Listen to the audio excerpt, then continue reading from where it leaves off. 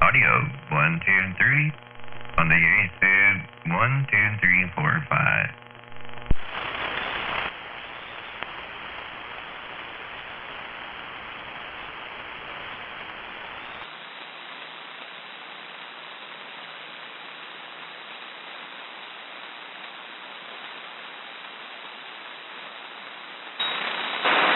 Alright, we're going to do the same on the lure side band right there. 1, 2, 3, 4, 5.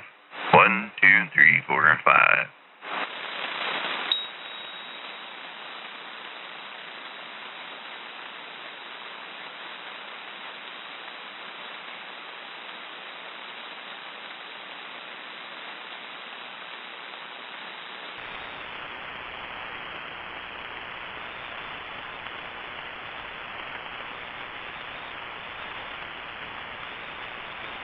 Alright, one more time on the EM.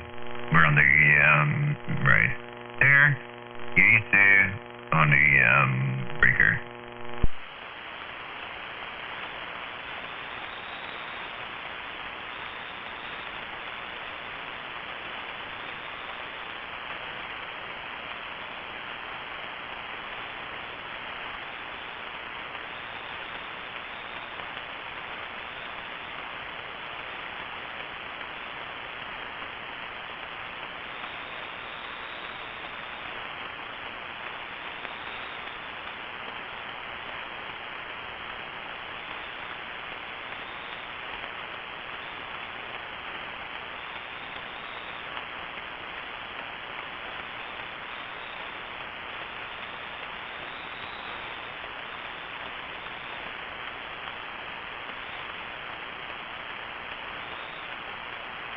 How about that 40?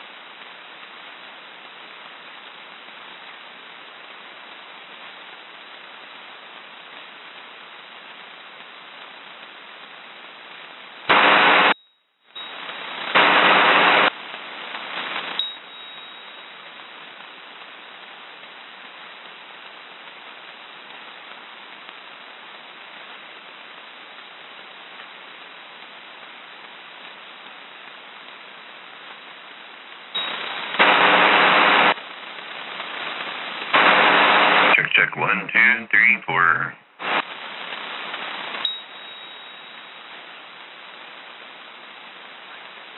Oh, yeah.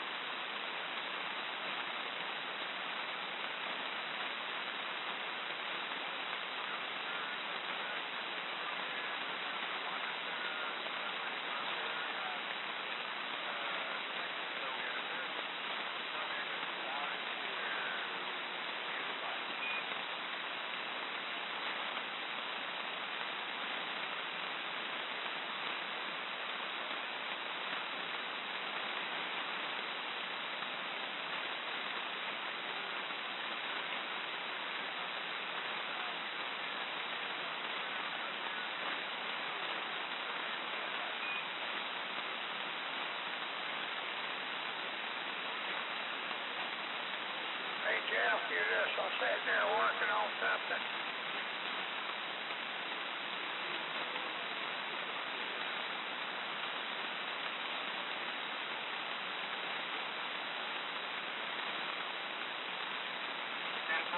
I'm at the borderline of the Locker Center and I can smell in and out from my house.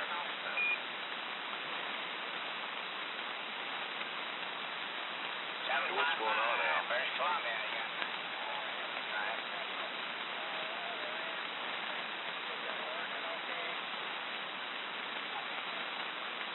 Yeah, I think so.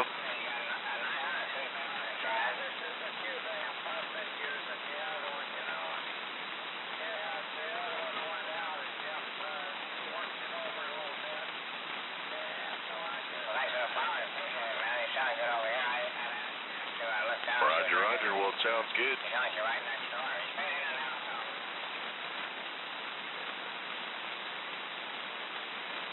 Yeah, a little bit here and there. You know, try not to get too into it. Just made a few contacts, but yeah, we're trying to get a little bit of yard work done here and there, Roger.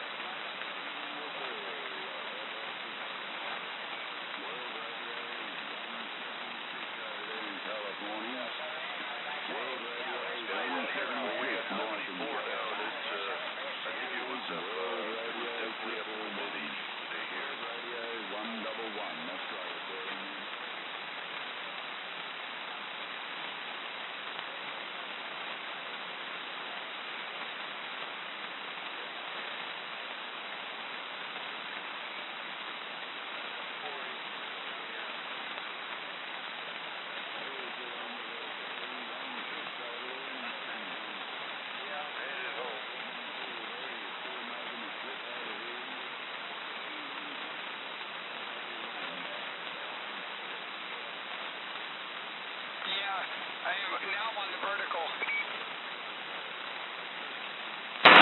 Check, check. 1, 2, 3. Hey, go ahead there, 1, 2, 3. Hey, Whiskey, you sound good. Is this thing okay?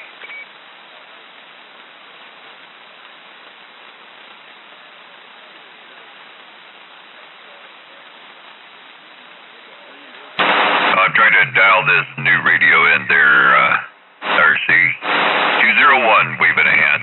201, who's that? 45 kilo. Oh, 8 kilo RT. Yeah, 10-4. Yeah, I'm talking to Whiskey down there in Elby. Oh, Papa Whiskey's down in Elby. Roger.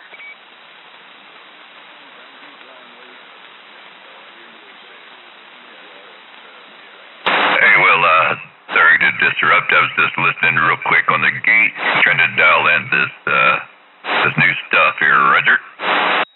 201-454. Hello there, 454. How you doing? Good, man. Just got this thing going here.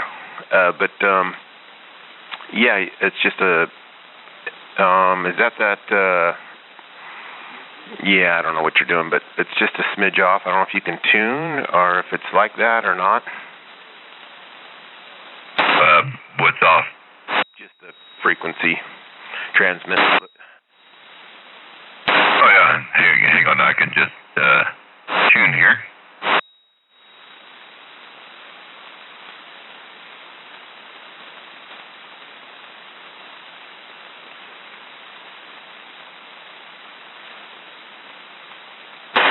All right, so I'm trying to see which way to go here. My Spectrum, that looks better. Yeah, no, it's off. So let me find you. Go back to where you were, and maybe a little bit past that. Yeah, it's just a little pinched, quite a bit actually. But let me see if I can find you, and then have you dial back. Yeah, Roger. So I went to 38520. So I went just past 385 right there.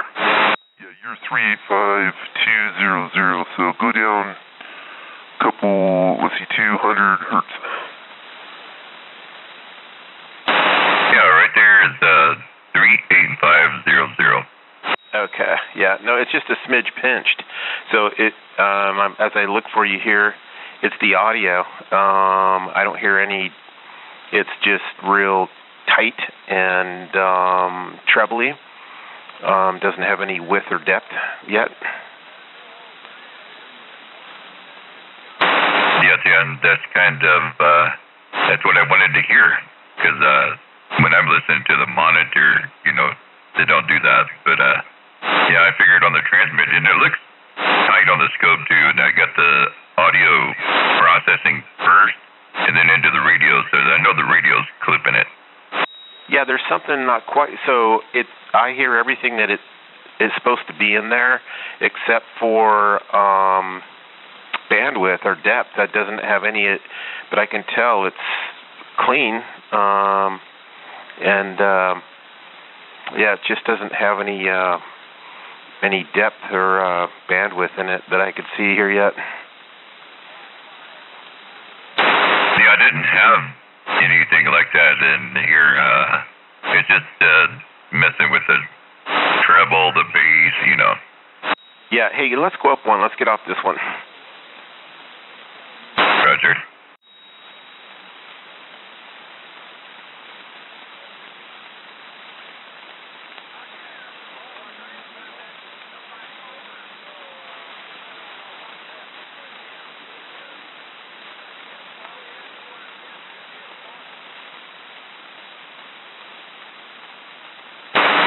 So I'm here. I had to move my gate too. Oh, copy. Do I sound okay to you? Oh yeah, you sound like you're sitting right here talking to me. Yeah. Okay. Oh, hang on one moment. Test. Oh, hold on.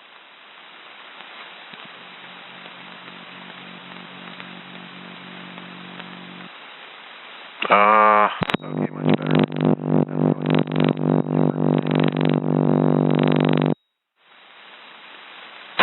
Yeah, I figured I'd do that too. Yeah, exactly. So here's the deal. Give it some bass. Give it some. Do you see that it has no width in it yet? Yeah, it's 3K.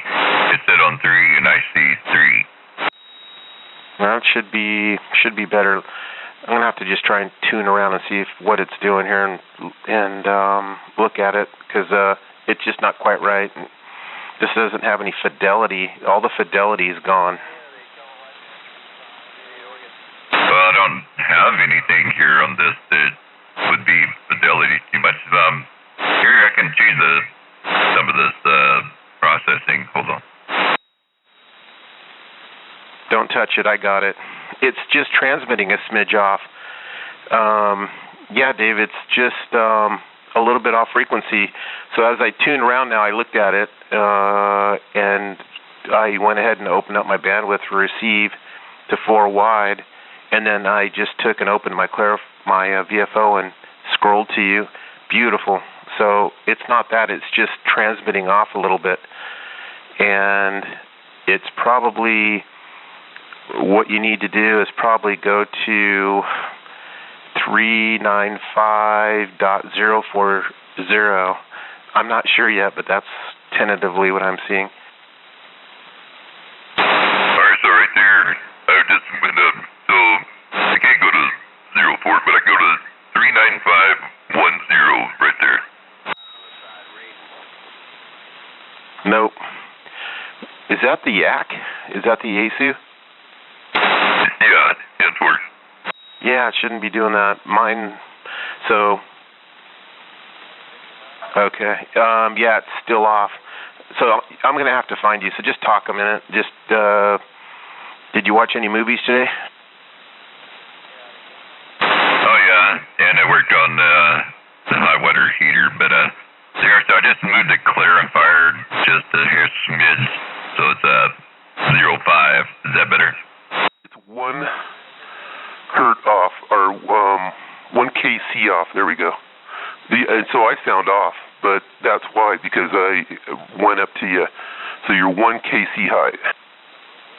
All right, would you talk again, and I'll try to dial you in. Okay, so I'm going to go back to center. So you needed to go down and not up. So you needed to go to 39496.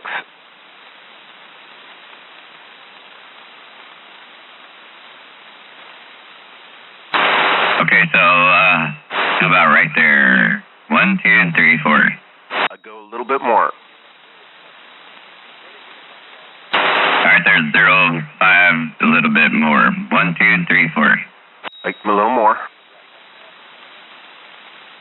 Alright, there's a little bit more. 1, 2, 3, 4. We're going the wrong way. So where you were the first time on the 6, go to 7, if that's what you did. I'm just going to dial it right into center, and then you'll know. But, man, it sounds fantastic when we get there. Yeah, Roger. So, you just do center, and I'll dial in to you then. So right there is where I was. Okay. So go the opposite direction that you just tuned. So go one more. All right, there's 0.1, one more up. I didn't change the clarifier. I just dialed the knob 0.1. Key up again. 1, 2, 3, 4. Hello, 4, 5, 4. 1, 2, 3. And we're just not getting it. When I find you, it's beautiful. So don't go by what you hear me, because here's what's happening. Where you're listening to is not where you're transmitting. So let's get that sorted out right now. It's not aligned internally. So that is what's happening. So, okay, for instance, this radio here, just so you understand this, when I got it and had the Mars deal done, this particular radio does not transmit on freq, but it receives center slot. So I had to internally program this radio for all the frequencies that I would talk on. And when I key up, I see 27395.040 to transmit on frequency.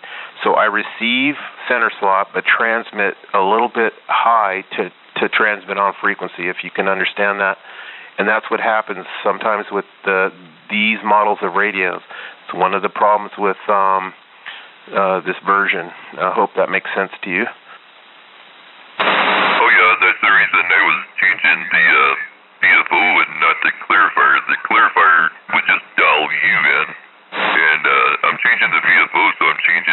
transmit. So right there I went up another 0.1. 1, 2, 3. No, go down 2. Go down 2. All right, there's down 2. 1, 2, 3, 4. Yeah, we're getting better now. See there? Now go down one more. All right, there's one more. 1, 2, 3, 4. Nope, go up one. And it only, so you're not able to do that last digit for some reason, or what? The hurt on the end? No, so I'm on 39490, and if I turn the VFO knob, it'll go to 80 or back flat. So I haven't messed with it. I probably can change the scale inside the settings to change one at a time instead of 10, but I haven't done that. So right now it's flipping. I'm on 39490. It's the best you've sounded. It sounds beautiful when I dial you in, and that's what you got to do. You have to go to your megahertz scale and change that so that when you change your frequency, it changes the last kilohertz, and then you can fine-tune it. But the audio is beautiful, so I'm going to, when you talk, I'm going to scroll to you, and so yeah, about one. You're real close at 1 kc off, if you will. Yeah, so if I go change these settings and scroll 91, 92, 93, so I'm thinking about 39494 is kind of where I need to be. Yeah, probably. Yep. But now you're splitting hairs, but it makes a difference, and so it sounds really good. Now I can hear it. There is some fine-tuning to be done, but not much. I mean, it's got everything you want. Yeah, Roger. So I was just listening on the monitor, and I put all the stuff in the front before the radio, so the radio's processing it to, but let me see if I can get in these settings here and change the scale of what the VFO knob's doing. Roger. Yeah, so that's what mine did. I had to go in and I programmed about 55, we'll call them channels, and had to do the offset. Now, while you're doing that and looking at it, I'm going to tell you what happened to me today. So got up, heard the condition in there, turned the radio on before I had a cup of coffee, and hit a button and lost all of my settings. And it took me an hour and a half just to figure out how to get the thing to offset transmit. It's the first time it's happened since I've had this radio. I've had the radio probably 7 years now.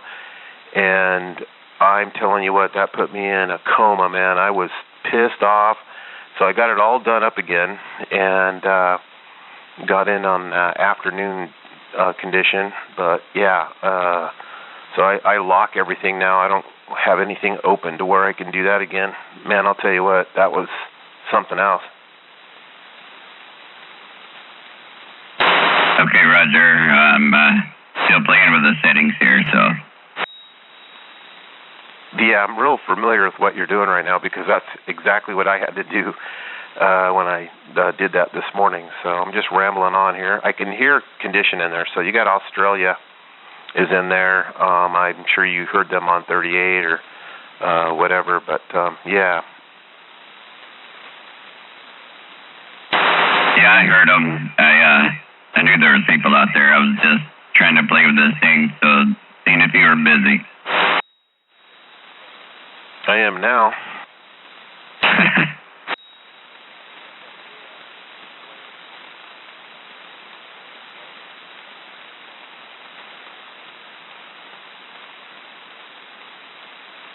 That was a strange condition today, too, by the way. I know if you did any radio in earlier, it was really odd.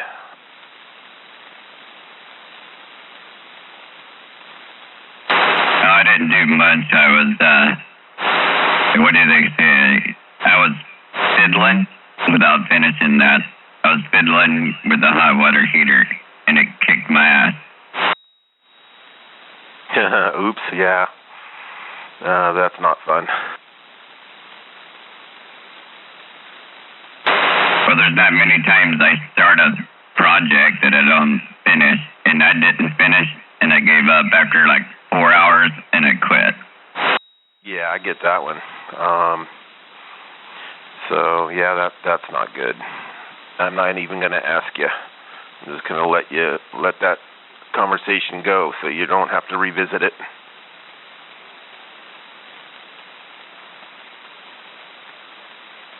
Well, I don't see any settings right off in here to adjust this, but I know you can. So I'll probably have to get the book out here and play with this thing. But at least I know where I'm going with it. So, and I thought it was a little bit off too. I mean, I guess the other route would be take the darn thing apart and dial it in inside. I don't want to do that. I can do it on the screen. Yeah, so the setting for that is your, what is that, MHA hertz, and it'll have a P and a T with a slash, and then your MCH GRP. There's 2 buttons next to your second VFO, if I recall. That's going to open that up for that area.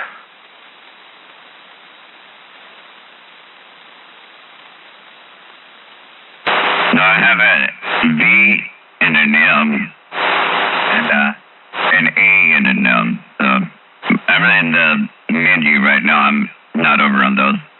Yeah, so on the front of the radio, not on the next to the knob.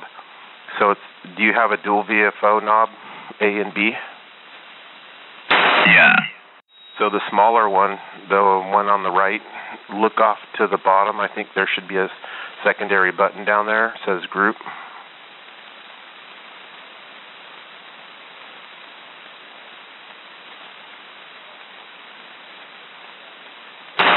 No, don't have anything like that.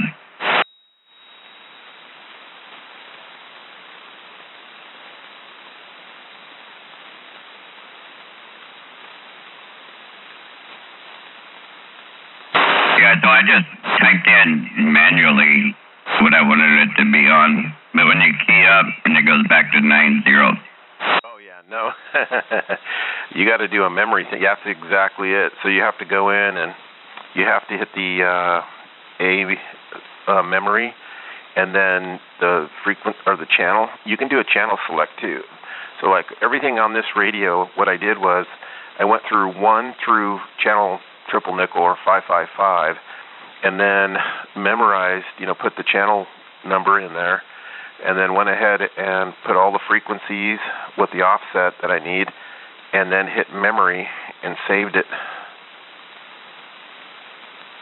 So now I can just take the secondary VFO and turn it like a regular radio and have every channel that I want or I use on there, and then I just unlock it to split the frequency if I want to go to the flat side of the freak.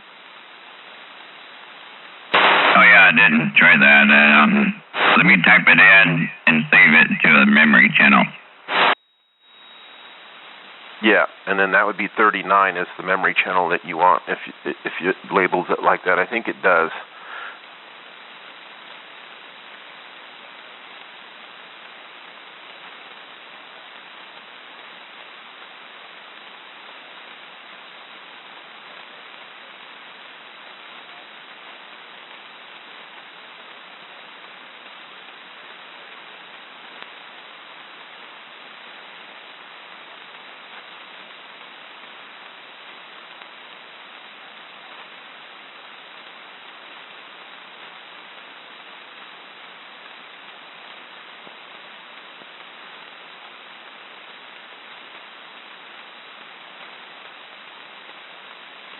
And while you're doing it, I'll talk, but you have to be quick at it too, because while it's blinking, you're able to set it, but when it stops blinking, you'll have to start over. The program's the same as this one. They should be similar.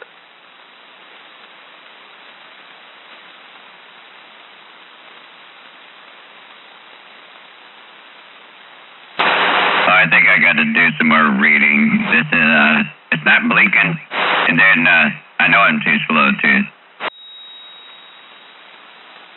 Yeah, so it's a whole thing, man. You got to get just right on, and then know the format or procedure. Yeah, it'll jack you up. It took me a long time just to remember how to reprogram it, but I had to do everything again. So that was weird.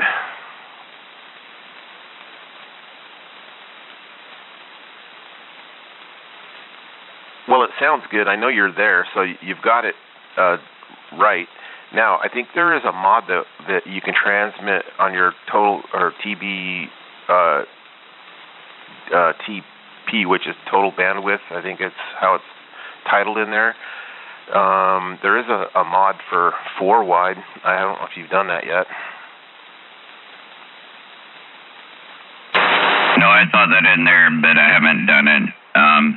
So I'm gonna have to go in here and read about this. So anyway, I know where to go now and what I'm doing. So let me read and get these memories set, and I'll leave you alone there.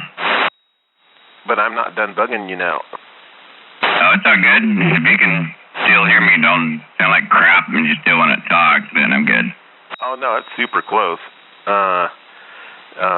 No, it's fine. You're splitting hairs now, is what I'm getting after. So that's just the radio, just 100? No, it's on 63 is what I got it set on. That's what I'm doing, about 60. Am I giving you a decent signal?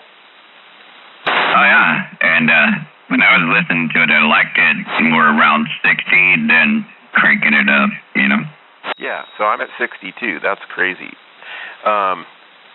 But yeah, and what you're hearing and everything, this for sideband's probably not too often you hear my audio for this area. It sounds pretty good. I'd almost say it sounds better than your AM, so it sounds really, really good. Yeah, well, that's been my plight when I use this for AM. It's not set up for AM. It's set up for ear. So I've always said, yep. So exactly. Yeah, you'll sort it out, man. You're there though. I mean, it sounds fantastic. And if you get it opened up to 4 wide, you know how that goes. Depth to audio. So yeah, sounds pretty good though. Yeah, so I was just looking when you were talking there. So I got you at like 11 and 12 back and forth. 11, 12, 11, 12. That's what you're doing. Yep, 100%. Makes sense. Same wattage. Yeah. Yeah, I wish I was with the pine cones though. Well, you could be. Oh, I will be if things stay the way they are and stupid stuff don't happen down where I work. Jingle, jingle. That's right. I don't know, man. It's pretty funked up.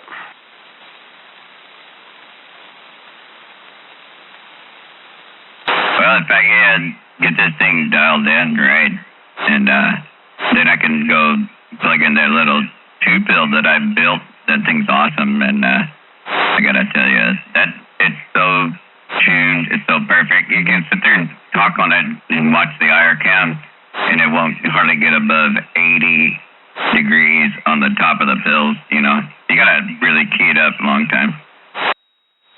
Nice.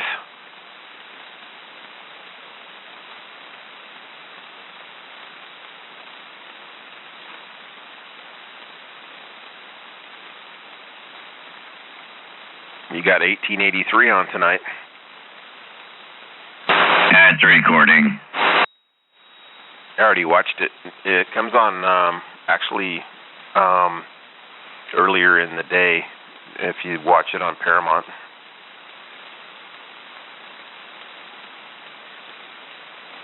It was a good one.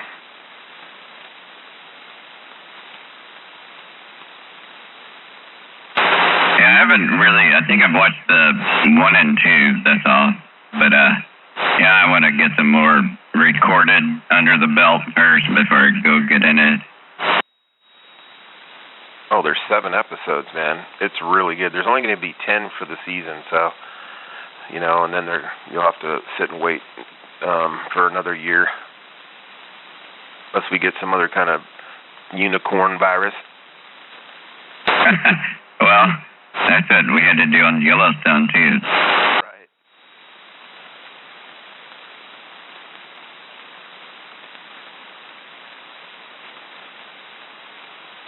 Wow, it's looking like all 50s after Wednesday, even 54, 55 next Saturday and Sunday. That's perfect. Now that's my temp. I like 50 and raining. All sun, cloudy, sunny, but yeah, and lows of around the mid-30s. So, yeah, that'll be good. Well, you can't make everybody happy all the time. Just some people sometimes.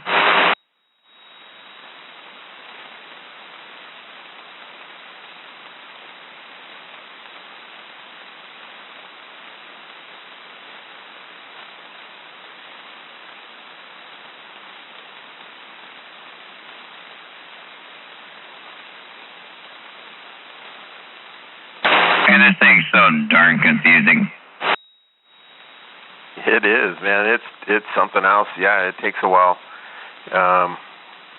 You almost have to, after you go through it all, you have to get away from it for a minute. But yeah, there's a lot going on, and that's why I've just simplified it. You know, I don't like. I just want to grab it, turn a knob, and to change a channel. I don't want to have to go through that every time.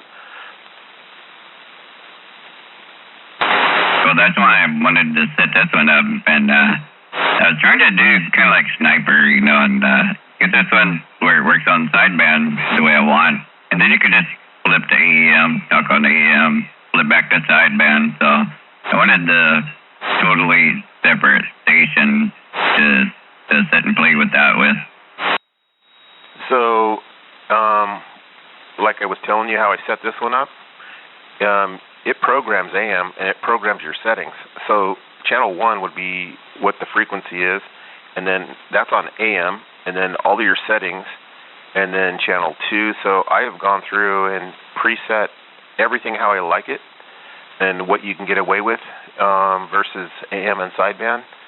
And so when I hit about channel 30, I have it to sideband from about 30 up, and that's how I program this one. So anything below 30 is AM, and then how I set it, I actually have different channels set differently because of, you know, what goes on and whatnot. So there you go.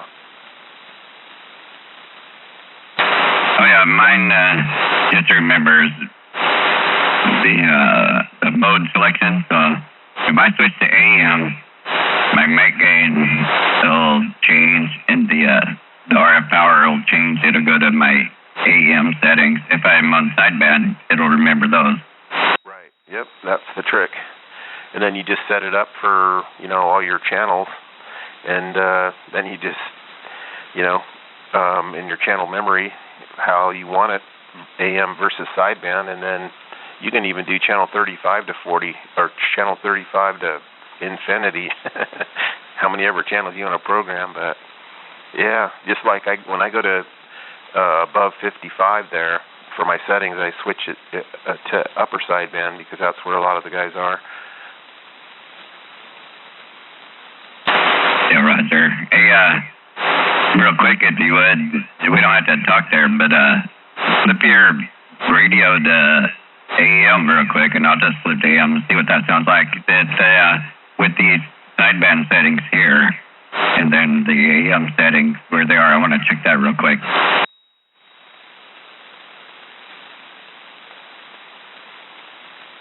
Okay.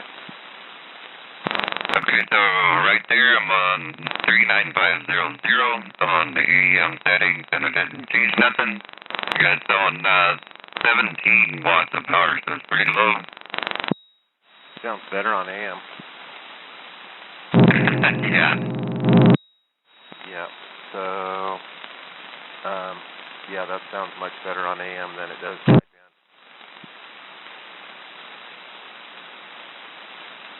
Well, I'm trying to get it to sound the same on both. Yeah, you will. You just got to get it on, center freak there, and then you can mess with everything else, get some bandwidth in it. Everything I'm doing now, you're not done talking, but I got stuff to play with here. I gotta go read and get the book out. And I appreciate you. No, that's for me to you. Hey, what do I sound like on AM now? It's pretty different, huh, compared to sideband? Oh yeah, it's a lot quieter. Your sideband more bodacious than AM, but you're clean and clear too. I can always get into the mic there and drive it a little bit better. That's probably better. Oh yeah, that's better. Yeah, I just am used to talking away from it. It's just set up differently, but that's probably better. All right, yep, very good, thank you, and I do appreciate you. You're always going to have a laugh for yeah, thanks, John, and once again, I'm going to see about the memory. It's kind of funky here. It says you got to have function to the memory channel, and then scroll the knob to the channel you want, and then enter. Yeah, it's not just like a quick memory here, but I'll figure it out. Thanks for the help. Absolutely, yep.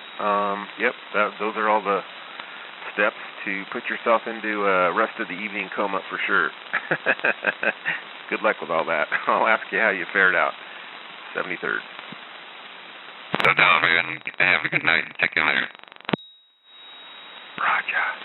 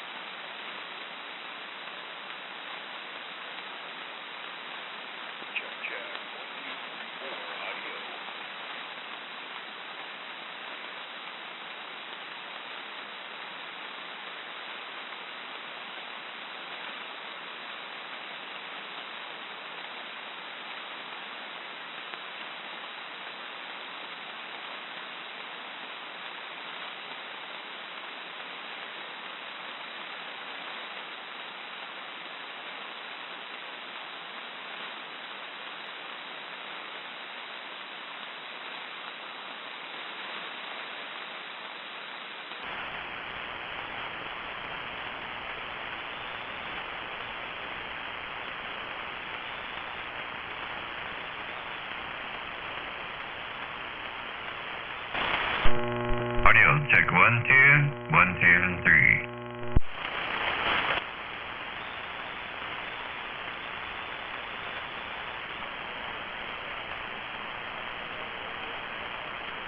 Try that again.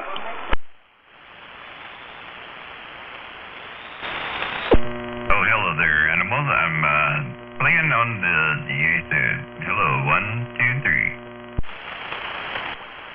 Oh, I was gonna say, if you're through your processor, you got issues, but you're into a radio. Right on. Yeah, no, I'm playing on the ham radio here and playing with stuff and trying to make this. I got another U87 microphone, so I'm trying to run it on the ASIC. Oh yeah, there you go. That fucker's good and clean. Is that an old school, or is that one of them new Yakimos? That's a new, whatever you called it, Yakimos. Sweet.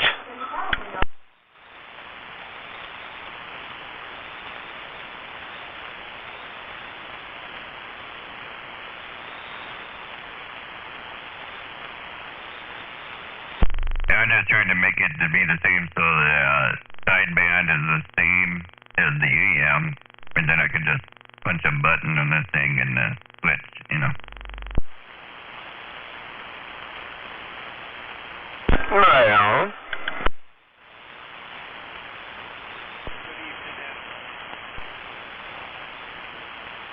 Yeah, good evening out there.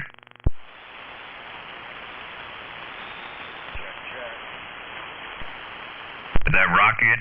Is way down there? Yeah, I'm way down low. Yeah, 10-4, but I can hear you. Way down low. Rocket. I'm waving my hand. Oh yeah. Trying to work the radio here. I haven't got too much figured out yet. It's all good. That's kind of what I was doing too. You'll get there. And I will too one day. Yeah, no, I was trying to get on that sideband as well. I turned the radio off. Apparently it's very low on power. Oh yeah, I just barely got you in there, but I can hear you though. Is that like a little too much mod right there? Nope, it was better. You gotta be kidding me. No, and that was better too. Yeah, bringing it up more in my ears too. You had a grade 5 S-unit signal, but I could barely hear you. I'm just trying to talk on static handheld CB microphone.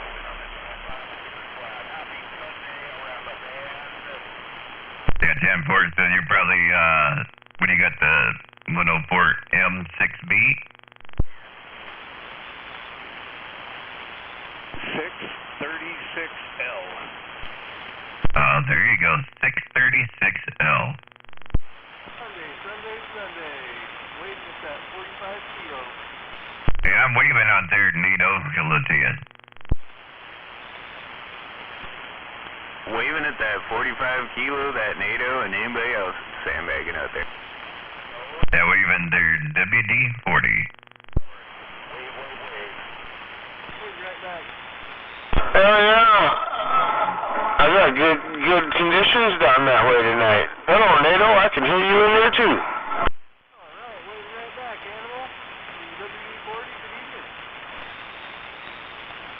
Waving at that main bag and that 45 kilo, or that in that I-5 super flat. Hello there, War Daddy on the I-5 Super Slab, and waving to you from my EA2 radio. I was wondering if that was a different radio. You sound a little different. Oh yeah, it's way different. It sounds good. Really clean, but different. Yeah, it's made for really sidebanded, you know. So I was over on sideband talking to 454, trying to dial it in, right? So I got it rough dialed. It's still a work in progress, right? Oh, it was y'all up on 3-9. Haha. I was sandbagging for a few. Yeah, we were on 3-9. It does sound a little bit different. Different kickers with a different receive, so it sounds a little different. But yeah. Actually, there's no kicker, so it's on 30 watts on the radio, and that's it. Check. I'm talking about my kicker. I got a different kicker in a rig. I took a 4-bill out, and I'm using that on the base. That's why you can hear me down there in the mud. But I got this new kicker that's put out about, I think, 220 watts. So swinging 220, 210. Oh yeah, I think I always hear you fine anyway. No problems there, War Daddy.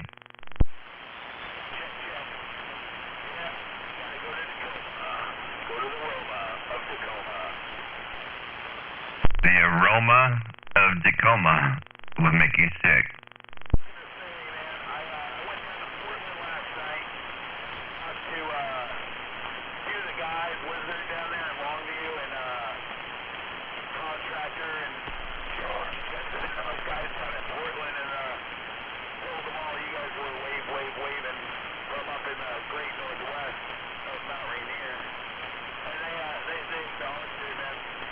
They're waving back to you. They can hear you on your gate, but they can't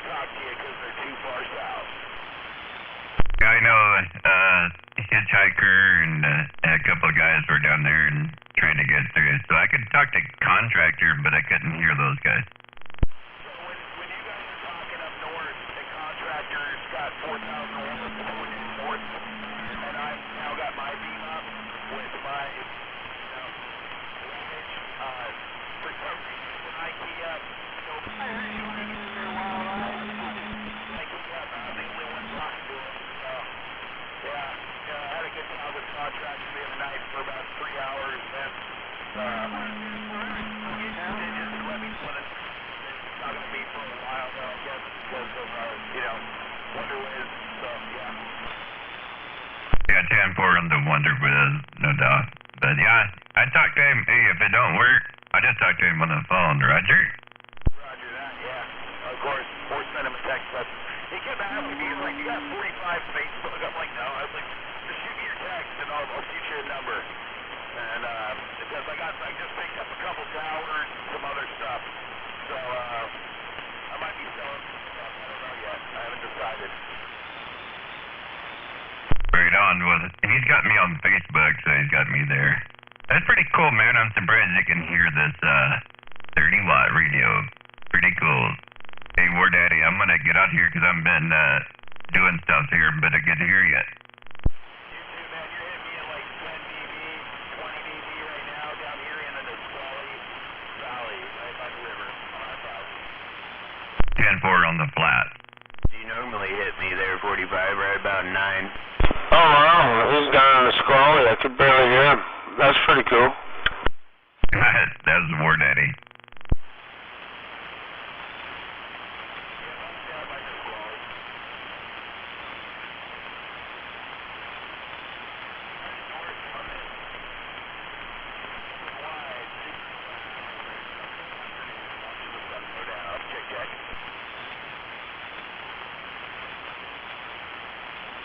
Hey, when you drive safe, I think you're headed up this way further, but we'll check you.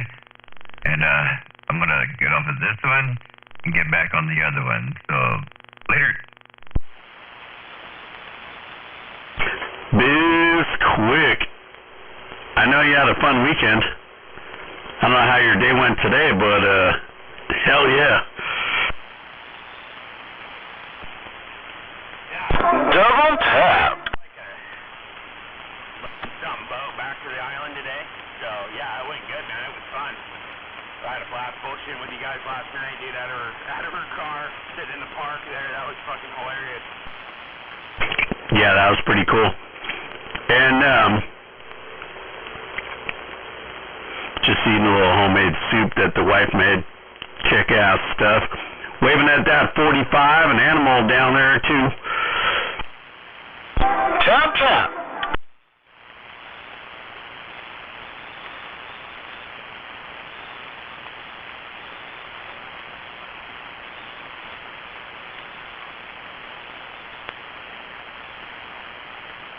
Good evening time to that Biz Quick and that double tap up there. Al, good evening. My guys. Oh, my. I'm waving at Al. Yeah, right back to you there, Al. Animal. I hear you. I'm doing all right. And I'm waving back. out there. I hear you, too. You haven't done that, will you? I've had a gate up off and on for about 10 years. But yeah, I got it back up. Are you able to hear me down there? I can hear myself. I don't think I came across this. Yeah, I mean, I can hear you sometimes. But like, there's usually too much traffic to hear you over it, and you're down in the static. So like, I can hear you, I just can't always hear what you're saying. I can hear that, War Daddy. Where the hell are you? You're down in the mud. But I hear War Daddy waving. Because I can hit Smuggler at 9 pounds, and I'm like, wow, I think it's because of the cut through where I'm at in a valley, and it's directly to him. But you guys are kind of up around, I'm down in kind of a curved area, so like, how like where Motormouth is? I have to go around all that shit just to get out. But Smuggler, man, he's a straight shot. Yeah, I know where you're at down there. Yeah, you got all those hills, like where the steam plant is and all those windmills and shit are up there. You got all of that in between you and me. That's why I don't hear you that well. But you probably don't. Audio check 1, 2. Alright, back on this one. 45 kilo. What's up, man? Wave, double chop. I don't know. I got like farms and stuff, and it's a pretty straight. I was just playing on the AC radio there for a few, and yeah, I kind of figured it out where I'm going with it. So now I'm back on this one. I was mistaken. You do have a little bit more signal on this one, 45, but not much. That other one was getting out just fine. Radio, and he could hear me. Oh yeah, that's the same antenna. This one's it's close to the same. So this one's on 40 watts. The other one was like on 30 something. So yeah. Yeah, that one he's the same and then swings a little bit, and the other one was just kind of a solid 9. You know, those ham radios, they don't swing very much, and if they do, it's normally backwards. Yes, if you're using the processor on a lot of them, and then some of them are just designed that way.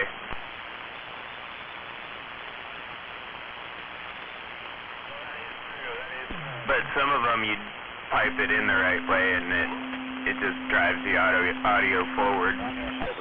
Oh yeah, if you got a way you can go in the back and not go through the mic port, yeah, you'll escape all the limiters and stuff. So yeah. Oftentimes you end up going through a different preamp entirely because you're going through the data port, but yeah, you can bypass that too. But yeah, that's why they backswing, because they're designed to do that. They're designed to kind of not overmodulate, especially when that processor's on. Yeah, and I did that one totally backwards too. So I processed the audio first, and then I piped it into the front mic jack. So it's still going through the radio, and it's still clipping and limiting and ALCing and doing all that stuff. So I was just testing it out to see how it worked, and it seemed like it worked. Yeah, that processor makes you kind of sound processed when you're on the AM, but like sideband, you probably see that on your flex there. It's how clean that signal stays in the little brackets.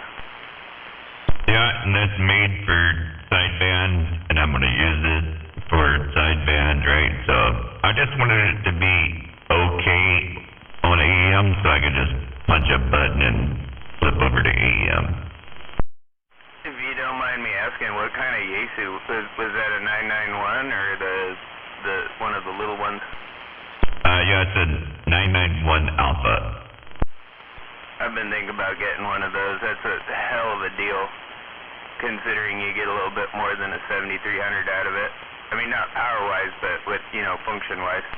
You get more bands on it, because the 7300, as you know, is HF, so it'll do UHF, VHF, and HF. But I'm kind of liking that new, the A10. Yeah, 10. 45, always a pleasure. Hello, Gonzo. Always a pleasure, right back. Well, you like all those big money radios. I figured you'd be looking after that Andromeda. Oh no, my dream radio I can't afford. That fucker's like $6,000. I have to get Maytag to pitch in on that one. That's my dream radio. Is that what is it? Company that makes it. It's the Andromeda, but it's the I like the Yaesu, the 101 Delta. That's pretty badass. Apache. Apache, thank you. Apache. I tried to get one. You can't get them no more. You can, but you have to order them from Australia. And from what I'm understanding, to get the customs declaration, you got to be a ham operator, which you are, so you can get it. I couldn't find them, and if you go to DX Engineering's website.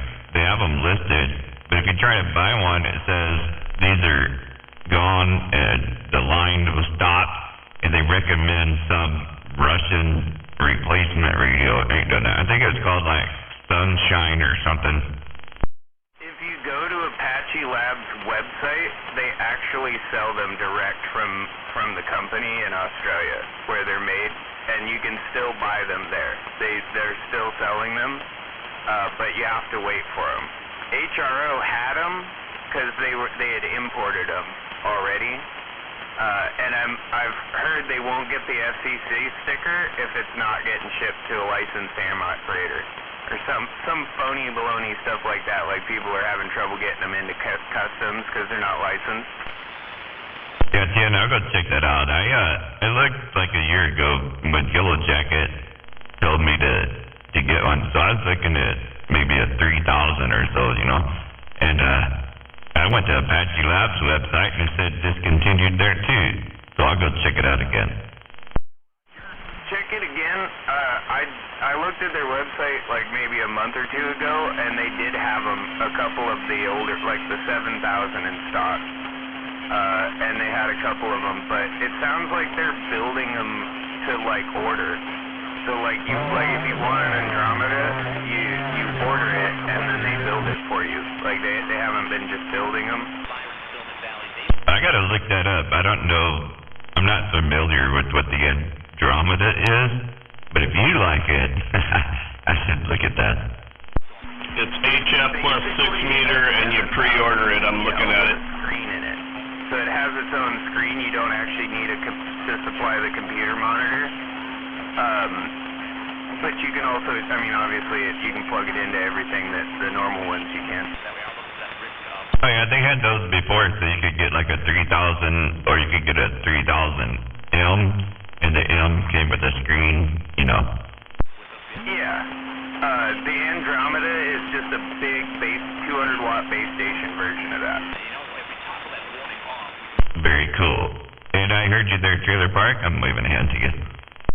Yeah, I'm just on their site there. It looks like most of them are pre-order, and then they're probably building them like you were saying, yep. Yeah, you pay the pre-order, and then you wait, because they got to build it. Well, we all got time. We can wait. And then it's got to ship from Australia, because that's where they're made. It was either Australia or New Zealand. If you got the site up, you could probably clarify that. We have information here. Sorry, Alex, where are you looking right now? I am looking just to the south, right there, southwest of that valley. Melbourne. Man, whoever's looking at to Australia, man, there you go, Australia. Somewhere in the Parkland area, man. Whoever's doing that fucking stupid shit, come on. Hey, you know that is Word Daddy. You don't have to wonder.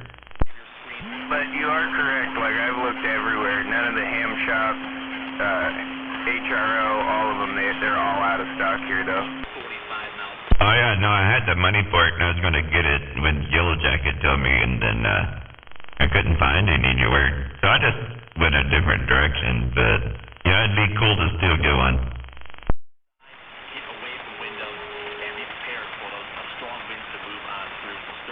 Hey, you don't know who that is, Word Daddy?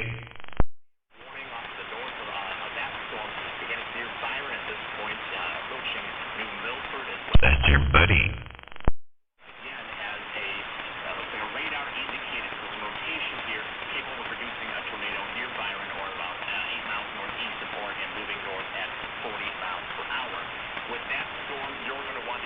It'd be better if it's moving at 45. Kilos per hour. Man, whoever's walking up the channel, come on, man. I'm waving at that Mickey T if he's out there. War Daddy waving at that Mickey T. Haven't heard from you in a minute. War Daddy on this I-5 Super Slab waving at everybody in the Pierce County area. And I'm driving, rolling, and sliding. Check. Oh, it's War Daddy. Hey, waving. How you doing, man? Oh, War Daddy's a duck.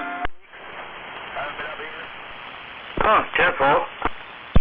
sometimes. Oh, I know. Right now he is. Oh, cool. Hello, Mickey T. Do these things come with a computer for that price? I think the Andromeda is like, it's you can upgrade it too, but it comes with a Intel i5, or you can upgrade to an i7 processor right in it. It's basically a PC with the SDR in it. Oh, Roger, so you don't have to have a separate super high-powered PC or nothing. No, it is a PC.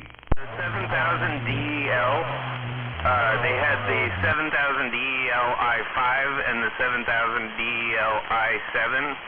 And the new ones supposedly were coming out. They were coming out with had 10th generation Intel processors in them. So they were basically a supercomputer with an SDR all in one package. All you needed was the computer monitor to see everything. What? 10G? Don't tell G-Man about that. Problem is I have to buy a car for my other kid who got his license today. Damn it. I just bought a car this week, so yeah, damn it. But yeah, $4,300 is a lot of money for a radio, even if it does have a supercomputer in it.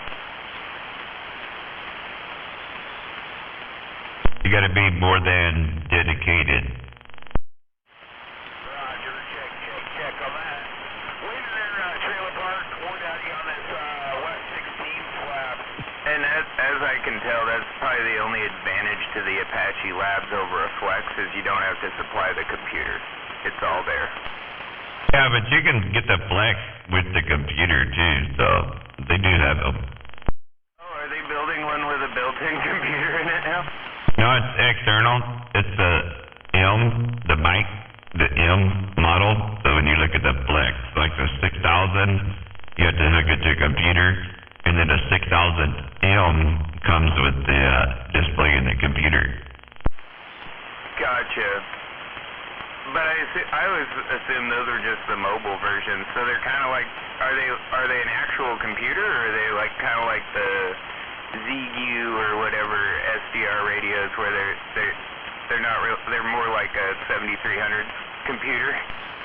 Yeah, no, it's not an actual computer, but it has a processor in it, and it processes everything. It's got touch screen, so you can use the radio without hooking it to a computer. Roger? Yeah, 10. Yeah, so it's kind of like an ICOM 7300 or, that 991. It has, technically, is direct sampling. Yeah. I think that Atomic Punk is running a 73 ICOM. I want to get an ICOM, but not right yet. I kind of like my E104 with the Washington unit in. The only reason I went with the Yaesu versus the ICOM was because it did all bands and the ICOMs don't. That's the only reason. I like the 7300. It's a good radio. I like the 7300 better. The look of it, everything about it. But that's also the reason why I've been looking at the 991. Is it's basically the same radio with VHF and UHF instead of just HF and 6 meters. And it's right about the same price. I've actually seen the Yaesu for $5 cheaper on Amazon. The reason I got it was because, I got friends over here on their FRS bands with their Valfangs, and they're like, hey, can you go over here to this one? I'm like, yeah. And that's why I want it. I want it to have a base station over here. I can just flip around antennas and go to any radio I want to talk on if I need to. Yeah, and it has 2 antenna inputs in the back, so it has an HF antenna and then a VHF UHF antenna. So you don't have to switch anything. All you do is change the frequency on the radio, and it switches automatic. And I could do that with any ham radio out there, and there's cheaper ones you could go with, but that Yaesu is direct sampling, and that's why I want it. Because you get that spectrum analyzer, you can find where people are talking. It takes a lot of the searching out. Yeah, the only thing that sucks about that screen is it's smaller than the 7300 screen by like an inch. So it's an inch smaller. It'll still scroll out. You can put it 100K wide and look at the band and see where people are talking or whatever, but it is a smaller screen. That's the one thing that, like, why I say I like the look and everything about the 7300 better, except for the fact that it's the same price and doesn't have all the bands that the Yaesu has. Yeah, so I just had to make a choice. Which one am I going to get? I got the 991 Alpha and called it good. And I already have an SDR anyway, so there. Yeah, me too. I don't really need an SDR transceiver. But it'd be nice to have a radio with direct sampling. Yeah, Tim?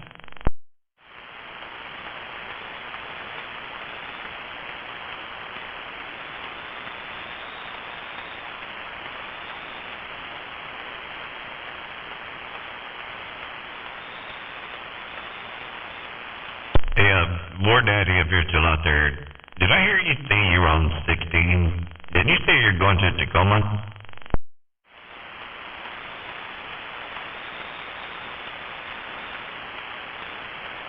Hell, I was just up there. I thought he was too, but maybe not.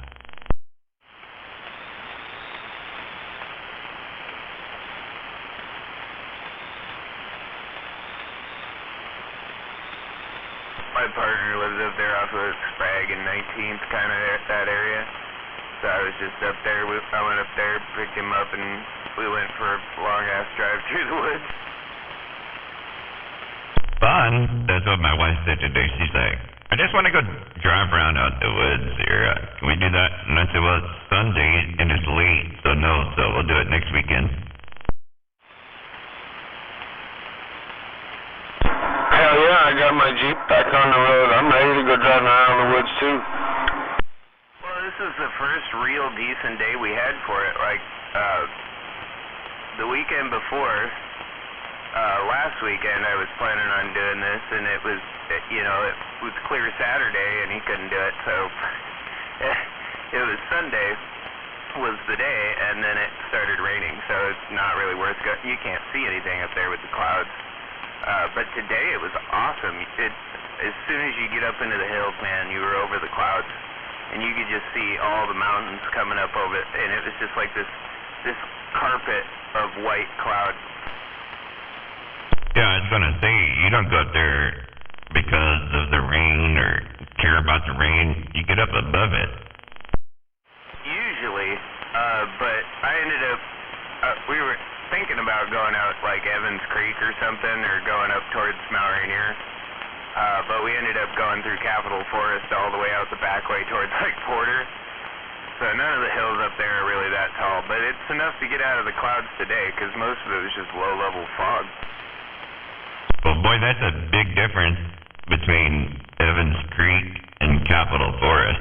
Holy cow. About 1,000 feet at like the highest point in Capitol Forest of difference. Because like if you could drive all the way to the top of Capitol Peak, you can get over 2,500 feet over there. But yeah, I think it's like 2,600 feet. But where the ORV park is like 3,000 feet out there. Yeah, I can go like 15 minutes from here and get almost 2,000 feet. So that's right past Animal's house. Go up behind the lake there.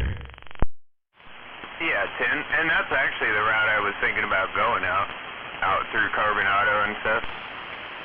Yeah, no, go through Capalson, and you go up on the hill behind Capalson Lake, and it's right there, about 15 minutes from here. I haven't done a lot of driving out that way. Maybe I should go try that sometime. That's actually even a little closer than going down all the way out to Evans Creek. Oh yeah, it's way closer, and you're close. You can see, on a clear day, you can see the sound. I can see like over by Brother Sledge's house. You can see across the sound. You can see the Olympics. It's a good getting out point. So it's the reason they call it Pill Hill. I like to go over there.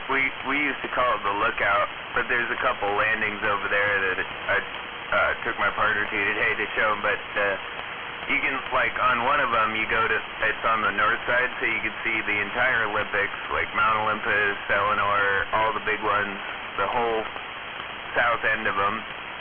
And then you can see, like, from Mount Baker all the way down to, like, Mount St. Helens from that one spot. And then if you go, you can't quite see Mount Adams from that spot, but if you go around to the south side, just down from the gate to Capitol Peak, you can see, on a clear day, you can see Mount Hood. You can see the top of it poking up. And then you can see St. Helens, Adams, Mount Rainier. And if you get far enough around that clearing, you can see Mount Baker again from there, too. No, that's pretty cool. The only place I've ever been that you could see all those at the same time on a clear day was Yakima. So when I was in Yakima, you can get up on the hill there and you can see all those from the same spot. Well, if you ever feel like driving around Capitol Forest, it's super easy to find this spot. You take Sea Line, which is the main entrance off of Wattle Creek going in, and you can easily Google Map all that. But just Google Map your Capitol Peak, and Sea Line's the road that drives straight up to it. So as long as when you go up there to that gate, just before you get to this big gate, and you'll see it where you got to turn, you'll see this big giant yellow gate going up the hill. You take that right there, and it goes back along that ridge line, and you can literally see pretty much, on a clear day, you can see 5 of the major mountains. On a somewhat clear day, you can see 4 of them. Yeah, that's pretty cool. The only time I've ever been to Capitol Forest was going to the prison over there to visitation rights. So that's probably a good example. Yeah, Cedar Creek's on the south side of Capitol Peak, basically. So that big mountain, the first big mountain you come to, basically, from Cedar Creek is where I'm talking. Yeah, I went through, what's that, John? Longview? You go through, not Longview, it starts with an L, though. I can't remember the name of it. You go there to go to Cedar Creek. Yeah, you get off at Maytown, which is exit 95 right there off the highway. And then you go down Maytown Road into Little Rock, which is the L word you were thinking of. And you go all the way past through Little Rock, which you blink, you miss it. It's basically a gas station and a school. But you go through Little Rock and you come to the end of that road, and Cedar Creek's just down to the south on the left. Yeah, that's the one, Little Rock. You go through Little Rock, go all the way through town, go out, you take a left, and then you go take a right, and go up through the forest and go to Cedar Creek. Yeah, that right that you take, that's Bordeaux Road. And then you go in and there's Cedar Creek Road is literally right before the turn for the prison. And Cedar Creek Road branches off one way and goes to the prison the back way, and then it goes up into Capitol Forest. And that's actually the way I usually like to go in, because it's a fun little drive down through by Cedar Creek and then up into the hills that way. Hey, just real quick, funny story. I went out there to Cedar Creek for visitation, but the wife was visiting, right? And I was not. I wasn't on the list. They can't park in the prison parking lot and wait or nothing like that. They don't allow people to loiter. And so I went back and I went shooting out on this one road there in Capitol Forest, and then I could hear this rooster crowing. I went over there. Somebody dumped a rooster out there because I guess they didn't want it in town or thought it was too loud. That fucker wouldn't shut up, man. He just crowed all the time. So I went over and I threw my jacket over this rooster and picked him up, put him in the Jeep, and brought him home. Fuck with your neighbors?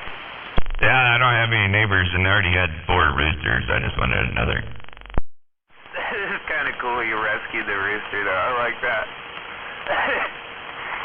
Yeah, I think I actually know probably where you went. Was it a little gravel pit right off the road there?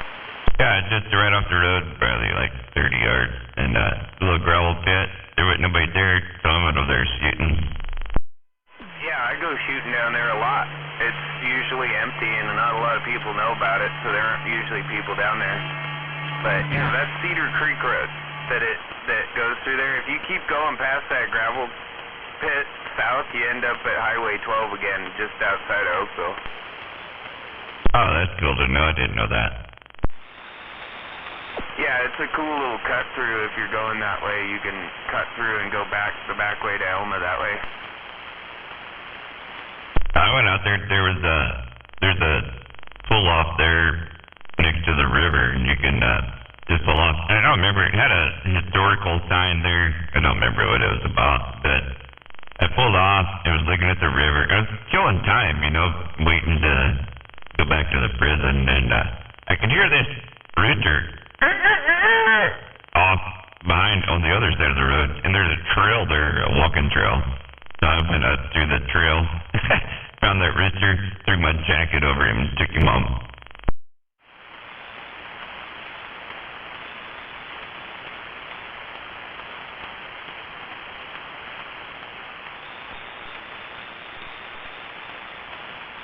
Oh, the stories that life brings.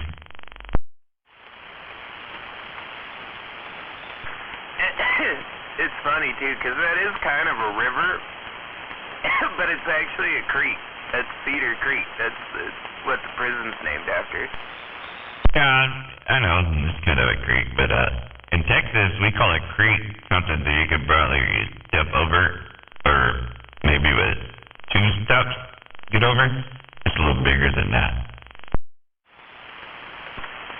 That's something I learned down there. There's a difference between a river, a creek, a creek, and a brook.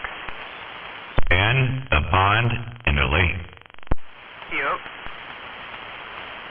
And they're more specific about it down there. And I've seen lakes that were smaller than ponds.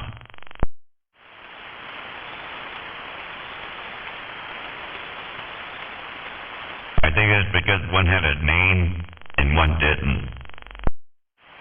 Yeah, how they do it up here is mostly like surface area, I think. Like if it's over a certain amount of acreage, it's a lake. And if it's smaller than that, it's a pond. But down there, it's like whether they named it or not, or whether somebody called it a lake first instead of a pond. If it was called a pond first, then it's probably still a pond, kind of thing. Yeah, it's kind of like they made it, so if they built a dam and they flooded a town and they made a lake, which is, most of the lakes down there did do that. There's underwater roads and towns and stuff, and they named it. That's the important part. They named it. They give it a name.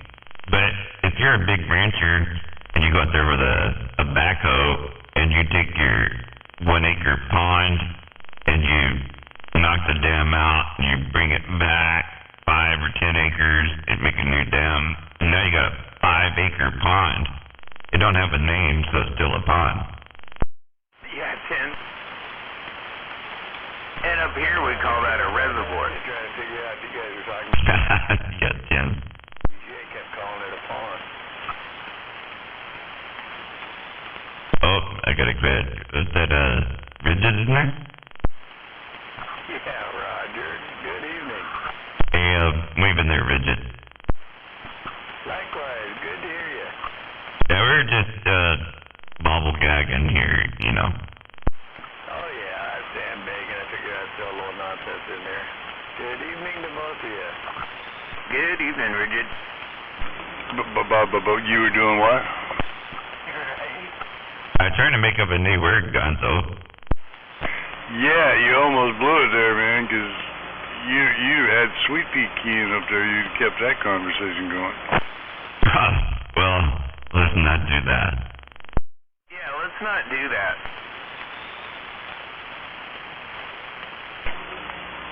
Yeah. I got a squelch. Yeah, it was kind of hard to squelch that out this morning. So I heard Zodi had issues with her or some fucking thing. Heard that for shit 2 hours. I didn't use any wordy dirt, so she should be alright. We're down here trying to agitate, and they were talking about tearing antennas down and how they just went and did one, and the person's old lady was running after him with the coax dragging behind their truck or something, and I don't know, it's probably story time, but I was like, yeah, come over and try that here. I'll put a bullet in you. Don't fuck around. Yeah. I don't know, I don't know, I didn't hear them this morning, but yeah, they don't worry me in the least. But that's how I deal with people like that. You can come and talk about taking antennas down and you got a list and stuff like that. I'll put it right out there. Don't try that with me. Fuck. I'm like God. I'll invite him over. I did invite him over, but I told him, go ahead, try it. Try me. I'll shoot back. You don't shoot back when you're dead. Yeah, like Bridget said, man. They grab a hold of his coax and take off, they're going to be halfway up the fucking tree when it recoils. He does have some big coax. Hey, Regis. Yeah? You got some reflecting tape on the back of your flatbed? No? Right, I seen this old boy today when I went to Gonzo's. I thought it might have been you. Nope, my flatbed I was in the convertible today. It's parked over there by the garage. Yeah, copy. I seen some old cat out there in his old flatbed hauling some fencing. I thought it might have been you. Negative. It's a white Chevy with a flatbed on it. Yeah, this is an old red Chevrolet, probably like a 1980 single rear wheel with a flatbed. Yeah, mine's a double. It's yeah, mine's dualies and white 90. Roger. Sounds like he's got the same one you had. 3500. Yeah, something like that. 2001 3500 HD dually flatbed. Yep, yours is about 10, 11 years old, newer. Hey, welcome to your Sunday there, Super Dad Lost Cause. I think they still had the same. I think they still had the same look to them, though. Oh, Yeah, they look almost identical. A multi-port 496 8.1 liter in it though. Yeah, I just got a 350 in there. I'm gonna eventually be pulling it out, but I'm probably just gonna put another 350 back in. 845, I just want to know what side you on. What do you mean, what side? 45 kilo this side. I'm on this side of the Rockies. Roger? I want to know if you were on this side or that side. That's all I wanted. This side of the Rockies.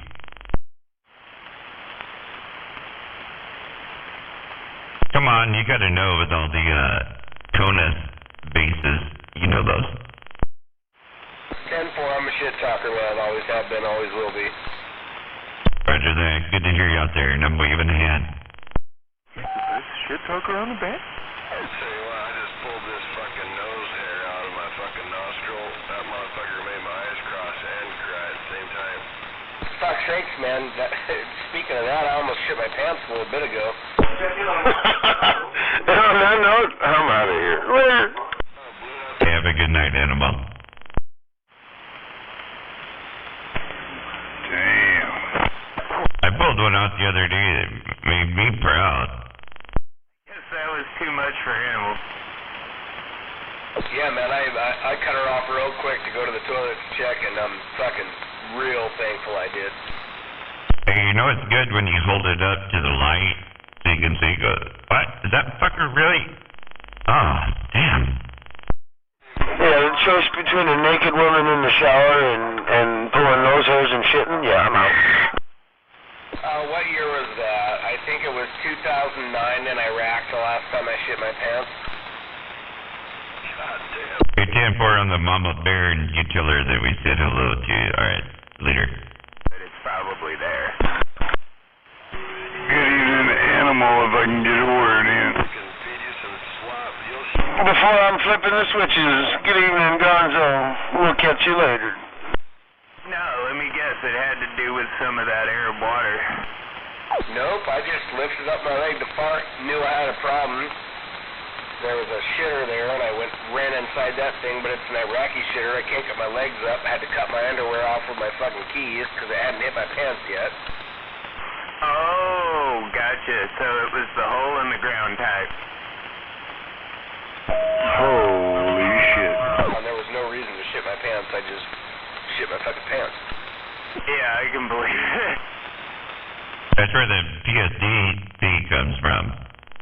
I don't know. They had some parasites in the water over there when we were there, and some nasty bugs were ripping through just everybody. Everybody was shitting themselves and puking everywhere. It was bad. Yep, but I didn't have bubble guts. I didn't have diarrhea. I had none of that shit, man. I even lifted my leg to make a fart, and no noise came out, and I knew I was in fucking trouble. God, that's what I'm talking about. That's better than just fucking sitting there and shitting yourself. Now, the worst part was when I got to the elastic band on the top of your underwear, and I was trying to cut it with my keys and couldn't get it, so I burned them with a lighter, and every freaking elastic band that burned slapped my fucking belly and burned the fuck out of me. Fuck me. Jesus Christ, I've heard some more stories, but that one fucking takes a cake. Dude, the only way that could get better is if a cobra bit you in the ass when you were trying to take a shit. I get some disability on that bitch. Yeah, I tried for disability on that one, but, hey, I ain't no liar. I did shit my pants in 2009. I believe you. I don't know. I think I need to hear him say it again. Well, there you go. That's an Army value right there. Integrity. The fucked up part was no one knew that this happened, and I get out of the shitter, get my underwear off, I don't got shit in my pants, then I run back to the fucking place we're living, and I jump in the shower, and the guy that works for me ran right behind me while I'm showering and goes, "Hey, you shit your pants." I'm like, "How the fuck did you know?" He goes, "You ran into the shitter and then ran into the shower. I know what happened. Be honest with me." That means he did it. Sounds like a voice of experience, yep. Have you ever seen the blue guy? Their beater, you know, they come out of the shitter and it dumped over. Yeah. You can't get that out of the BDU.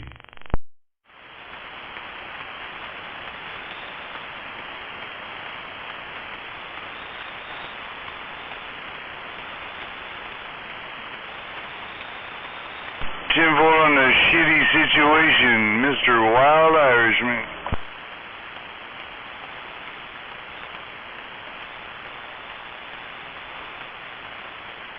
Getting her done, dude. Well, at that point, it's all you can do. Get yourself fucking back right.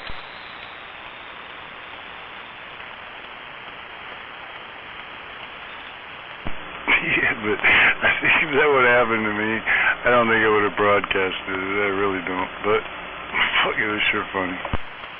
Shit happens. Yeah, obviously. Ask Vader. No, actually, those kind of stories are my favorite stories of my service, man. Those are the funny shit. 10-4 on the funny shit. Yeah, I didn't even mean to say that, but literally funny shit. It is funny. That's also why I believe you, because it sounds like just one of the many stories I've heard that are like, you probably shouldn't believe it, they're so ridiculous, but they probably did happen. It's funny, you know, I got family members that are, you know, sisters, husbands, shit like that, and how many people did you kill? How many people did you shoot? And I'm like, I don't know, but I did shit my pants. That is a great one. More than once. So you killed Mr. Hanky.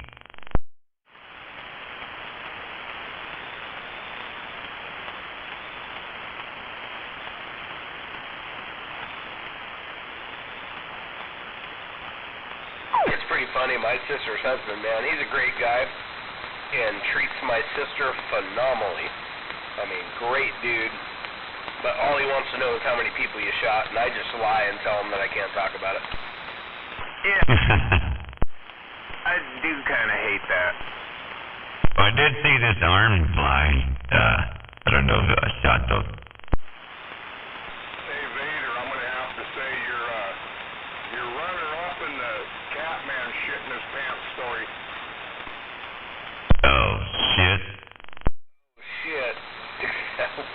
Man, I don't know how I started this, but let's carry on. Well, he only told it for about 3 weeks, so you're good. Yeah, but it was more like he went to fart and shitted, so Vader's is better. The whole time I'm thinking I wouldn't be bragging about that. Yeah, I don't think Vader knows the story of Catman's issue.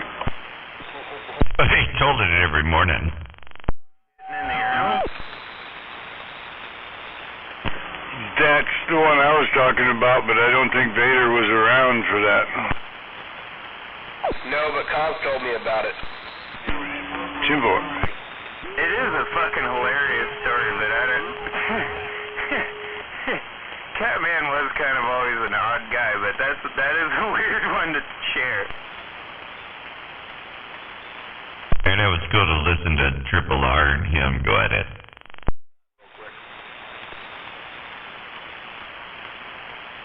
Rest in peace, Triple R, Catman.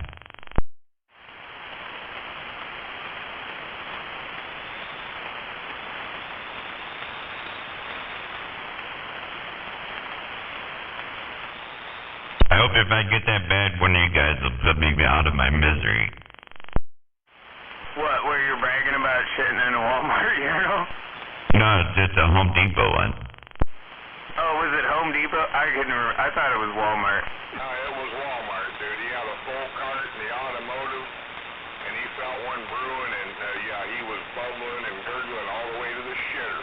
Yeah, no, it's Walmart, the one he said, but there's a video on YouTube of a guy shitting in Home Depot, so I was just gonna go in there.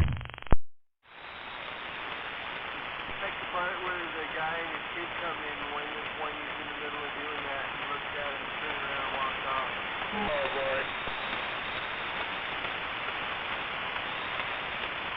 The funny part is he knew before he got there that them shitters were going to be full. Remember, he come in there and he sees, you know, 2 different shitters there, and he sees feet on both of them. He's like, oh, shit.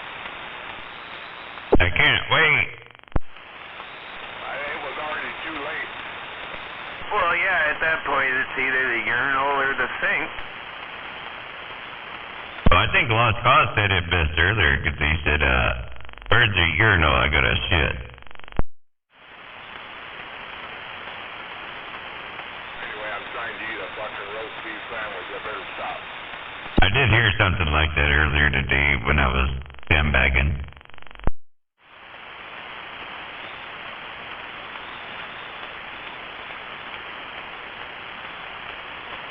Oh yeah, I got news there, Vader, about that shop office job. As everybody texted.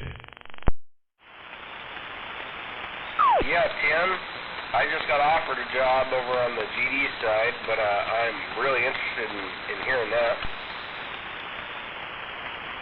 Yeah, it's no secret, so I can fill it out here real quick. We have 5 people on the PPP list. So you know what that is, the priority placement list. And I've never seen 5. I've seen 2, and sometimes 1. This one has 5 people in there. So I'm dragging my feet on this a little bit to make it go away. Yeah, Tim, so I just did a 6-week internship with General Dynamics right across the street from you over there at the striker yard, and they hired me like immediately. Oh yeah, GD's good. The GDLS team's good too. They also have another base up in Auburn, and they do small like transfer cases and shit. But yeah, GD's good. Good pay. I know a couple of people that have worked for him on the civilian side. I got a bunch of privates that left me, and they work there now, and they love it. Yeah, I ain't even gonna lie. They offer me like $35.50 an hour plus my retirement pension and my disability. I think I'd be doing too bad. Yeah, and if you come up here to this one, it's gonna be more like $29, $30 an hour. Somewhere in that range. It's probably not what you're looking for, but it's government, and so you got to give a little there. Government jobs, you don't have to do much. Right, and a few dollars here or there, so GD can't hire me, and this is kind of private talk, but whatever. They can't hire me till after May because I'm still on terminal leave, and it's a conflict of interest, so they have to put me through a contract out till then.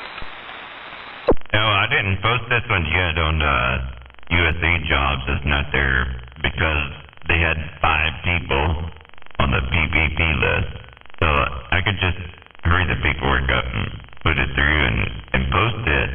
Or I have 3 months that I can wait, and I can wait, and then you can recheck the priority placement list, and there's nobody there, and you're good. So I'm kind of dragging my feet on it a little bit.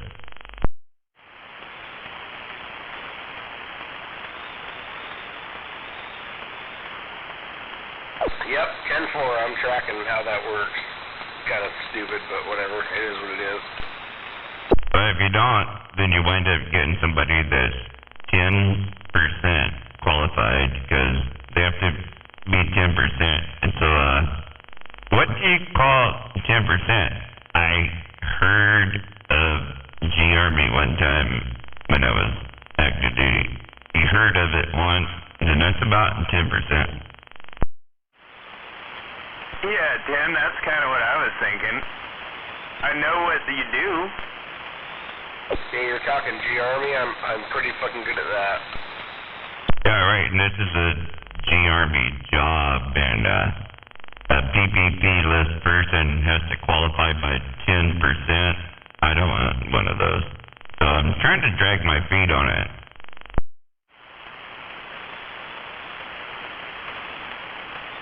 You want like an 80% qualifier. Exactly. I want somebody that's used it before and familiar.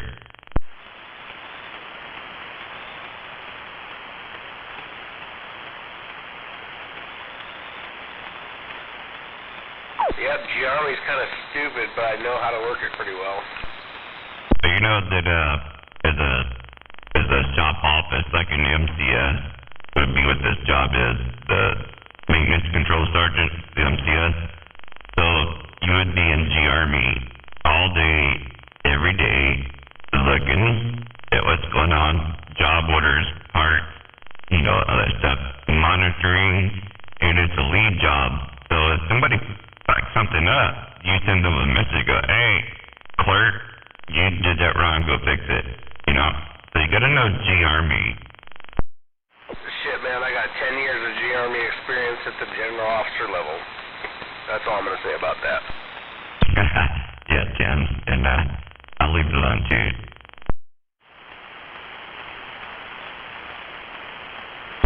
I was there at the birth, but you already know that. You were in the Wisdom Day meetings with Scott Shields. Fuck, I went to 3,000 fucking meetings with Scott. Yep. Even before G-Army. Yeah, I did. So probably started going to meetings in 2008. Took a quick break, went to Alaska, came back, and went right back to the same meetings with him. So the new guys that we got there now, Chris Thibodeau, the new guy, Scott left, you know. Chris, he's not in G-Army. He don't know G-Army. He don't know something about it. He just sits there and goes, hey, what's this PowerPoint slide that I just got from Joe Sypak? And then we explain it to him. Funny. Yeah, that's fine, but I'll tell you what, Thibodeau does know one thing. He knows me. Right when they switched over, I had an office call with him and sat in his office and we talked for an hour. He knows who I am. Oh, you know Chris, dude? Fuck yeah, I do. Right on, man. I didn't know that. So you got one guy there that, he wears like a golf hat, he's got no teeth. Yeah, that's Chris Brown. So he's the guy that got my wife a job on post, and my wife still works there. Yeah, Chris, he lost all of his teeth, right? And so, this is no joke, I'm not making this up. I was walking through the QAB one day, and we found a tooth on the ground, on the floor, in the concrete. I was like, the fuck is that? It's a damn tooth. And I said, Chris Brown? All I know is I was just bullshitting with him in the office, waiting for a meeting with Thibodeau. And I told him my wife's looking for a job on post, and he said, give me her name. And I gave him my wife's name, and she went there and worked. And she worked in that, she worked as a shop office clerk. And the contract went away, and then they hired her with Skookum, and she's worked with Skookum ever since. Oh yeah, he ran the Skookum contract.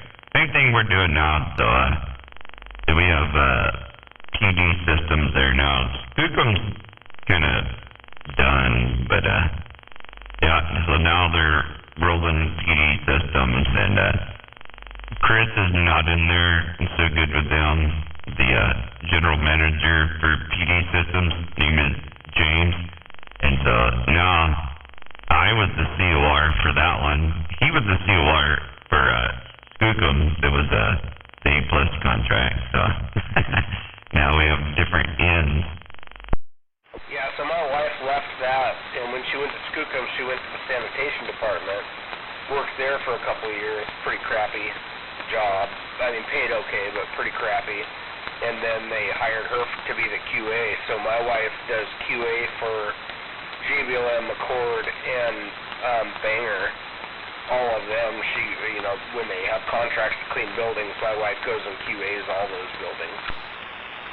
Okay, so just so it's out there in the back of your mind, the actual A+ contract, it's an Eagle contract now, not Skookum. So the contract is PD systems, and PD is going to have to hire like 30 people in the next month, and there's no way that they can find them, right? So they always ask and go, hey, do you know somebody? Is there somebody that can do this? We can put them here. So they're going to have lots of positions, about 30. But the government side, we're going to have one. Yeah, I'm already tracking that, man. GD has to hire people. They got the 1-2 DVHA 1 field thing going on. That's a huge fucking job. That'll last many years, but I don't know. It just depends on what you want to do. But yeah, the wife is, she's not losing her contract. I mean, it's a permanent deal. It's a pretty good job for her. I'm glad for her. Yeah, Jen. 542nd's going to deploy again, so. And they came up, because they always ask us to do that, right? So the log center always supports 542nds while they're deployed, and we told them no this time. No, we don't have the people, we don't have the manpower. You're going to have to go over and talk to Mike Hampson or something over at the BSB there and get people. So there's supposed to be TD Systems hiring people to do 542nd work. I'm just saying, throwing it out there.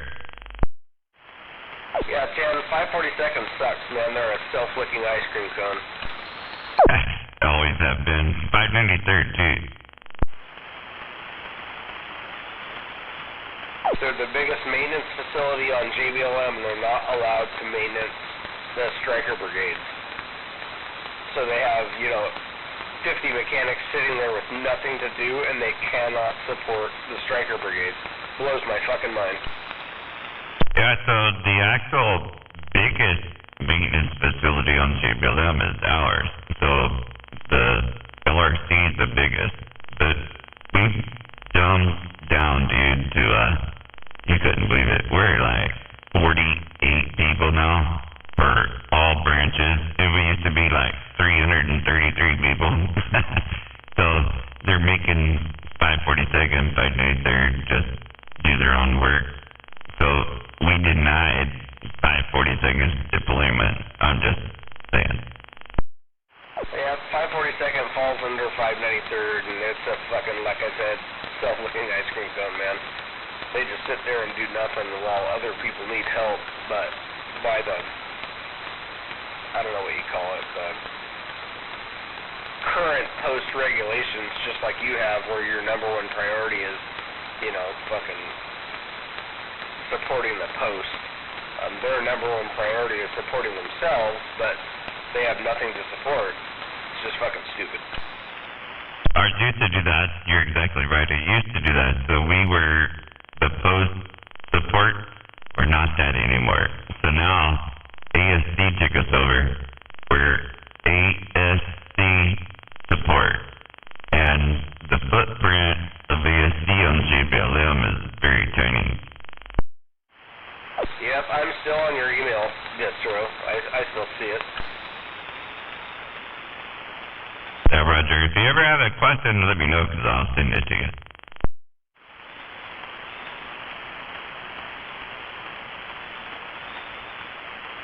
And then I moved too, so I'm the shop office supervisor, and I'm running all that stuff. So the one that I'm filling is the shop office lead. That's like an MCS job, and that's the reason I told you about it. Yep, 10-4, I got probably, 8 years in MCS. I'm tracking what y'all do. I knew that. That's the reason I stood out there. You'd be awesome. He wants you to go work for him. I did. That's fine, man. It's right across the street, and, I'm not really sure that the job that I'm looking at is what I want, but I know all the people there, and they hired me immediately. And then you'd be working for Chris Thibodeau, and he already knows you too, you said, so that's cool. Do you know who Tim King is? Yeah. Yeah, that's who I'll be working for. Yeah, so if you take this job, you'll be working for me. I'm the supervisor there, and the senior raider is Bob Countryman. I think you remember Bob, dude. I know Countryman pretty well. Oh, yeah.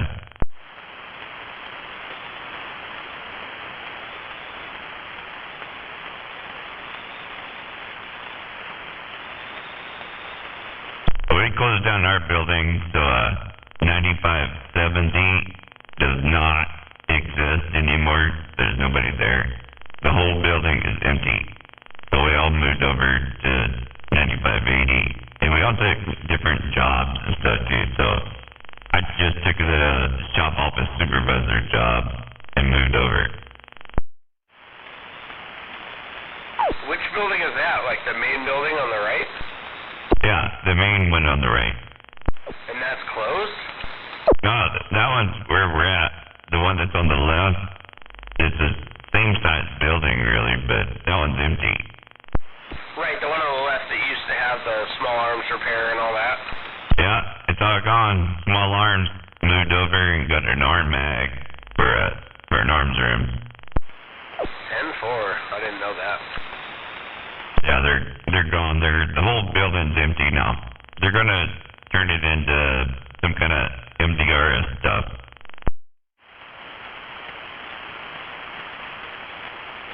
Yeah, I see a bunch of vehicles parked down there on the back side of that building, and just wonder what the fuck they're doing there. It's excess turn-in. So I was laughing about this the other day, and I said, "Are all these Humvees excess?" You know, if your MTO says you can have 300 Humvees, then everybody must have 600. Well, no, they fielded JLTVs to everybody, and they just the Army fucked that up. Yeah, I said that too. You know, you're counting the new building, so now everything you have is excess. But everybody hadn't even got their building yet, but they changed to MTO, so now it's excess. You got to turn it in. You didn't even draw the new stuff yet, but you got to get rid of the old stuff. Shit, my last, 4.5 years in the Army has been MTO analysis. You're preaching to the choir there, guy. I know all of it. Yeah, Ken. So, I give MDRS is kind of like, you remember this UERWG? Remember, it was like 2 years ago, excess turn-in.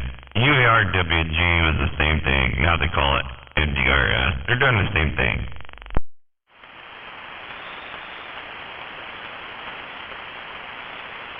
Yep, I actually did a white paper that's at the 4-star FORSCOM general level on the failure of the fielding of GLTVs. Yeah, but they got everybody getting scheduled to get them, and they're taking the Humvees off of their MTO. So now it's excess, and you turn it in. They don't even have the GLTVs yet. Oh, they're getting them. They're getting them real quick, but they fucked it up. Alright, but you're supposed to get it first, and then turn it in, right? Well, back and forth, they kind of do it, but their whole heavy gun truck situation and vehicles, Humvees in lieu of on the M2 just fucked them up. Yeah, but you don't want to be any downtime, non-deployable. It'd be a weak spot. Back in the Striker Brigade, those things don't mean shit. The only thing they care about is the Strikers. Thank you, General Shinseki. Fuck that guy. He put us in a beret. Fuck. I was so glad the day they took us out of that thing. I know, I remember I was still in there and active, and Shinseki did that shit. It's like, alright.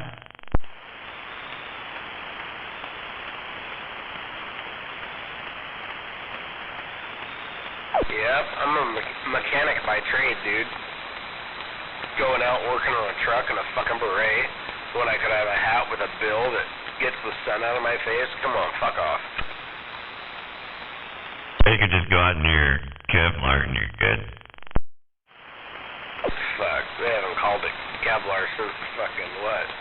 Since the ACH came out? I don't know, because the Kevlar's the last one I had. Oh, you had a flak vest. I had a flak vest too, yes. I did have a flak vest on my first deployment. Yes, I did. Well, Kevlar was basically just a slightly thicker flak vest. No, we're talking about the helmets. I know you're an Air Force guy, but in the Army they always call them a Kevlar. Grab your Kevlar, grab your Kevlar. They're just talking about your helmet. Then they went to the ACH, which is the Army Combat Helmet, which is fucking way more comfortable than the Kevlar was. Yeah, Tim, the Kevlar one was the more round one, right? No, it had really nothing to do with the outside of it. It was the inside of it that changed. I mean, it had a leather sweatband in the first one that, I mean, I'd take it off and you'd see that mark for 15 hours after I took it off. Just big red band around my forehead. But once they went to the ACH, I had more comfortable padding and shit like that. But the outside shell is probably the same shit. Yeah, I mean, we had Kevlar helmets, but I was in helicopters, so it was a flight helmet. You know, I mean, it had a bit of a visor, it had a microphone on it. Hey, so you got Anubis 6s, night vision? Yes. I used to build those. You probably had a hand in building the stuff that was actually in the helicopter, not attached to my head. Yeah, so we used to build Anubis 6s. It's kind of like two PBS-14s put together, but the stipulation for aircraft was much tighter, so they couldn't have any dead spots or nothing. Oh, for sure. Especially when you're looking at it from that altitude or that distance, you definitely need to know what you're looking at. Oh yeah, they had Gen 4 intensifiers that had better picture in it, so you didn't see any blurry stuff. And the aircraft side, this used to always bug me, man. Everybody that touches it has to put their name on it and sign it on that was a 1604 form, the record, the maintenance record form. You put it in your flight record. Yes. Although with pararescue, we had our own equipment, and our own support. So they, I mean, it was all the same deal, but we were working exclusively with them.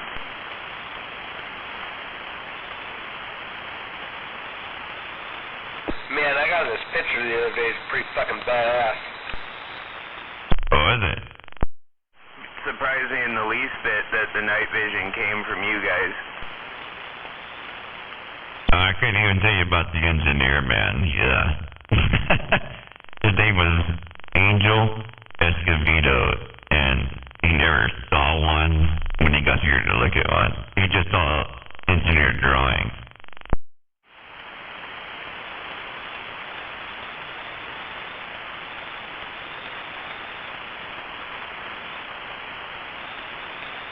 Yeah, I had a guy that I hadn't worked with since 2002. When I retired, he sent me a picture and said, do you remember this guy? And it's me training for jungle warfare. And you can clearly tell it's me, but holy fuck, I was a kid. Everybody was a kid sometime.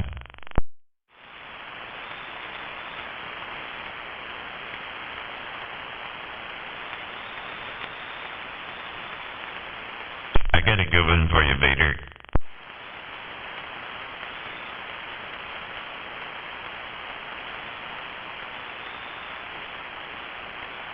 You listening?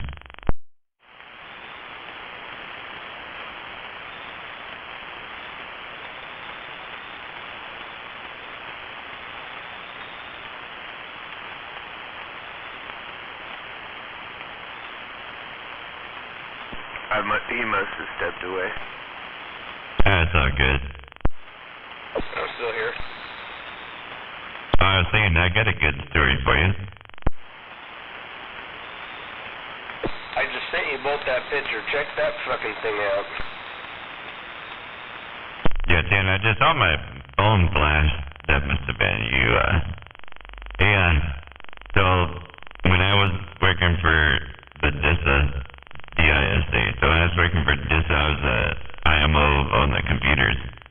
And one of the classes that I went to was in the Pentagon, right? So it's a information management officer job. They only do like 30 people a year to go to the Pentagon to get that one. It's put on by ex-Fifth Signal Command guys, colonels. And I got in there one year, right? I kept applying for like 3 years, and then I got in there one year. And when I went and took that class, one of the examples in their course was me. It's fucked up. Yeah, I've been up there, man. I did the round robin up there, and fuck, I wouldn't want to work up there to save my fucking life. Fuck that. Bunch of tennis shoe wearing people that talk about programs they've never even seen before. oh, I'm in charge of the Striker program. I'm like, you ever been in the Striker? Well, no. Then fuck off. You know, this was a network defense class, so I was doing information assurance officer work, and it was an additional duty, right? So I was doing it as an additional duty, and there were something that I did one year that the CERT came over, the RCERT, the computer emergency response team came over, fucking CID came over, confiscated some computers and shit, you know. And when I was in the Pentagon and I was in that class, they were using that example of insider threat. And I was in the class going, the fuck? Why they didn't put my name in there? Alright, I'll do that. Got a piss. Right on. Isn't something you did as an example of an insider threat? Yeah, hey Al, they said I set off bells and alarms in Alabama at the underground server bank that they got a hacker, and I wasn't doing that, you know, I wasn't trying to do that, but I set off bells and alarms in Alabama, and I was in Germany, and they sent the CID over and went, whose IP address is blah, blah, blah, whatever the number was. It was like, the fuck, that's mine. They were like, step away from the computer, sir.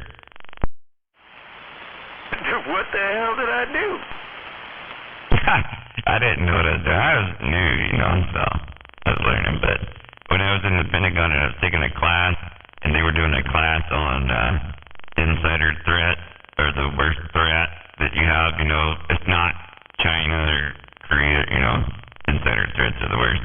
And they gave an example story, and it was mine. And they said, there was this E5 back in Germany, man, in like 2000, and this is what he did. And they went through the story, and I went, what the fuck?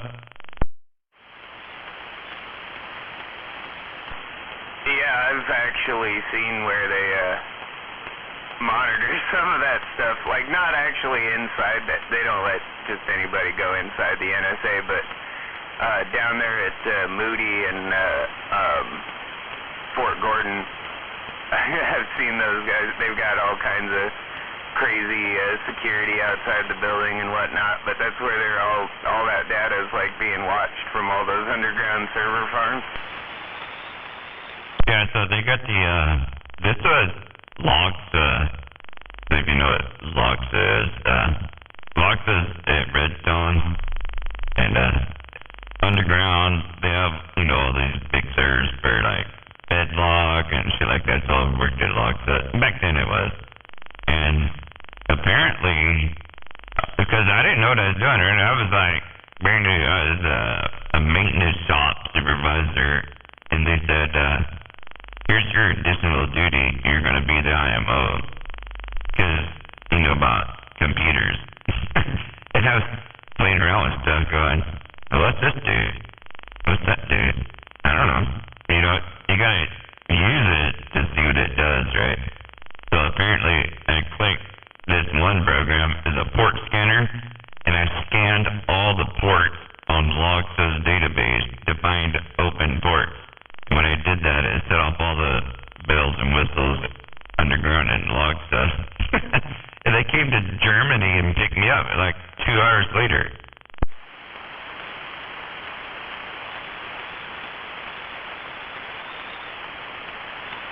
Oops.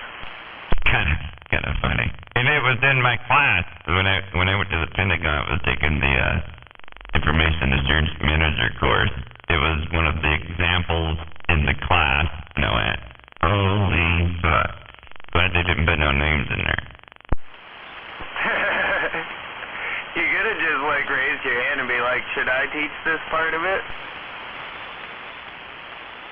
I could do shit, man. I sit in the back of the room like a little turtle going, nope, I don't know shit.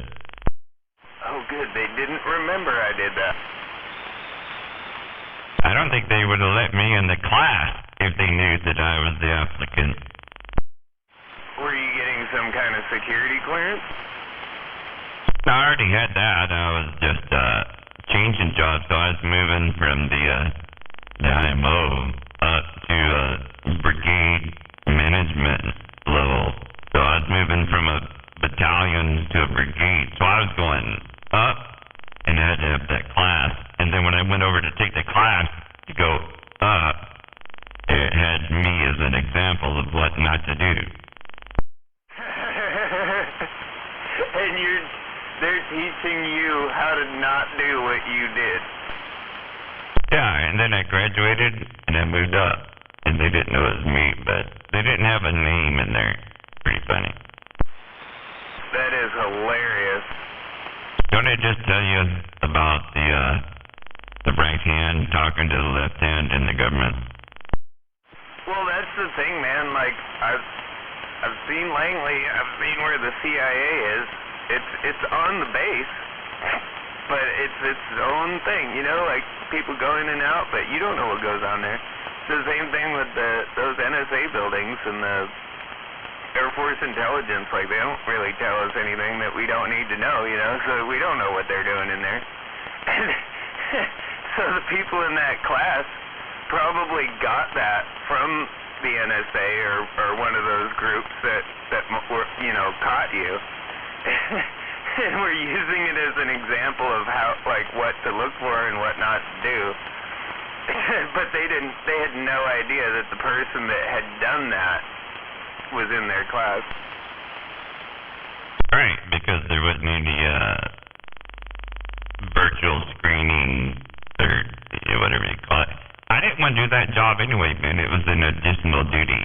I had a full-time job, and they wanted me to do that as an additional duty. And it's like, I don't have time to do that. I'm running 3 shops, man. I don't have time to do that. And they're like, no, you're the one. Shit. I'll tell you, I went to Bangor to the submarine manufacturing warehouse. That was fucking pretty terrible. Oh, that's gotta suck. I mean, it was cool. They invited me for a cold spray demonstration, which is, if you've never seen it, Google it, whatever. I'm not going to explain it to you, but they use a cold spray to weld and repair underwater shit. It was pretty cool demonstration, but they fucking freaked out. They're like, who are you? I'm like, you invited me. Well, who are you? Do you have a security clearance? I'm like, yeah, I do. Well, we got to go verify that. Well, you go stand over there while we verify that you can even come in this building. I did that at Master Foods Incorporated, if you ever heard of Master Foods. So they make like Snickers and Mars and Starburst and Skittles and all that shit, right? And if you go into the chocolate room, there's like 5 different stations of security before you can go in that room, because the chocolate goes all over the world. So if you could get into that room and dump maybe like some cyanide in the room or something, it would go all over the world. So they don't let nobody in that damn chocolate room. Yep, they invited me there. That's why I was pissed. I'm like, you invited me. Like, I was on your invitee list to go look at this shit.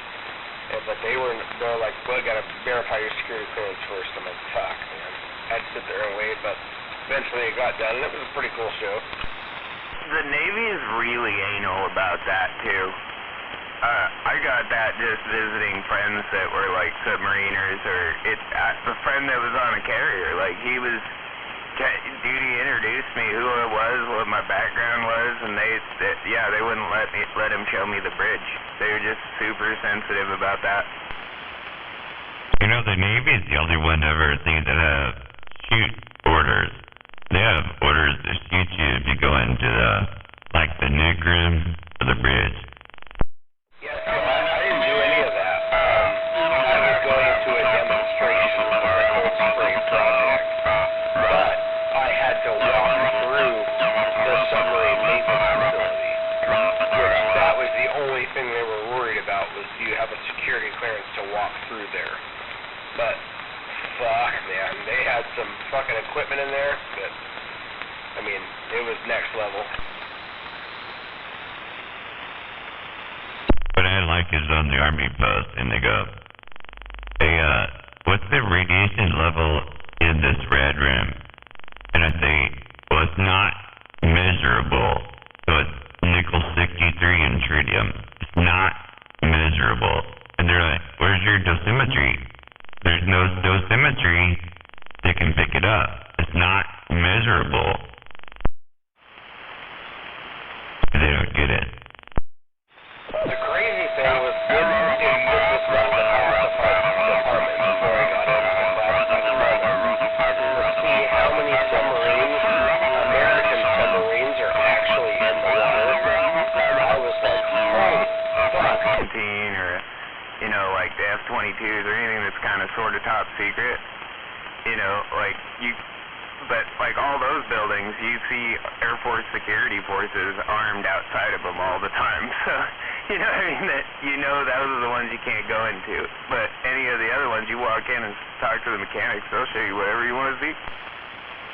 It's always funny to me, though, Al, that you see the radiation safety officer, right?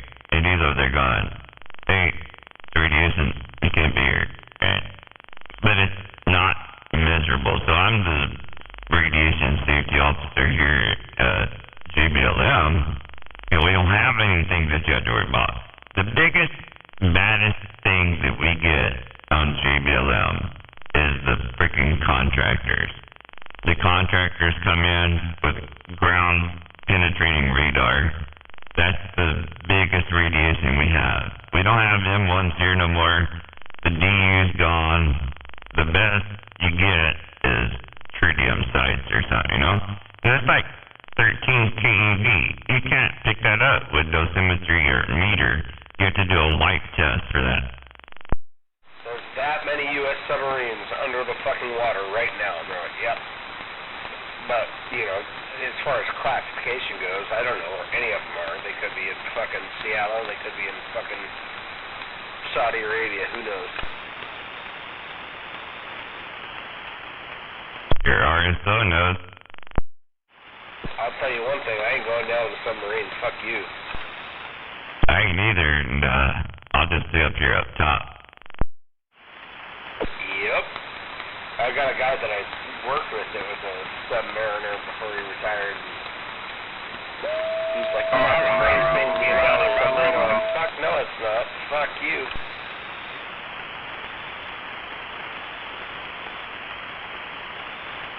Oh, the siren's out by you, huh? Well, they were taking Vader out and everybody else, so they've got to be close, pegging the needle. Are you guys some neighbors over there besides Zodi? It disappeared.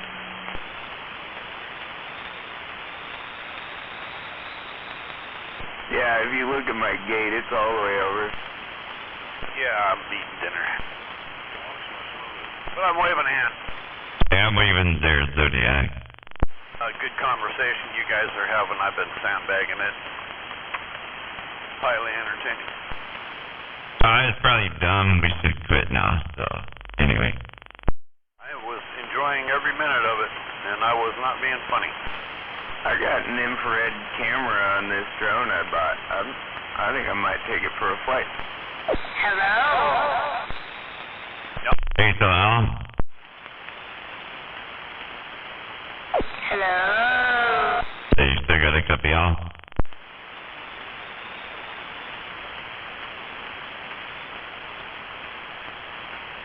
I guess he's back up.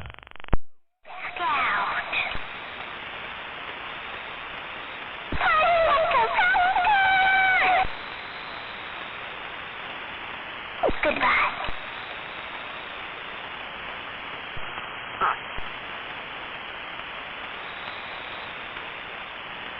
I guess Al fell off his bar stool or something there, waving Zodi? Pointed towards your house. Not. Just bend over and kiss it, because there ain't nothing else we're going to be able to do about it. Damn. Oh, there's something we can do about it, that's for sure. I think we've got excellent technology, and I look forward to it keeping our asses alive, Roger. I want to try me some Wicked Pickle whiskey. Has anybody ever tried this? Wicked Pickle? I never even heard of it.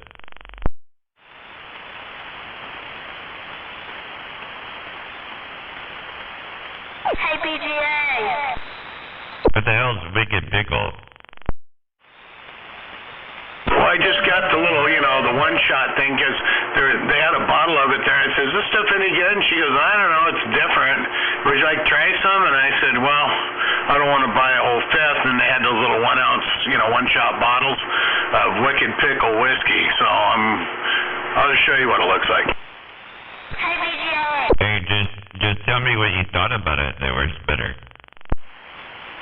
Well, I haven't tried it yet. Ah, well, key up after.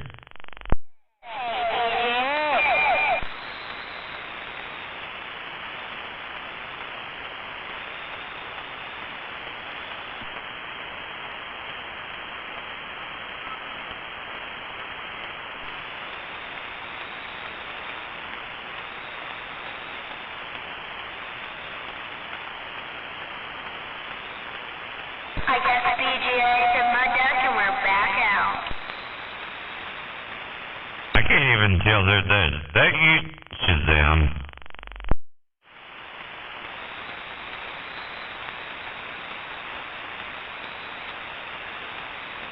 It smells like whiskey and dill mixed together. Well, that would make sense.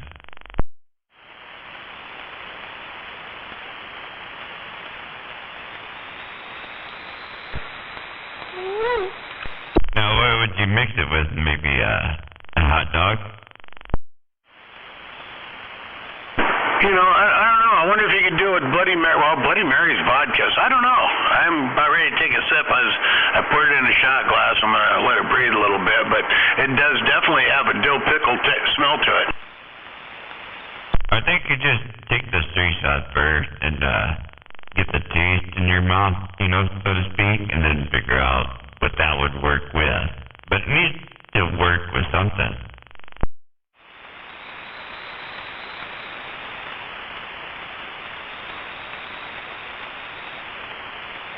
Well, it's definitely whiskey. It's got a little bit of a dill flavor to it, but then it kind of burns the back of your throat like vinegar. So I don't know. This might be going right down the drain. Yeah, sounds like a no-go over here.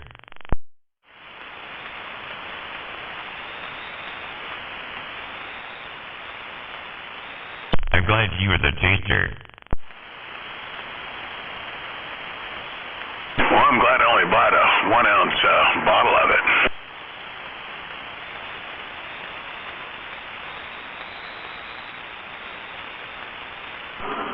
Am I gonna have to go for another drive tonight?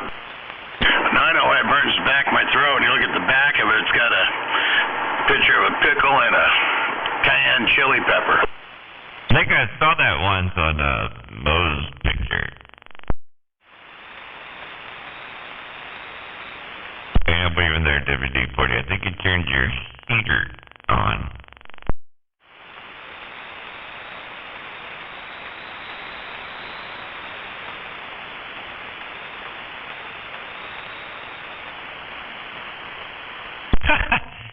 Can you guys hear that stuff down south?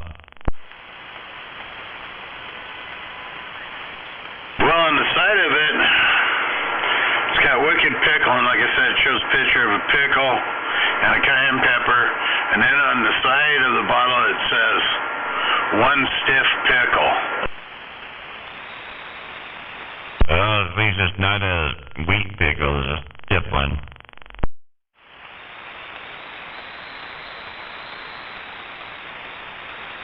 You wouldn't want to teeter sleep it. Well, I wonder if Al would like this stuff. I don't know. Maybe.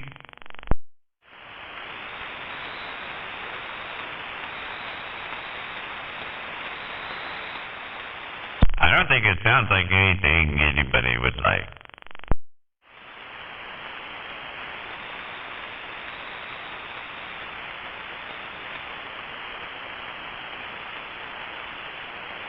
glad you did the taste test, though.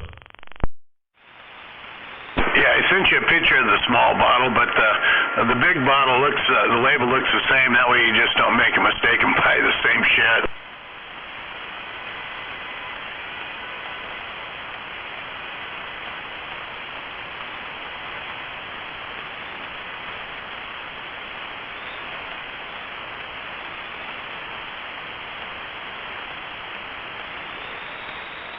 Yeah, I don't know what you'd mix it with or what kind of drink you'd make with it. I'm just kind of stumped.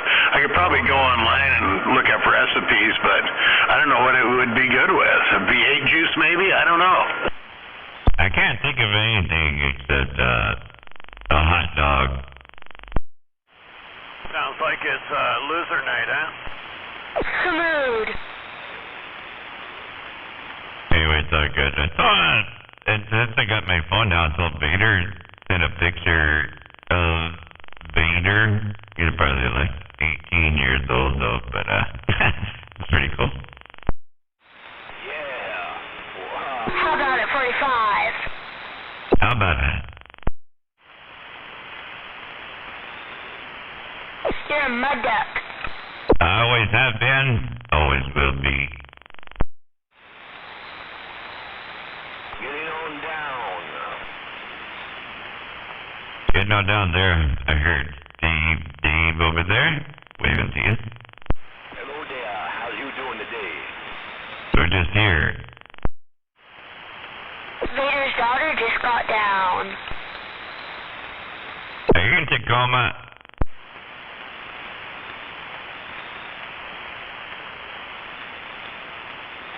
Used to be louder from Tacoma. Repeat. A loser. Alert. Well, I know where it's coming from. It's coming from the east of me. Roger, on the east of you. So I got a recipe here for a Wicked Pickle Whiskey Bloody Mary.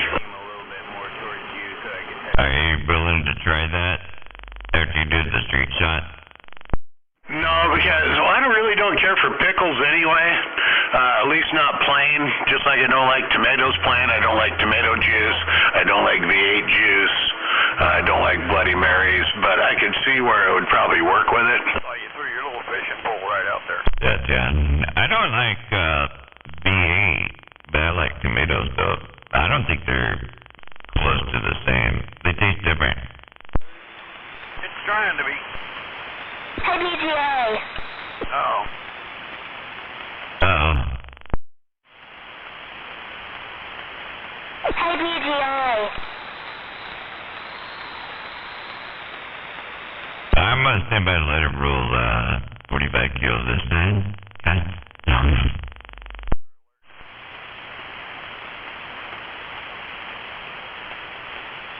They're losers and they want everybody to know it. Someone peeing their Wheaties? Well, nobody talks to them, so it pisses them off.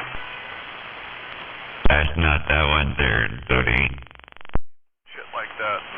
They do skanky things. And they burn their reputation before they even have one. Shit like that. Oh, damn, is this Toothless? What is she doing again? Okay, I'm done, but after you do this. It's not that one, Dodie. It's a different person, just so you know.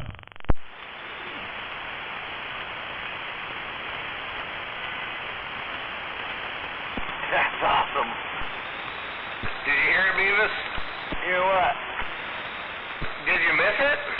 What did I miss? Ah, golly. I must have missed it. Someone's all pissed off. Well, supposedly they own a bunch of rentals down here, and they were running around putting a tower up or something, or giving Sweet Pea a radio down here to talk on, from the sounds of it. And then they said they went and... Hey, it's all good. They think you're part of Sweet Pea, so yeah, there you go. All messed up. And that's when I spoke up. Come try to do that here, I'll just put a bullet in your head. You know tweakers lie, right? Yeah, they're I think I kind of irritated them this morning with that comment, and now they're back to agitate. Hey, Beavis. I also did talk some shit when I was driving through Spunaway on my way up to Tacoma today. Hey, Beavis. Let's hear it. Hey, my daughter had something to say to you, man. I just wanted to make sure you heard it. F you, Beavis. Oh, fucking shit. Oh, shit. Either them or it's, you know who. It's the other person that does that kind of stuff besides Mikey. F you, BGA. That's just not right. See, no, here's a good review of it there, 45. It says, wow, the flavor hits immediately. The essence of pickle with the overwhelming phlegm and the kisser is very much like licking the bottom of your shoe. Well, if that's the review, then I don't want that. Hey, Beavis, did you get that breaker? I did too. That's funny shit. Yeah, I told her, she was like, what can I say on the radio? I said, the first thing you probably should say is, fuck you, Beavis, but don't say fuck, just say F. I kept waiting for you to say it. That was definitely unexpected. You should have let her say the whole thing. I know Mom probably wouldn't agree, but you should have let her. No, I couldn't do that. You guys thought that was sweet pea and it's not.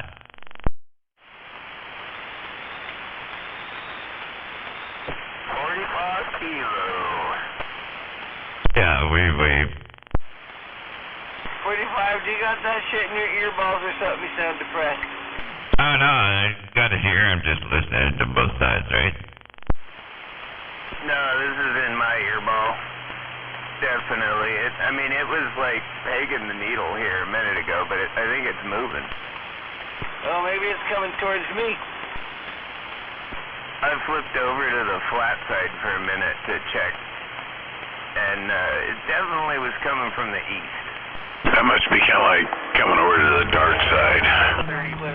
No, they just flipped it over to the closet side.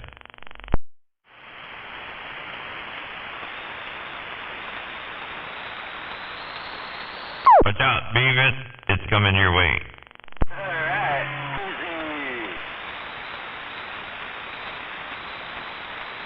Yeah, I'm waving ahead there, Beavis. Getting into it. 45. It's crazy. That darn barefoot texted me today. He fell off the wagon. What? Is he going to be out here on his radio? No, he refuses to put up his antenna. That little hummer. I thought that might have been the antenna they might have had enough balls to get when they were down here this morning, but then I remembered he doesn't put it up, and he doesn't have an old lady to chase after him. The only thing I could think of was,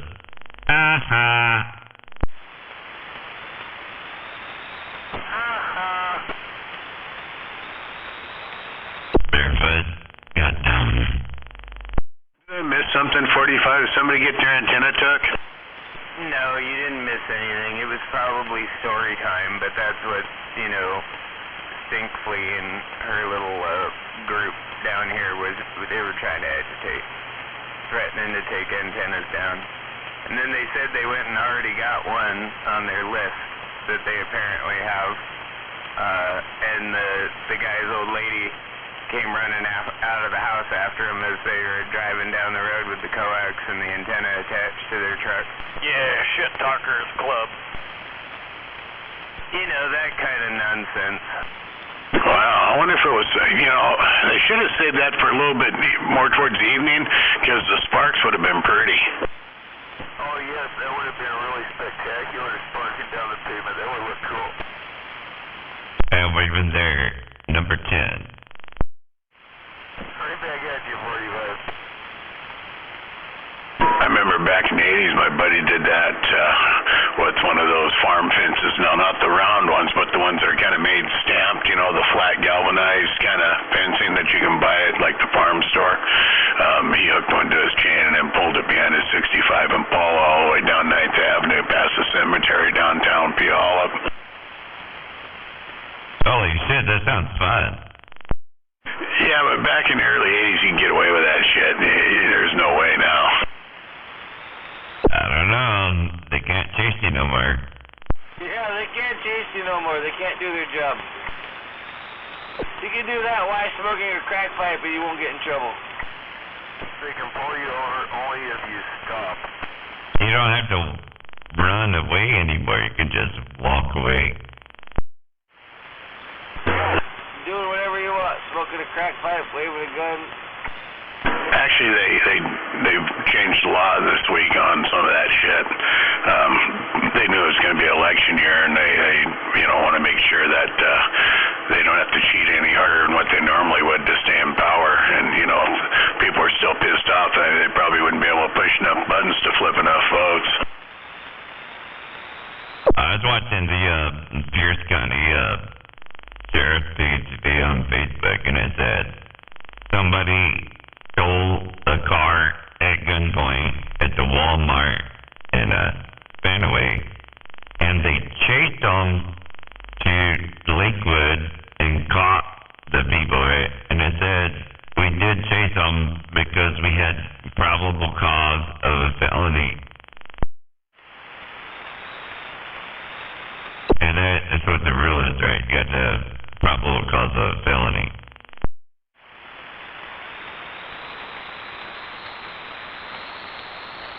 I just thought it was funny that they put it out there on the website.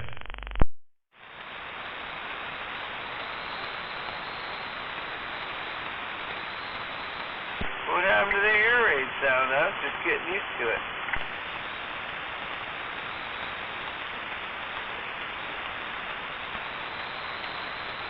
Do you like apples? You want a noodle?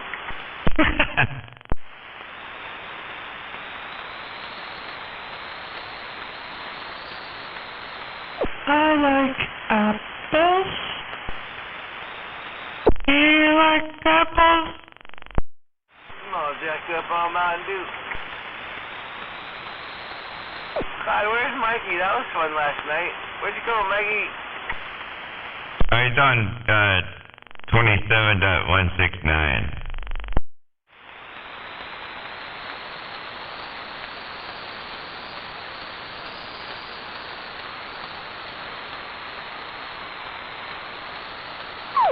Waving there. Good evening, Beavis. Good evening. Oh, this is Trailer Park. Sorry about that, bud. He knew who it was. Come on. You can hide your voice.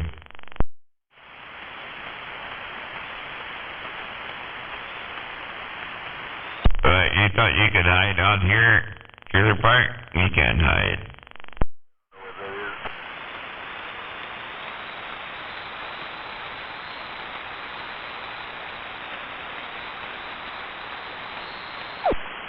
I'm hiding. Yeah. Shh. Quiet.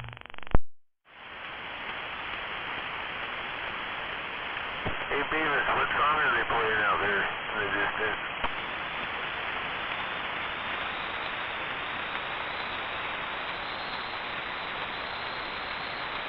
I don't hear nothing. You hear a song?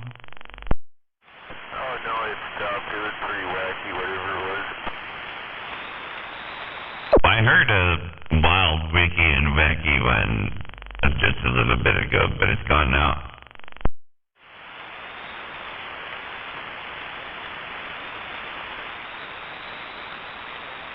You know, I'm saying it's triple W. Oh, man, Skip was rolling today. I stopped in my shack here on the way through between, on my break, I wish I could roll. That's kind of what I meant, man. As I was working on the hot water heater, I was bagging in the herd. Triple W. No, wait. Triple W. That's gotta be wet, wild, and wacky over here in Washington State, no doubt.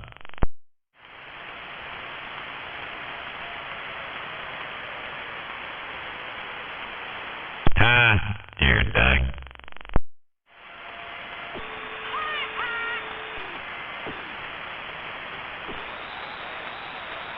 No, I can hear that tornado warning thing on, but it's a duck.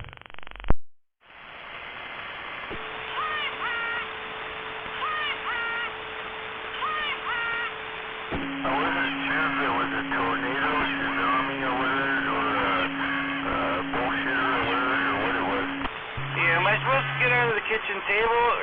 supposed to drive to high ground?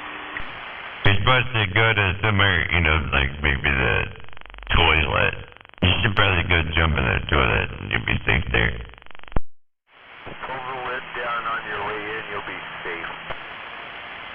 It's getting louder over here, though. Every time somebody has a tornado, the toilet's all there's left there.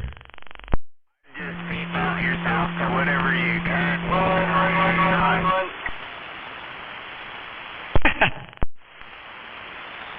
I don't think getting under the table in your place, Beavis, is gonna do shit.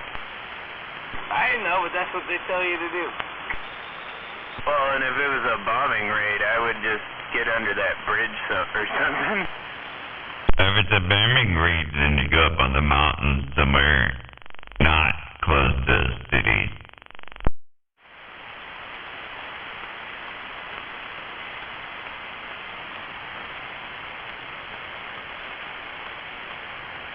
Cities are the targets anyway, so especially a city that has a base in it, so like JBLM would be a target for the West Coast. And then there's Yeah, it's kind of heterodyning against the other. I was hearing that. Beavis is getting over it though. That's impressive. That's pretty good. It must be his antenna. Swinging all the way to the right. What, the one on my gate or the one on your radio? The one on my radio. There, that's a little better. Turn up tiny bit.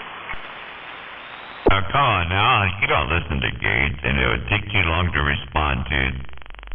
My needle swings all the way to the right. Audio.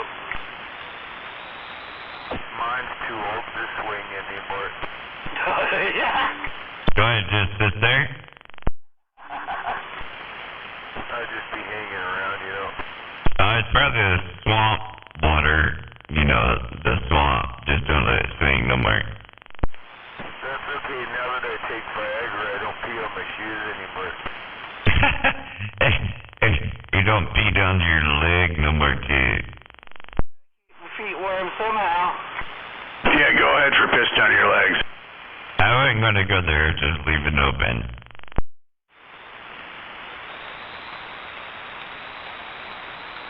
He said he only pissed on his shoe. Come on.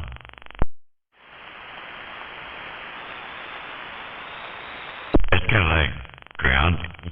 You get ground on the ground. Yeah. Alright, we got a bunch of sirens. The world's coming to an end. Hey, bring it on. We're done here anyway.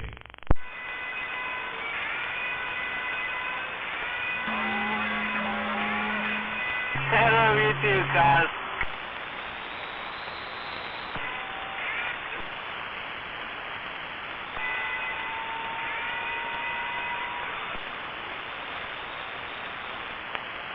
Good night.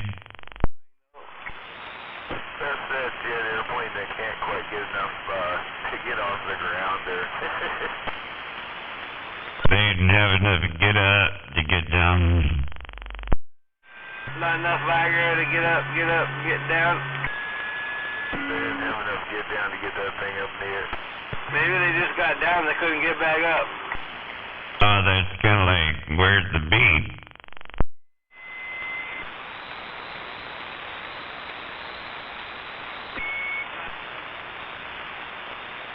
Well, don't quit now. Cheapers, the annoying noises in the background there. What happened? Come on, guys. More of that bullshit or alert. Yeah, nobody likes a quitter.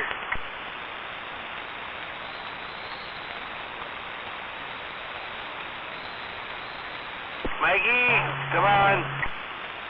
Oh, he's on another channel.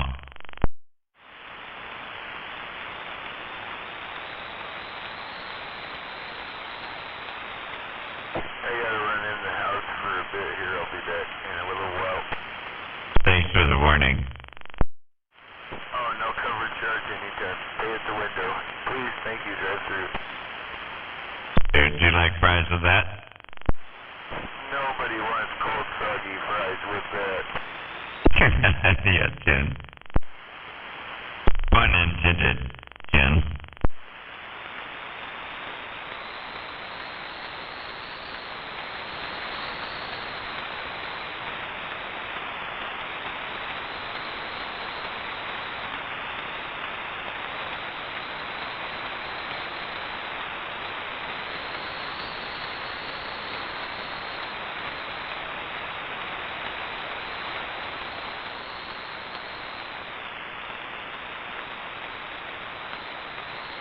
Darn it, I'm kind of bored without the air raid sirens now.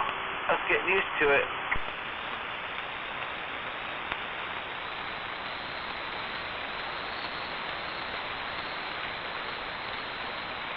No, they actually played that longer than any song I've ever heard them play. Hey, we even there, Inspector? So, but anyway, yeah, we even 45 kilo, I hear you. Check, check.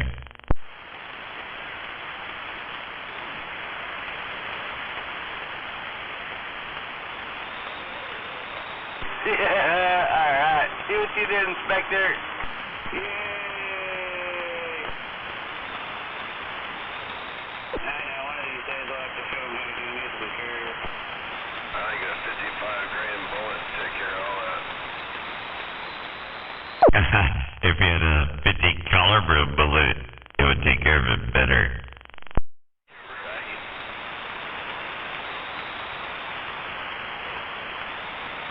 Well, you have to be able to identify the remains. No, you don't. What is a musical carrier? He wants to identify remains except family. What is a musical carrier? You got a musical carrier there, Dave. DNA spackle, does that count for remains, Clevis? Ask Dexter. He's the expert of that. I'm just curious if you actually had a musical carrier or was it a verbiage carrier? Do you believe it's amplitude modulation carrier? Is it more than two units?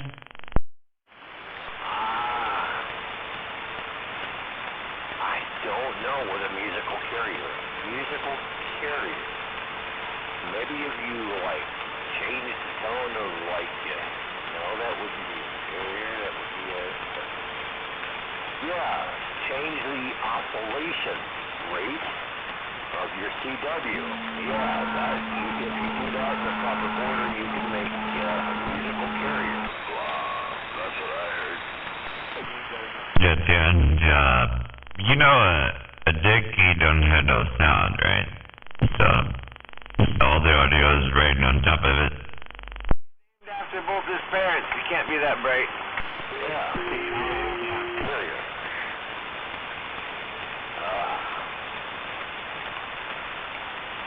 Yeah, but if you change the amplitude of blah, blah, blah, blah, blah, blah, blah, blah, blah. Radio 101, you know this. He's a truck driver. You can't expect him to be too brilliant. I'm a truck driver. Well, you're definitely a pole smoker. No, you're not that dumb.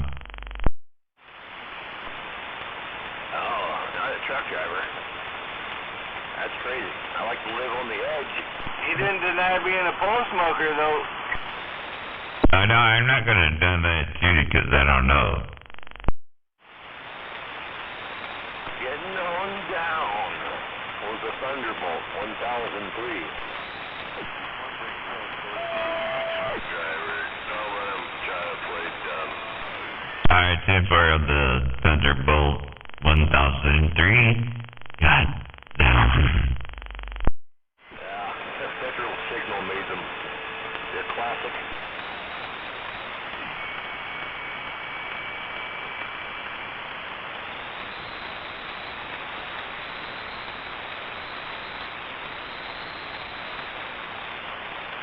You know, why are you such a duck right now? You're like 8 SU units or something. What are you doing right now? You sound like a duck.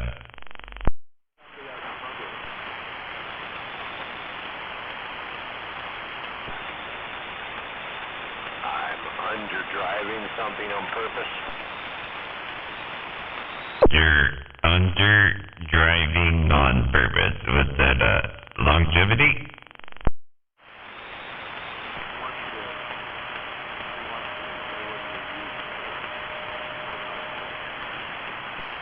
So it's about EOL, so I'm going to see what happens if I underdrive it. Yeah, 10-4. I couldn't tell who that was up there. Was that catfish being a duck, dude? I don't know.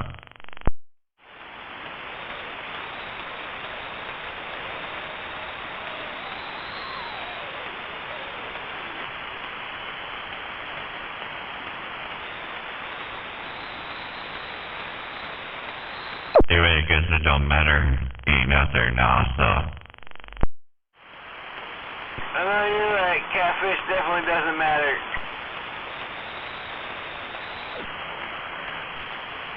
Maybe he figured it out. Beavis, you figured it out, and you got dumb.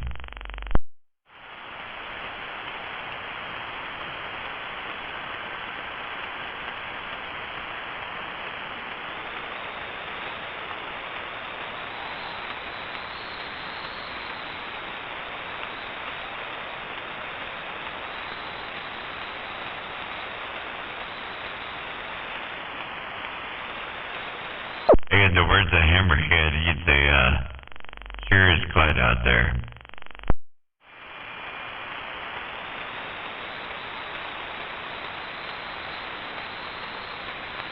It is a pretty quiet night, but it is Sunday.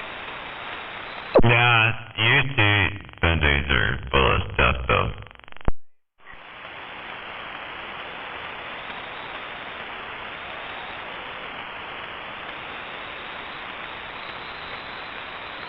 I don't think they want to beast anymore there, Lost Cause, because there's no point. Yeah, Tim.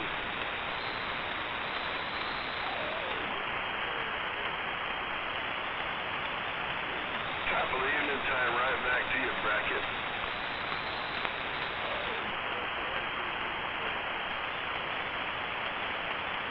I did. A good, productive weekend. Damn, that was bracket? I thought it was NATO. Alright, leaving bracket.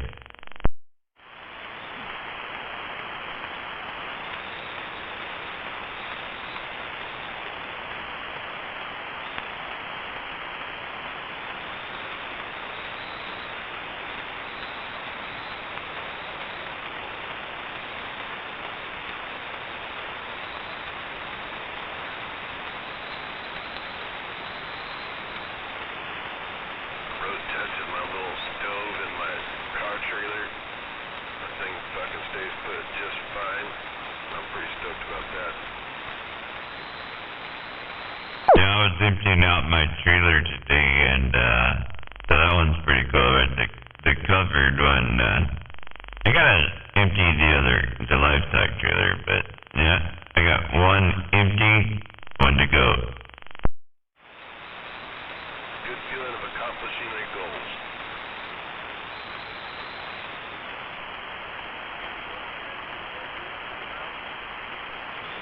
No, negative. I just went over to Mason County, went to Gonzo's place and picked up some foam insulation, and that was a good enough journey just for a road test, you know. I got it strapped down with a couple of like ratchet straps to the floor so it don't go anywhere, and it didn't go anywhere. So as you had to travel, was that like 8 miles? Copy. No, the Gonzo's place, hell, that's like 45, 50 miles, man. Oh, really? I didn't realize. It must be because you go around the flat. I'll have to look it up. Hold on.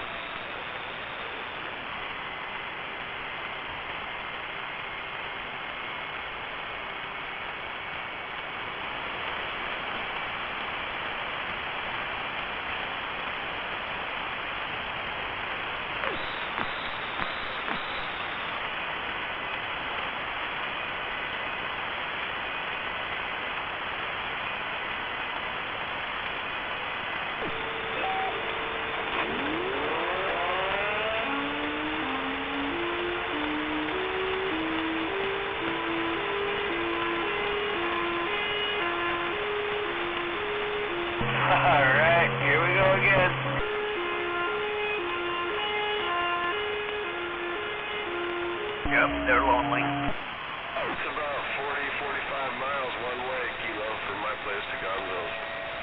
Holy crap, man! That's pretty cool. But you know, I think across the water is pretty short. The water, shit, that can't be more than maybe 12, 15 miles straight shot. Doggone roads.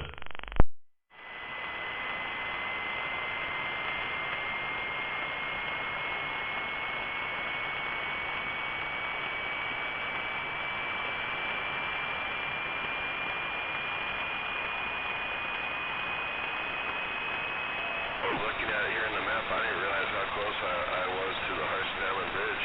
Some bitch, I was right over there by those guys. No, that's why I was looking at the map, and on the map, you're pretty close, right? I guess if you had to drive around to come over into it, you know, probably a lot, but on the map, you're pretty close. Yeah, copy. Hey, on the map, you're pretty close.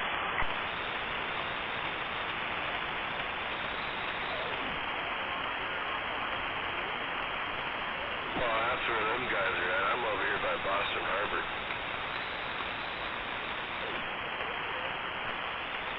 Yeah, I'm not close to Highway 3 either. I'm on the other side. That's where I drove to today was Gonzo's place. He's over there by Agate, I guess is what you call it.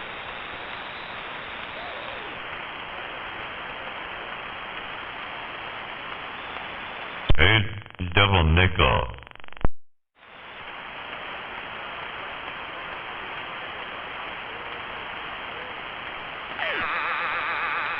I didn't know about that one, I guess.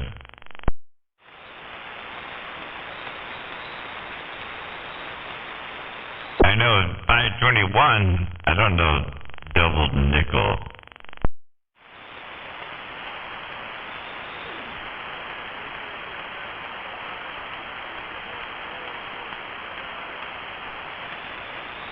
Yeah, then he's chillaxing and relaxing. Playing it smart.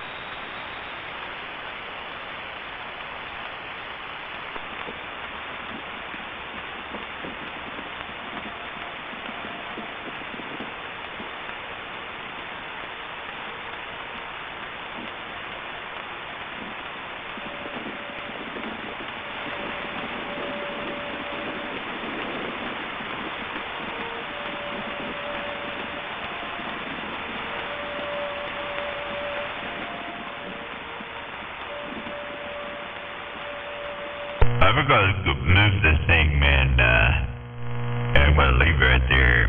45 kilos this side, and I got down.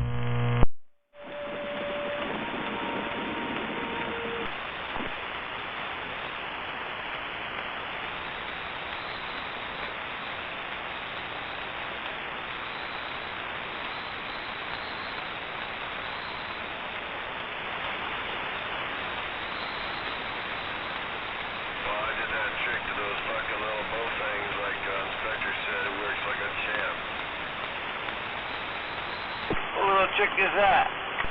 These new ones you buy and locked up, you can't use the TRMS stuff, man. TRMS stuff. But there's a little trick where you hold down 3 buttons and you turn it down and it'll fucking unlock it. That's not part 90. What is TRMS, whatever you said? That's not part 95E compliant, sir. You'll have a sad ham after you. Fuck on. There's a lot of sad hams that have new heard about anything. Do you have the repeater tones programmed into it? Nope. I know, I won't do it for me, that fucker. I got one that's got it, but I don't fuck around with all that shit. I wouldn't, but it's not part 95E compliant. You go blow yourself. Is able to communicate there if there is an emergency situation. But the rest I just have for, like hunting radios. Right, it'd be nice to know if you had it in case of emergency. That's right. It's Part 95E compliant. If you go through BTEC, you can get a GMRS V1 without the keypad. I don't give a fuck. Can you tell? Naughty, naughty man, those sad hams will be after you. I wouldn't even waste my breath. No, and they'll know. They'll know. Do you need my address to come get me? No, you might get a stern letter, though. Oh, that'd be great. He can't read. It doesn't matter. He can send them all the letters they want. Will it have Biden's autograph on it? These pictures is what they need to send him as pictures, not a letter.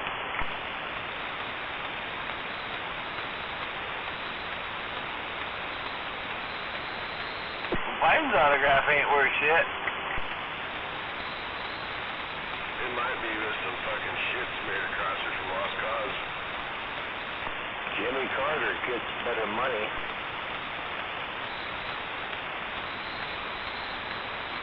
Use that fucking letter, wipe my ass, and mail it back to somebody. Now, naughty, naughty.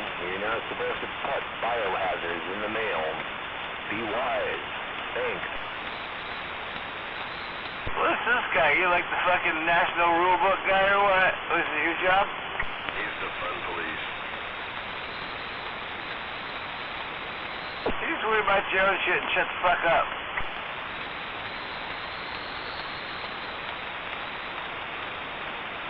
You're not doing anything. Sorry, I had to step out for a minute. What, did I miss some stuff? I don't know, some peon out there spitting out some fucking rules, telling what we can and can't do. Well, you can get a drone license. Anybody can get them. It's pretty easy. You just register it, send the thing out. It's against the rules that are written. Well, they got rules and stuff, but, I mean, I got a drone license. I can fly my drone. Rules are made to be broken. Plus, I don't need a drone to fly my RC helicopter, which the same camera fits on that I have. That it's a little infrared camera I can fly around with my little RC helicopter. I just buy a trip permit. I don't need tabs.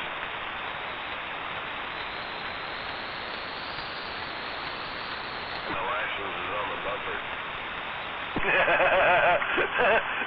You referring to the Cheech and Chong movie? That's right. That's one of my favorite parts. Isn't it on the bumper?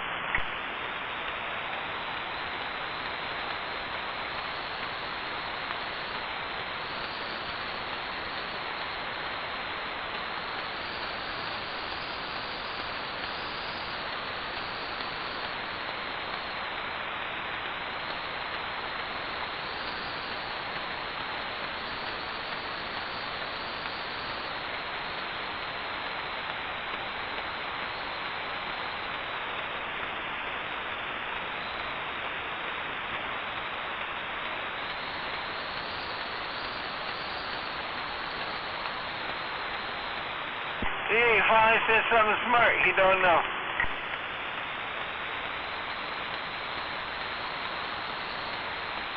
Besides, there are rules, and then there's what people do. like you think everybody that's got like anything like that requires a license always does, or even anybody that's got a ham license always follows the rules. You know, legal power is like 1,500 watts. There's tons of ham operators around more than that. Glad I don't have one of them dirty illegal stations. Even if you had a ham license, Beavis, like you're still under legal power with that. Did you buy that in the meat aisle? This is a legal station right here. 4 watts. 1,500-pound ham.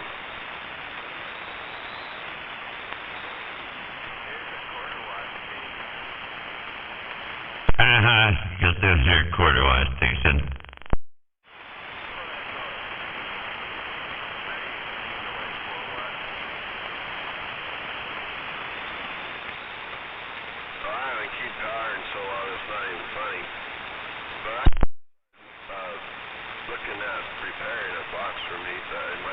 key up here.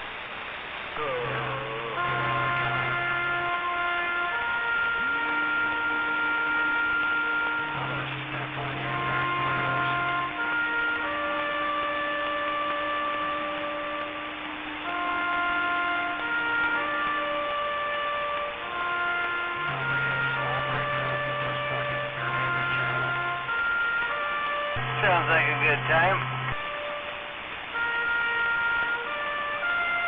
Somebody's playing Tap Tap.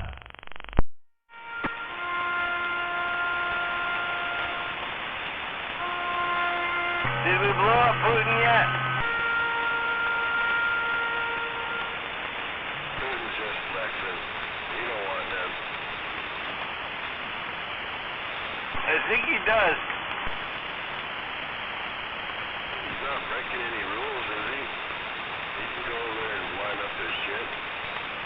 Yeah, he's putting out false, whatever it was.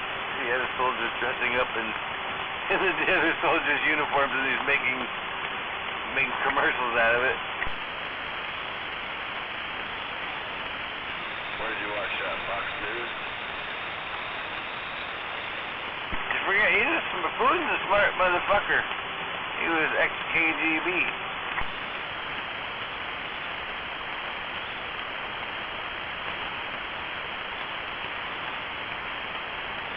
You know Biden ain't got the balls to do it, though. No, but Trump tard would have. You know what up, Ray? That's what I was thinking. Dropping bombs. Hell yeah, he would have been.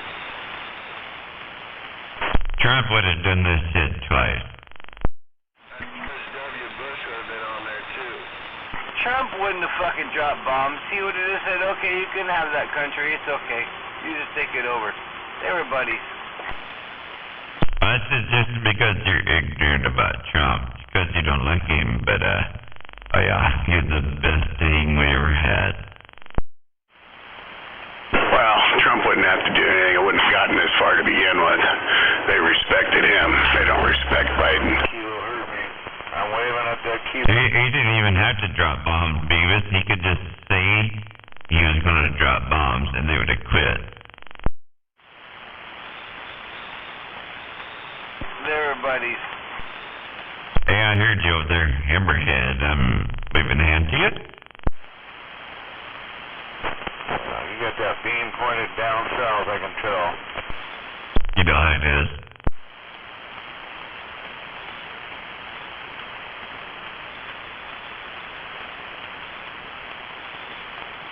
Anyhow, just wondering what's going on. Probably turn it on today. Any skip out there today? Yeah, it was rolling pretty good, man. I think you probably missed it. We would have heard a whole bunch of 4311 out there if you was out there. Well, I give it my best shot, but 17 usually, that's like the Super Bowl. I can't get out. But no, I finally talked to Jamaica. That's the first time I ever talked to them yesterday. It's kind of cool. Did you get him to send you some weed?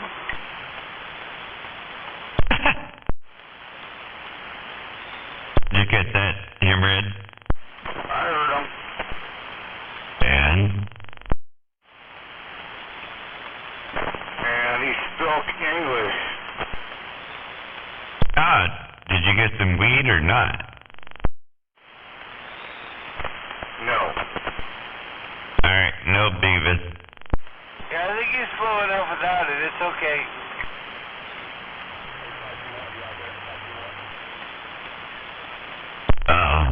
Budgie won you out there. Where's that Budgie? What is it? The Pittsburgh Steelers fan.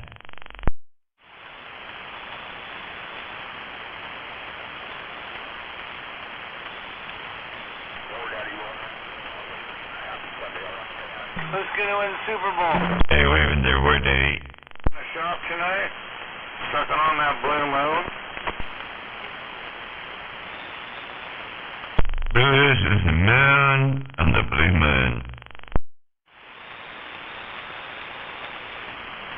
Man, I never hear from that guy anymore. He's been went desolate. War Daddy's out there right now. You can hear him. Oh God, I'm glad I can't. Hey, War Daddy, are you on Highway 16 right now?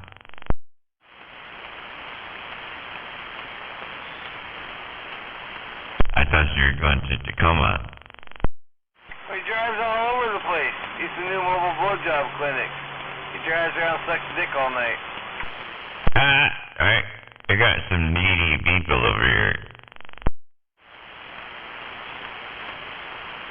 Well, that's brutal. Hey, how much for 20 minutes? Oh, he's cheap. He'll take food coupon.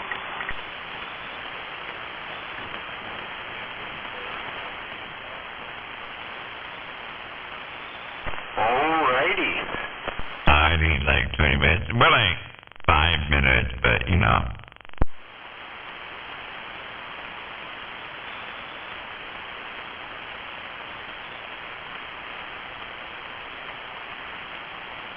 Well, I can see Sunday night turned into just a wonderful CB night. You knew it was good before you got out here. Can't even hear my favorite tweaker. You can't hear him, Red? No, Whore Daddy. Yeah, I don't hear him no more. I hear him, Red, now. I think Whore Daddy went away. Yeah, he probably got to his customer. He's got to put his knee pads on before he rings the doorbell. Alright, then he'll be back in 20 minutes, right? Yeah, I assume he's got it down. He does it enough. He should be quick. He'll just have to take his teeth out. And if it's that, then he'll be back in 10 minutes.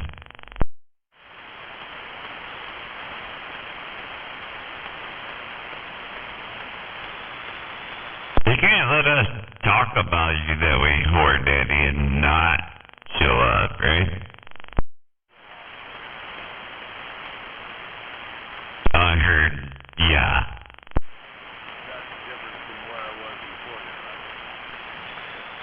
Alright, man, we're trying to call you out and, you know, picking on you a little bit, having a little bit of fun.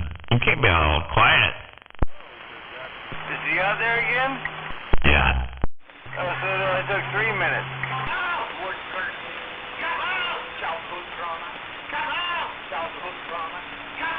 It only took 3 minutes, and he's on to the next customer. Hey, War Daddy, Beavis said it only took 3 minutes.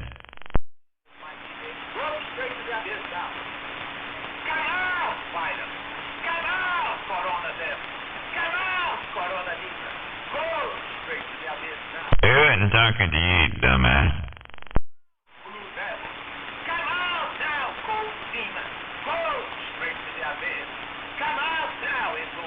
This is quiet. I can't even hear him. I can hear him. That's Steve Dave.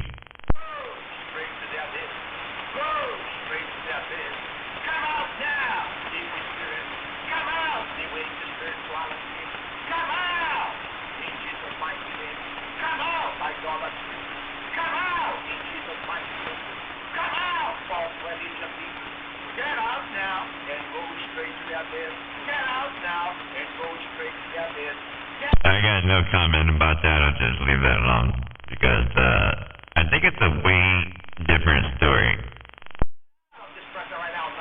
What the fuck is this guy playing? He got up! Oh, he's just playing, you know, where Sweet Pea got out.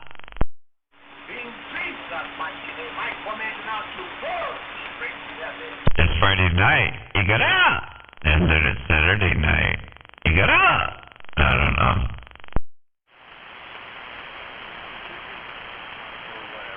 What? And he waving through the park?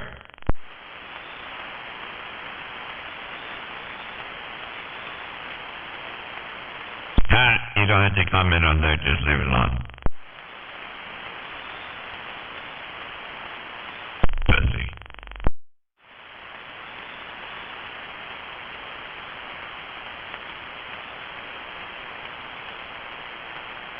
Come on. What? You can't come back.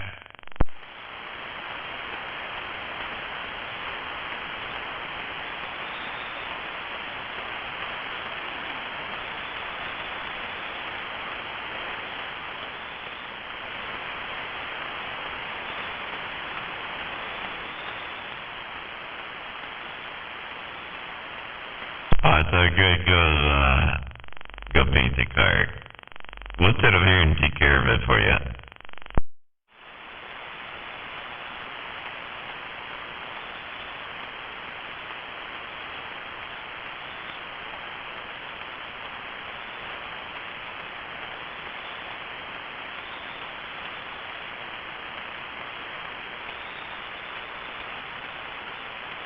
Damn, I can't even make funny stuff no more. I must have lost my talent.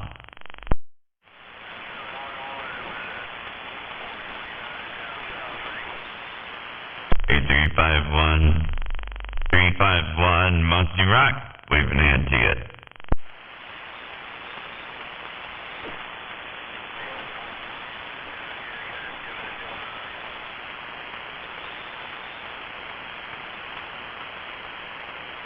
It's all good, brother. We sit up there and have a good time on the band that we got.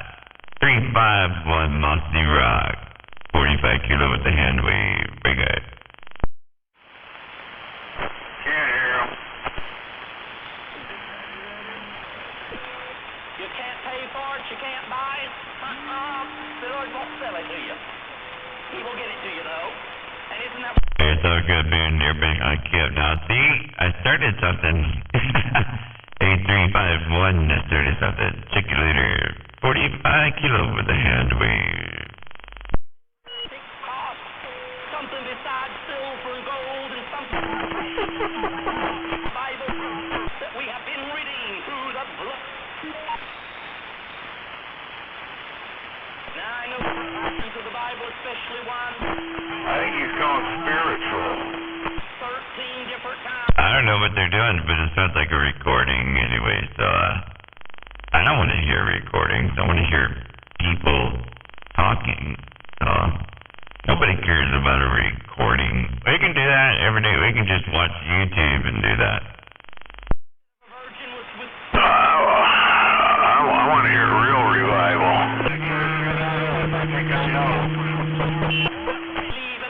I don't know, man. I think it's live and in person is right here. We got Hammerhead over in the corner. We got Smuggler up there on that side. I think we're pretty good. We can just do it live. That he brought to planet Earth has cleansed me. That power has delivered me. That power has set me free. Oh, I'm not the... What? Did you say what? Power? Robert Ainsley and Fanny Ainsley. No. It must be a J. Ainsley, bone there. It's a J. Ainsley repertoire there. He's putting up for J. Ainsley because he's a power bone.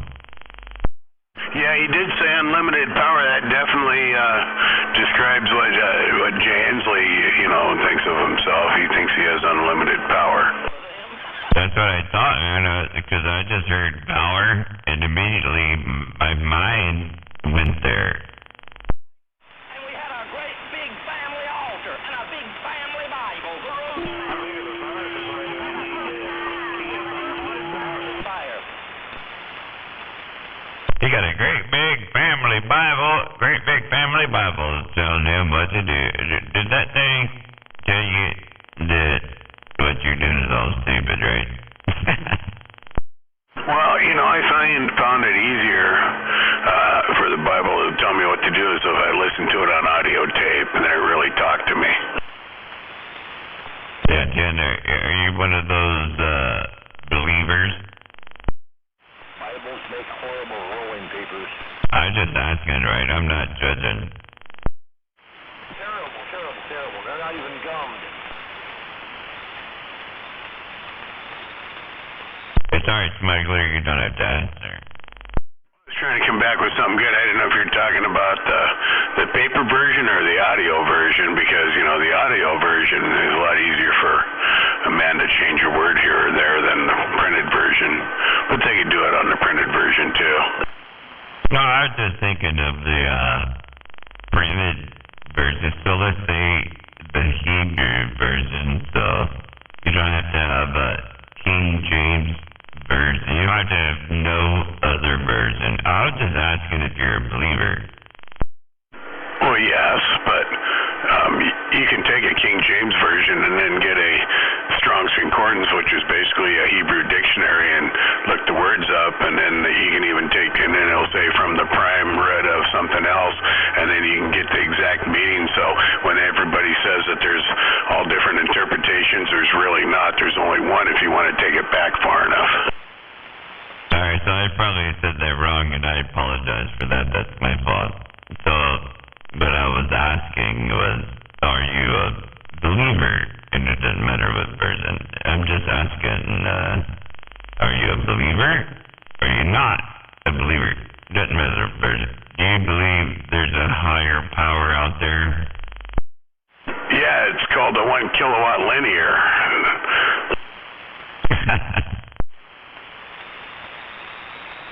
I think you did have one of those. Where'd it go? G-Man's got it. He's waiting for me to put everything together here before he does anything to it, because he thinks I'll just burn it up if I run it with what I got. So, you know, with that, I'm going to say something here, and it don't matter, too, and probably G-Man's listening, too, because he always sandbags, you know, but everybody has one, and they always burn it up. You don't say, yeah, use that one because you're just gonna burn it up again. You know, you don't do that. You just use it, you abuse it, you burn it up, and then you fix it, and you burn it up, and you fix it, and you burn it up, and fix it. It's the whole cycle of life. Well, pretty much all inside of that's been changed except for the except for the pills. I mean, it's got new rectifiers, new capacitors, and anything it needs a. What was it we were looking at back there? Was it a Kia relay on the back? What was that? That was throwing all that reflex back. It's a 3-bit circuit, so the amp's fine. You know it's fine, and he knows it's fine. So he's saying, I'm not going to give that to you until you fix your SWR, you know. That's how he did. You just use it anyway.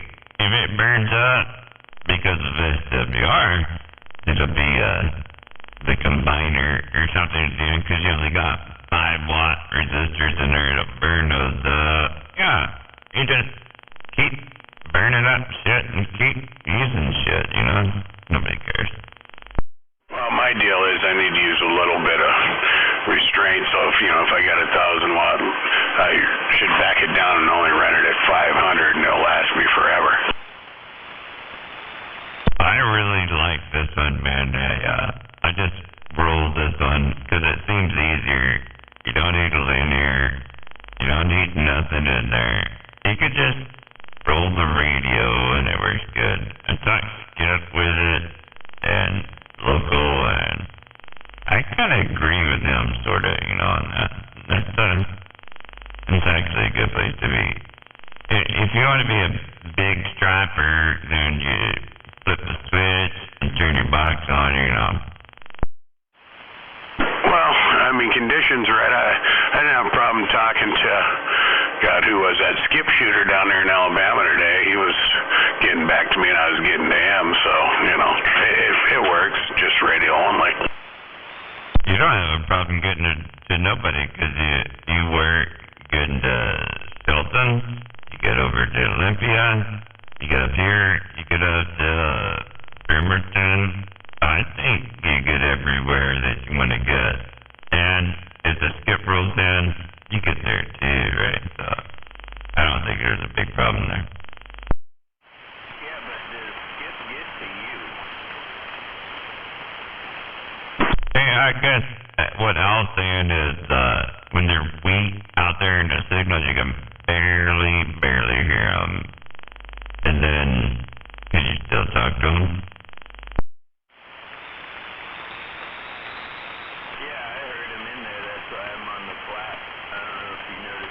no difference. They're still hitting me a 9 over here. I heard him in there. I didn't flip the signals there, but I heard him in there. It's just, it was not important, right? 5, man, so good.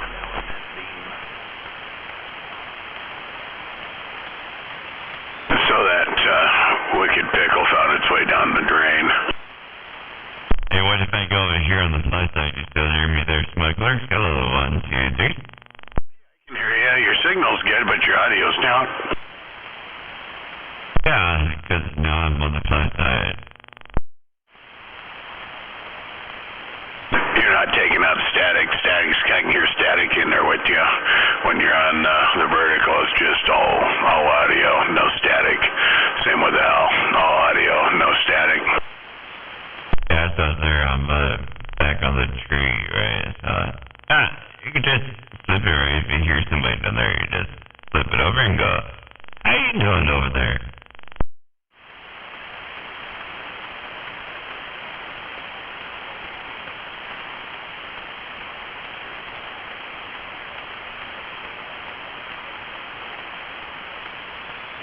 I heard the gray ghost in there. I heard the gray ghost waving at you.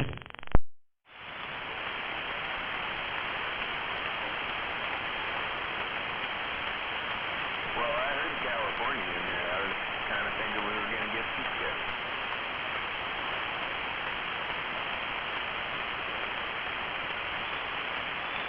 Oh, you can't do that, man. You obviously must be barefoot or something. I've heard you way better, Gray Ghost, but better than that. So, I can still hear you though. You're like wiggling the meter a little bit, but not much.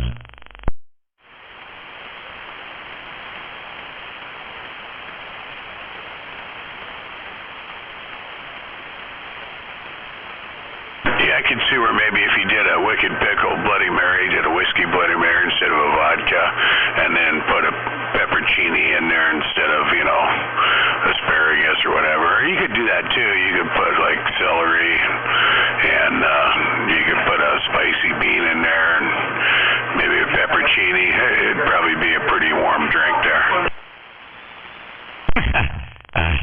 I still wonder, man, what the hell with the wicked pickle do? Because it must taste like a pickle. Just thinking. It does. It's got a dill flavor to it, but that cayenne and it burns the back of your throat, so it's like drinking cheap whiskey. So that description where he says you get the taste of the pickle immediately and then follows up with the taste like you lick the bottom of your shoe, I can see where they say why they would think that. Yeah, Tim, I don't want to try that. I don't think it sounds nothing good. I'm glad I just bought one of those little airplane-sized bottles, that you get on the airplane, little one-shotters. I don't know how much it was. I bought a bottle of Herradura Ultra Tequila. I think that was $63 plus tax, and then that wicked pickle. So it came to like $83. But I had a shot of the tequila. That took the taste out of the wicked pickle out of my mouth. But that I like that Herradura. It's a Neo, but it's a clear like a silver. So they're just aging it in oak barrels without, the stuff like Don Julio and Patron, all that. They're using, used bourbon barrels that they get from the U.S. because to make bourbon, you can only use one of them, barrel one time, and then they sell them. Well, it reminds me of a little story where they said, why is the dog dragging his ass across the floor and then licking his ass, He's trying to get the taste out of his mouth.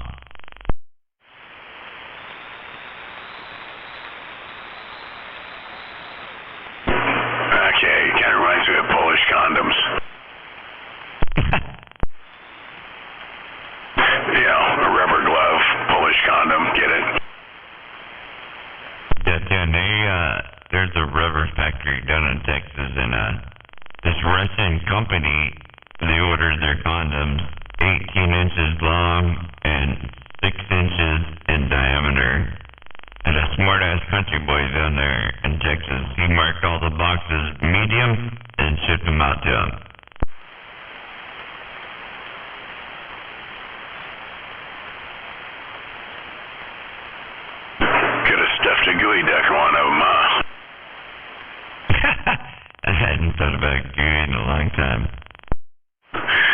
reminds me. I remember there's the old Willows area there, and right now I think there's a Chick-fil-A there, and right there 112th and Meridian. There used to be the Willowat Tavern, and there was a meat market there, and I can't remember what the fucking name of the guy's dead now.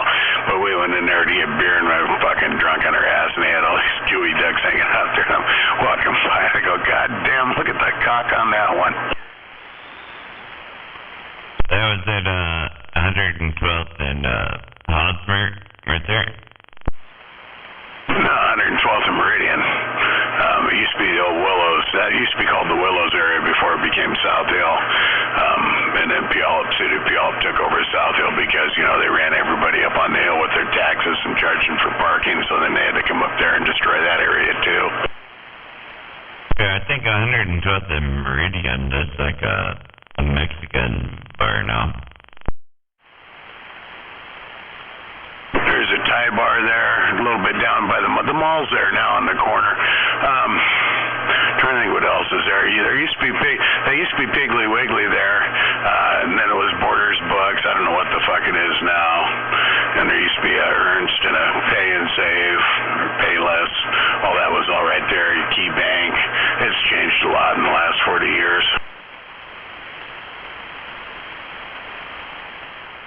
Damn, they had Piggly Wigglies up here? Oh yeah, they've been gone since probably mid-'80s though, Piggly Wiggly.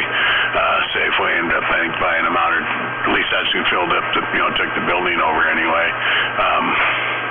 Trying to think on the Piggly Wiggly there on 112th. I think I don't remember what went in there. I know down on Main Avenue as you're heading towards Sumner on East Main there, that used to be Piggly Wiggly, and then it became Safeway, and then they sold out and built on the other side of the tracks over by Shaw Road now. Yeah, we used to have Piggly Wiggles down south, but they went away, I'm going to say, like, late 80s, early 90s, right in there. Yeah, might be about right. Late 80s. Trying to think. That was kind of a blurry time for me, memory-wise.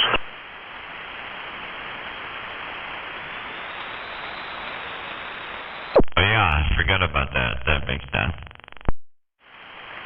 That's why I'm as sharp as a tack now.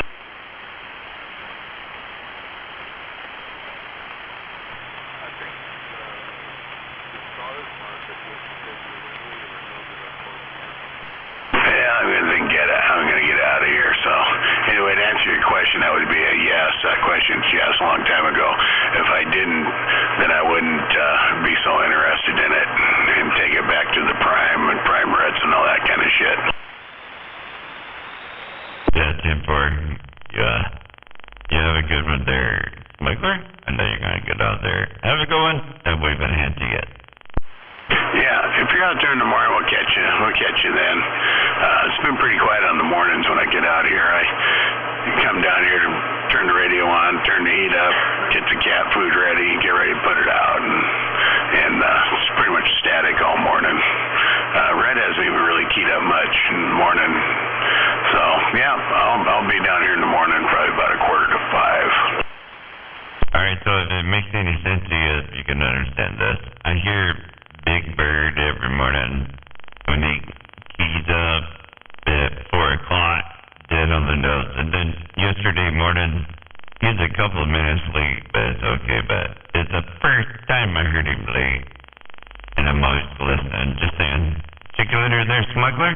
45 kilo gun this time. Well, I know he's out there every morning. I can hear Gunner talking to somebody, but I've never heard Big Bird. I'm not picking him up. Maybe if I get my antenna a little higher, I might.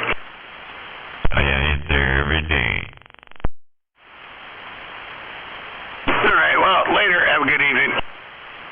Yep. Have a good one. Check you later, Smuggler.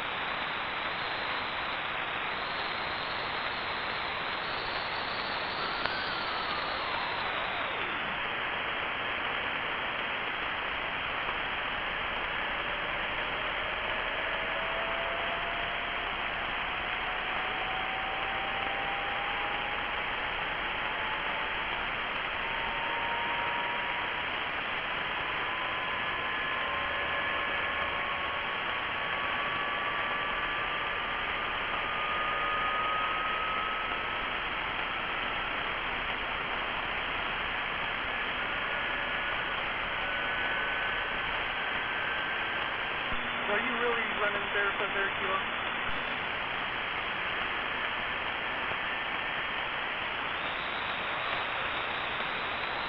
Oh, sorry, I missed that. Was that? Are you really running barefoot? Yeah, Dan, I'm barefoot on this radio, right? So it's an N4, so it's got some stuff in there. But it's just running the radio. Yeah, I'm running about 949 right now. I'm in barefoot, but I haven't heard if it's even getting out yet or not. Oh, it's 949. It's getting out. Sounds good. Right on, thank you. I'm running G-Man gold when I took off the house and got a new one. That's amazing, man. If it's G-Man and it's working, then it's gotta be good, right? Yeah, I figured as much. I touched the ground when the flashlight was working. I only had about 60 off the ground for the most part. Just got it set up. Coax to it. And that's about it so far. Oh, yeah, man, if I was like 6 feet off the ground, it probably wouldn't even work. So, I'm a lot further than that. But, yeah, I'm at the tree. Yeah, I'm gonna try to put it up on a pole that's about 24 foot. See if that looks better.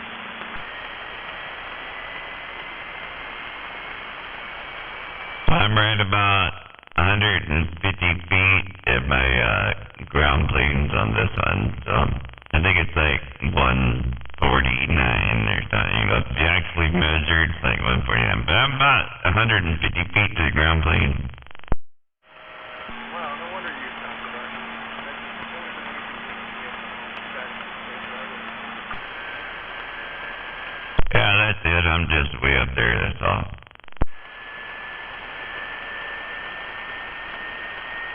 Right on. And, where are you at? I'm out by Grant's housing area. Yeah, like, where, like, by Meridian? Or by Highway 7? I'm actually off 158 off of 264. Oh, yeah, that's not too bad. That's, probably like 6-7 miles or so. Not too bad. Yeah, I talked to Matt Hatter out there in Bonnie Lake.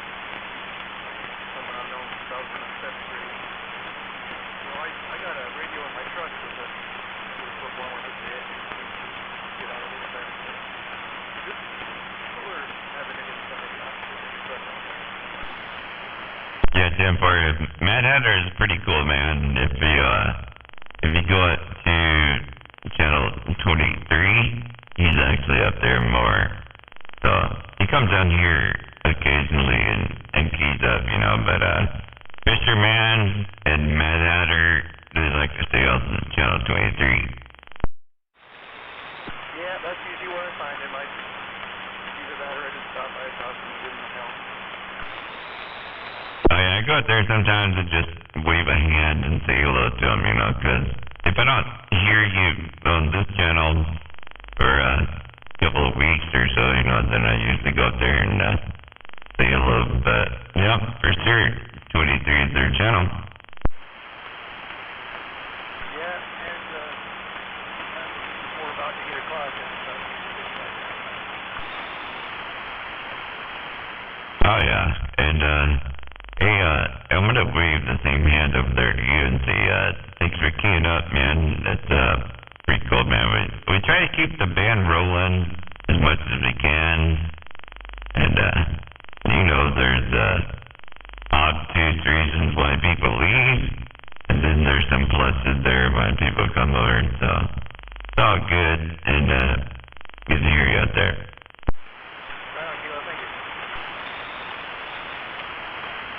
Well, keep doing what you're doing, man, and it don't matter if it's on this channel or the other. Keep doing what you're doing.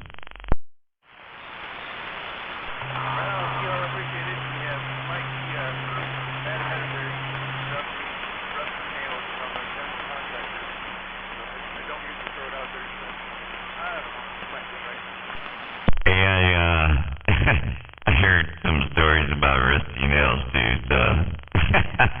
don't know if it's all true or not, but I heard some stories there. Anyway, I'll leave that alone. And we'll take you later, man. 45 kilo with the wave.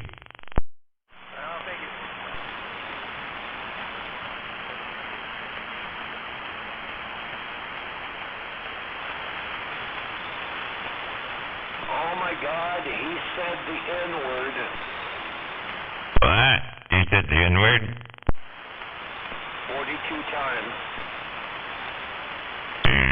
Listening to a song? Apparently now, if it was my favorite artist, I would not be allowed to sing along with the lyrics. Well, I'm just thinking they didn't do it out here, so it must have been a song. Nah, I would never say nigger here. Right. I'm not white anyway. Me neither. I'm Greek. They're bitching about, like, being a slave for 600 years? Okay. Short timer. Yeah, then I'm Irish. I'm not white. I'm Irish. Oh, man. Talk about having it hard. They need to read up on what they went through. I already know. Oh, my God. We're all human anyway. I don't know why this is adjective will make some people lose their fucking mind.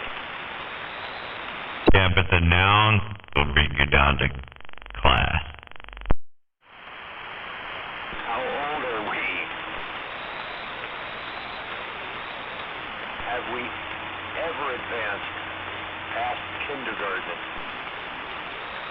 No, probably not. We even fucked that up, too.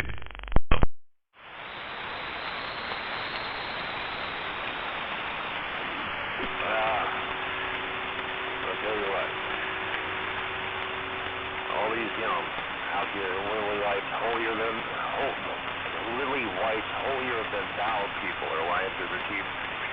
Especially they've never said that. They claim that they've never said that word in anger. Because no human walks hasn't. You know, that's the exact reason. That's exactly the reason that Metallica did that song Holier Than Thou. It was to make fun of the guys that thought they're holier than thou.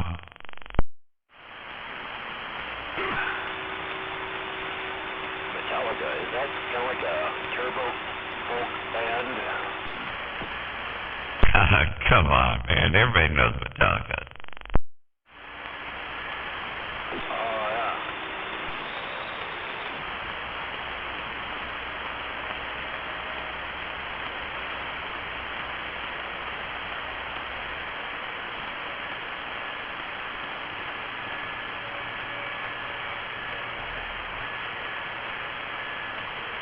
I can't believe you're still out there, man. Didn't you have a big day of shooting skip and stuff today? No, actually, I haven't. No. Like I said, I've been tinkering with a platinum screwdriver on other things. Well, when you get a platinum screwdriver with a plastic handle, then you're good. It's got a ceramic shaft. That works. Ceramic. I got myself, wired to ground through a couple of mega ohm resistors here.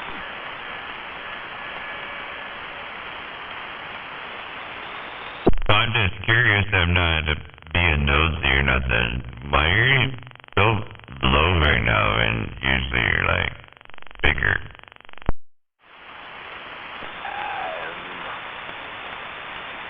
I think, maybe the antenna's down. I'm not even sure. Yeah, it's all good. I'm just curious. I don't know. It's just how it is today. I'll look at it tomorrow. Right now, I'm busy doing something here with little tiny surface mount components. God, I hate them. I hate them. Could it be the endless frickin' musical dead keys? Smoke something? I don't know. Double tap. It might be a good place to start.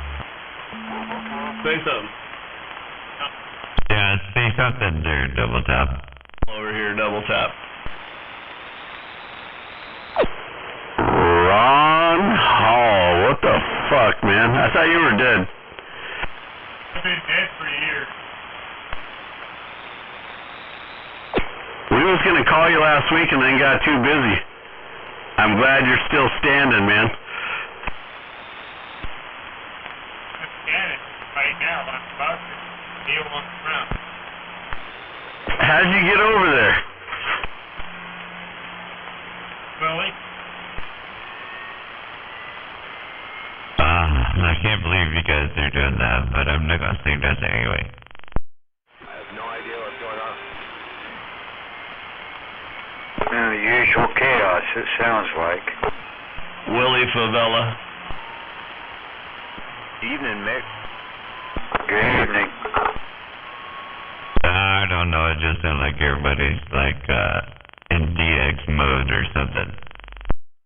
Yeah, they've been trying to agitate. TP, you're on the wrong channel for reminiscent moments. Let's move it. I wasn't reminiscing, I was just telling you who was here, but where am I moving it to? Let's go to channel 76. What? Come on. Alright, 20, fuck it. Hey, 1-5. Stand on the bridge. These things are heavy. I'm afraid to compress it completely in my chest here, you know? Like one of those old-timey exercise springies. Fucking heavy. It's Tom Gear. Okay. Yeah. I'm sitting in the driver's seat. They don't talk on the CB, so this will be a hard communication. Trainer Park. Yes. 151. What are you, like, talking out the window like at a drive-thru, or what's your deal? No, I'm sitting here right at the microphone, but they're way off in the back there trying to talk all calm and quiet, like my microphone's going to pick them up. Oh, that was the 151 he was bearing to you. Well, if they don't want to step up to the mic, then they're going to get left out. What's the deal? Well, Ron Hall's sitting on the floor now. I think I'm going to go try to locate a chair for him. Hey, I'll wave to you there, 151. Hello. I'm waving 151. Double taps up real close to me, though, you know. You guys' hair. I don't want to bug you guys. We all take care of 151. Well, you already got to come up here to this channel. All right. You drive safe, 151. Waving Al. Waving. What's up, Al?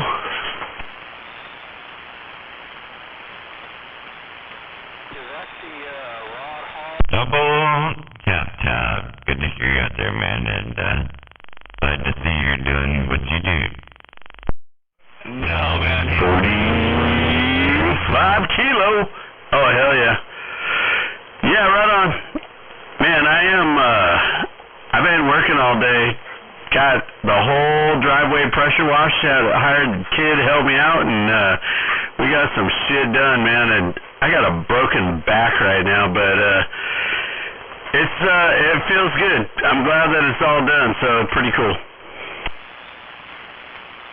A broken back feels good? Yeah, it feels good when you know what you got done, so it makes it worth it. Tomorrow, probably about by noon, I'll be all back to normal. Oh yeah, Dan, so it's not really broken back, it's just wore out back. Exactly. It's not broke back mountain or anything like that. Damn.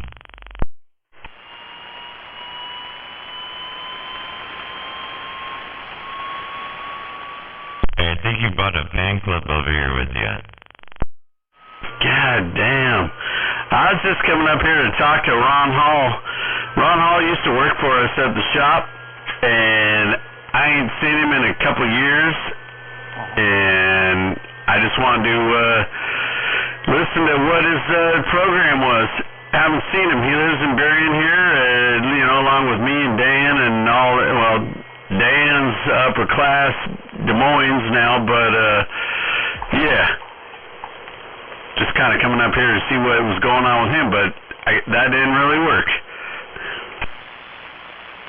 Yeah, Dan, I didn't know that, so I'm gonna get back out here and you guys do what you do later. Oh, no. Not you. Good to hear from you, man. God damn, it was busy out here tonight. I like it, though. Other than the agitators, they follow you around.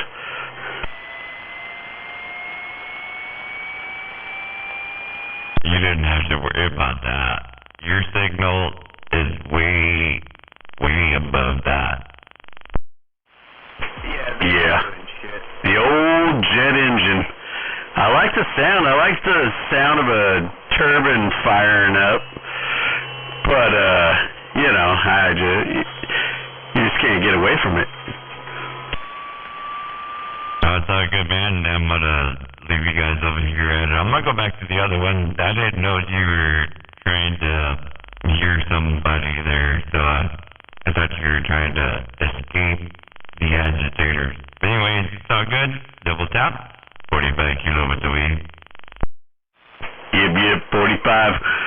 Good to hear you, man. And wave at Ron Hall and Willie Favela. You tell those guys, get a CB radio. Yeah, they need to see this.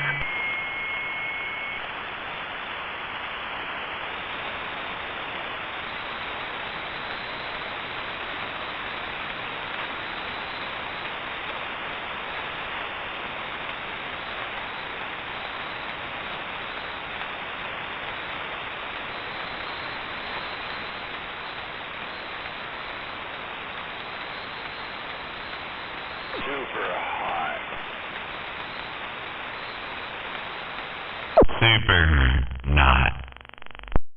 Geez, that's hot, man. What's wrong with you? I would not.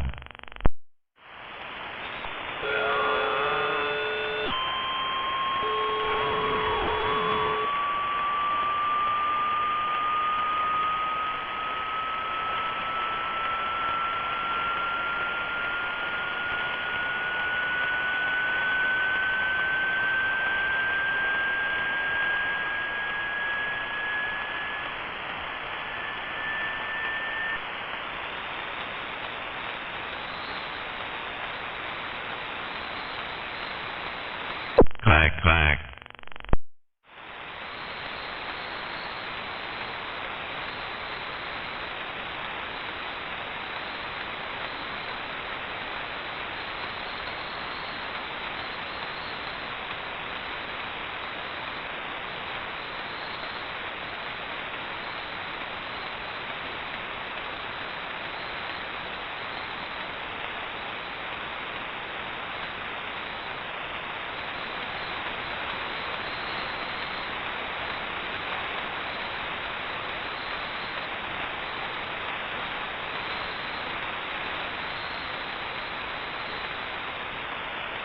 Fours, all that shit. If it's not painted or pressure treated or anything, you can just throw in these bins for them so they can go fucking sell it to somebody else, and then you pay them to dump it off.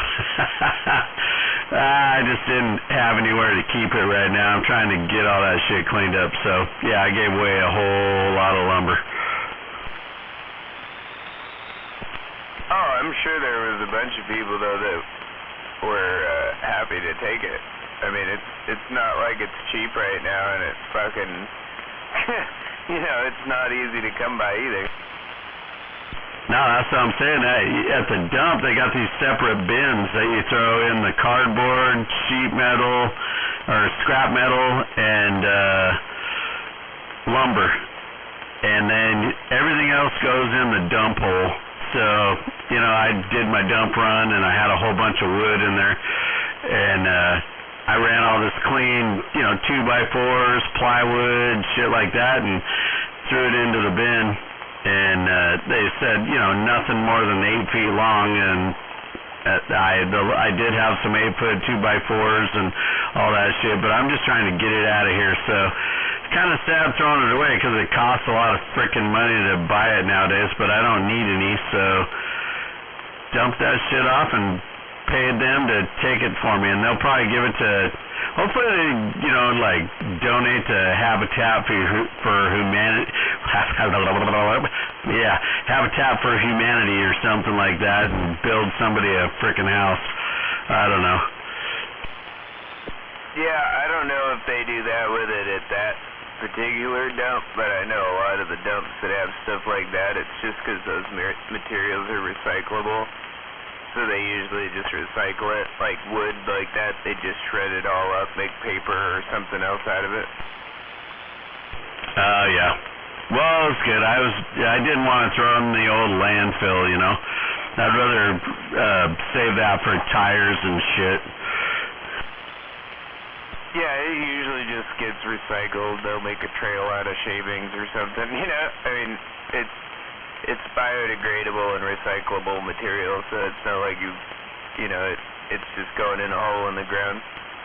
I honestly, I'm all for recycling. It's unfortunate we don't do enough of it. Oh yeah, we got family members in the recycling business, and you know, the recycle that you put in your blue can. My brother-in-law told me that a couple years ago, you know, China was taking all that shit, but we, you know, if you don't clean it, you know, they tell you to, like, rinse your cans and bottles out and all that shit, and no one ever does that. They just, if you dump out a can of chili into the pan, you just throw it in your recycle. Well, that's garbage. So basically, if you don't rinse it and all that and make it clean recycle, then it's useless to them. So China was, you know, getting that shit from us, and now they don't even want it. So basically, you get forced to recycle, and then they throw it in the landfill anyway. Well, it's worse than that. There's a lot of plastics that, even though they have the recycle label, there's a whole bunch of them that don't matter. It's like something like there's like 3 or 4 or something like that are the only ones you really can recycle in the United States. And it's like styrofoam and plastic bottles. But they did a thing where Nestle said they were recycling their own bottles.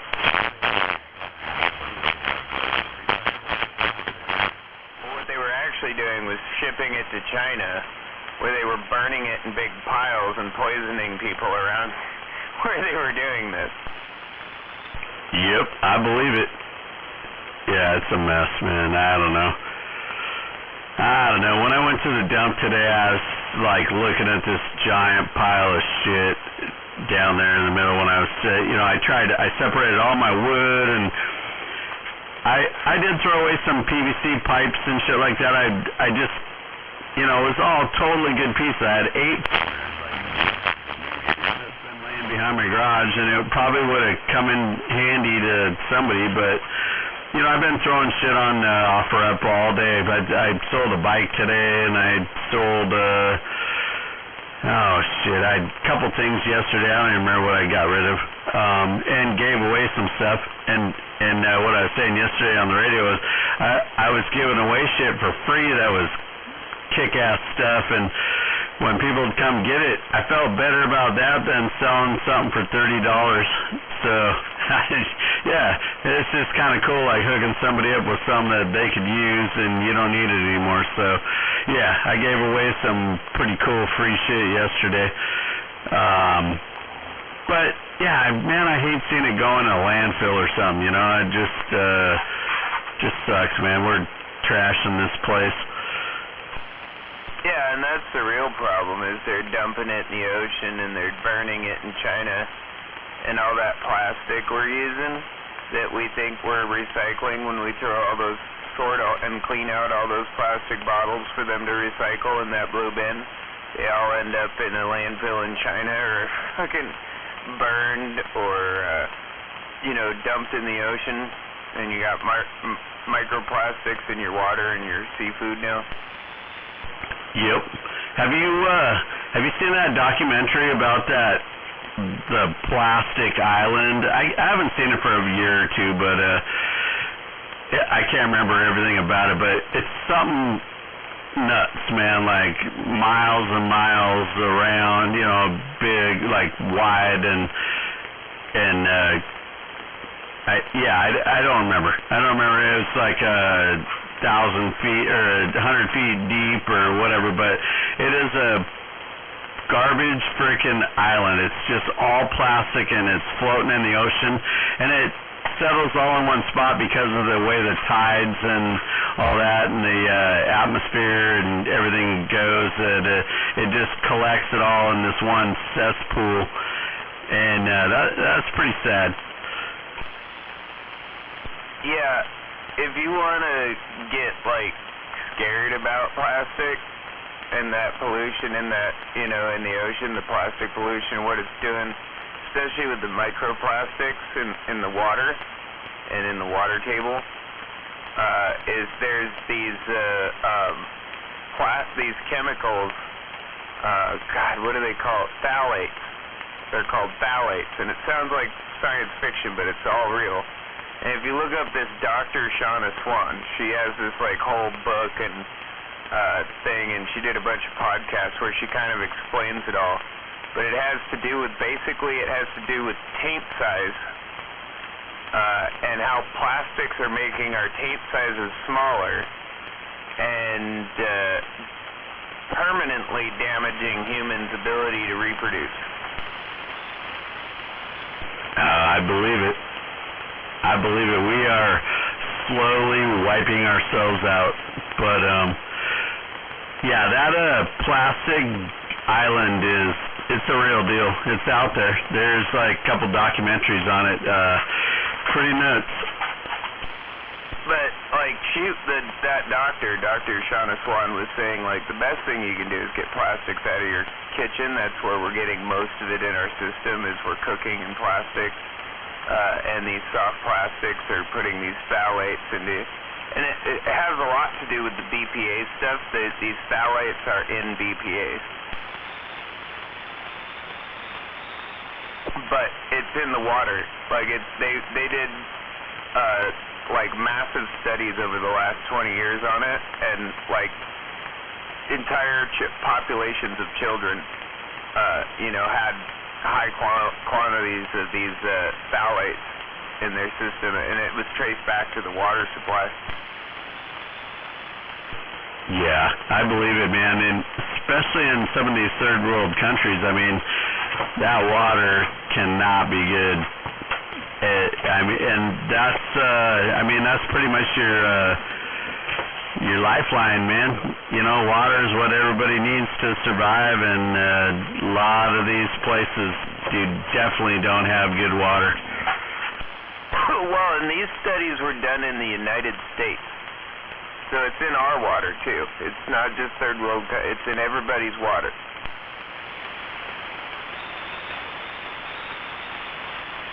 It's scary stuff, and we should probably be scared about it. I don't know.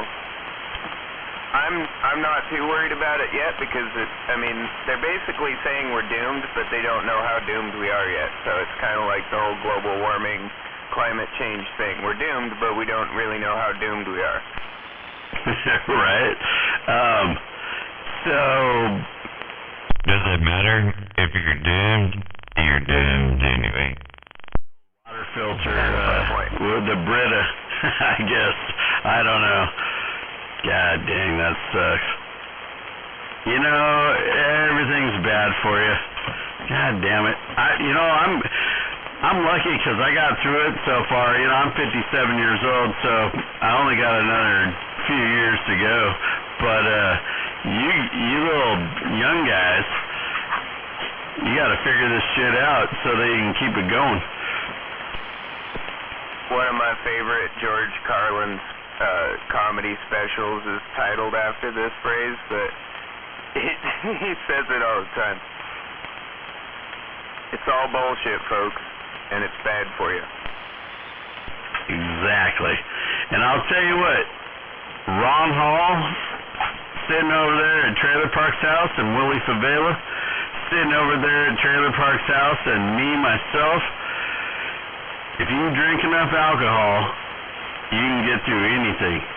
It will kill everything that goes into your body. So us three have figured it out.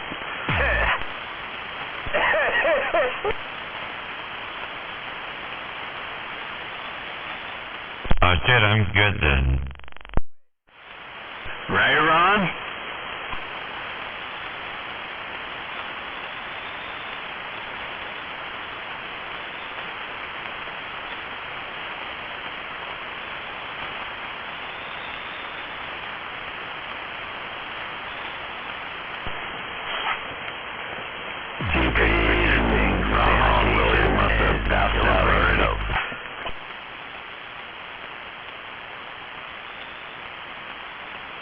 No, we're here. You've just been talking, so we were talking over here. It's hard for me to listen to both conversations. Roger? All right, Ron Hall, get out here. We need a little conversation from somebody who knows what it takes to kill every type of bacteria that's harmful for you. Me and you, we can clear that shit out of our bodies with no issues. Let's go. Come on.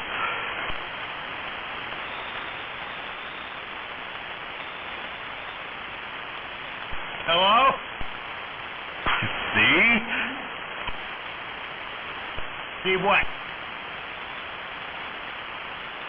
Yeah, there's no video on this thing, unless you guys have some crazy radio I haven't seen. What do you got to say? I just wanted to make sure that you were alive and kicking, and we got you out there. Right on.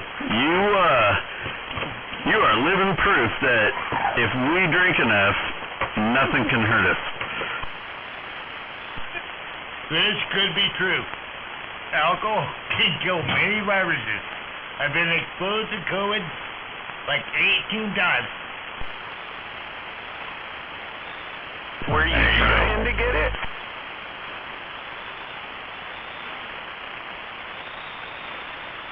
You guys all heard it from the man that can throw a hamburger in his toolbox on a Thursday and come back to it on the following Tuesday and eat that shit for lunch and feel good. That sounds like my buddy Chad. Fucking like 3-month-old pizza in the shop. Egg sandwiches.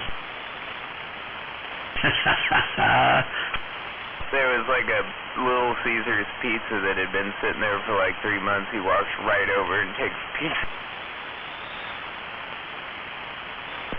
Yep. Ron Hall is the human, what would we call him? He'd be the human garbage disposal. He could eat anything and it don't hurt him.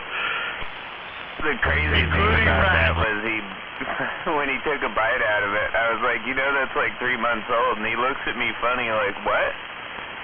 He's like, it tastes like somebody just left this here today.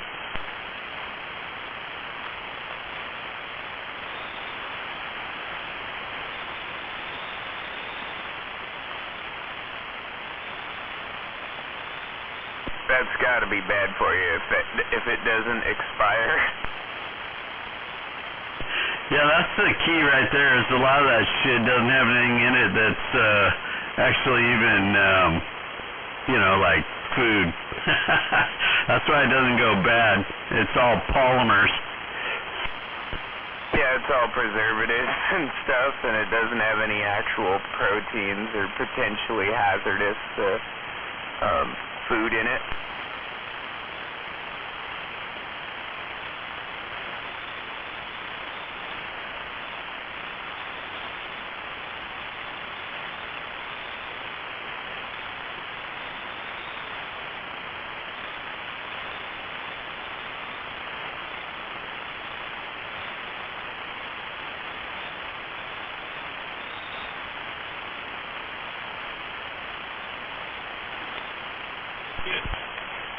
I'm pushing the button thing. You say something. Oh, yeah. Hey, Tom.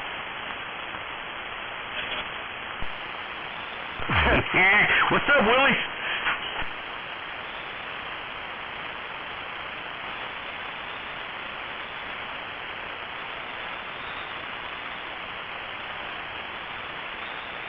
How are you, bud? I'm doing good, man. I'm doing good. I'm a little sore. I've been working all weekend, just busting shit out around the house here. Super busy. I got too much crap going on, man. Been working on the apartments. I got a empty unit there that I just am remodeling and trying to finish my stairs down at the cabin and clean up the house. So, yeah. Freaking way too much going on in my life right now, but it'll be nice, man. By summer, I'm gonna be all just kicking back in a lawn chair, drinking bitch beer. It's nice to hear your voice, Tom. Listen, whatever happened to your property over by the lake? Oh, it's there, man. That's what I'm working on. I got it all dialed in, man. I got a house on it now, and working on a spiral staircase going up to my new radio shack I'm going to be putting in up there. Little loft up in the top part. So, yeah, it's all dialed in now, man. Coming along good. Right on. Have you spoken recently to Kevin Flakey? He was kind of sick at a hospital in Tacoma. Yep. Yeah, he came by the shop the other day, man. He's out of the hospital now. He's getting it all back together, man. Man, that guy, weighed 300 and something pounds, man. He just was so out of shape that COVID kicked his ass. He was lucky to come out of that, but yeah, he's doing way better. And out of the hospital now and just kicking back, trying to get healthy again to where he can get around. It kicked his ass though, for sure. Yeah, mostly.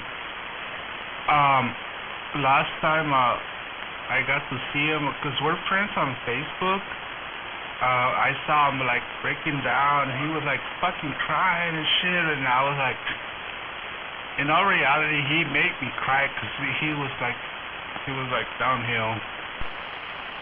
Oh, dude, he was trying to give up, man. He had me crying. I was trying to, when I was talking to him on the phone, man, I was literally like, dude, do not give up. Because he was done. He was like ready to die. And he was so bad. I mean, he was sicker and shit.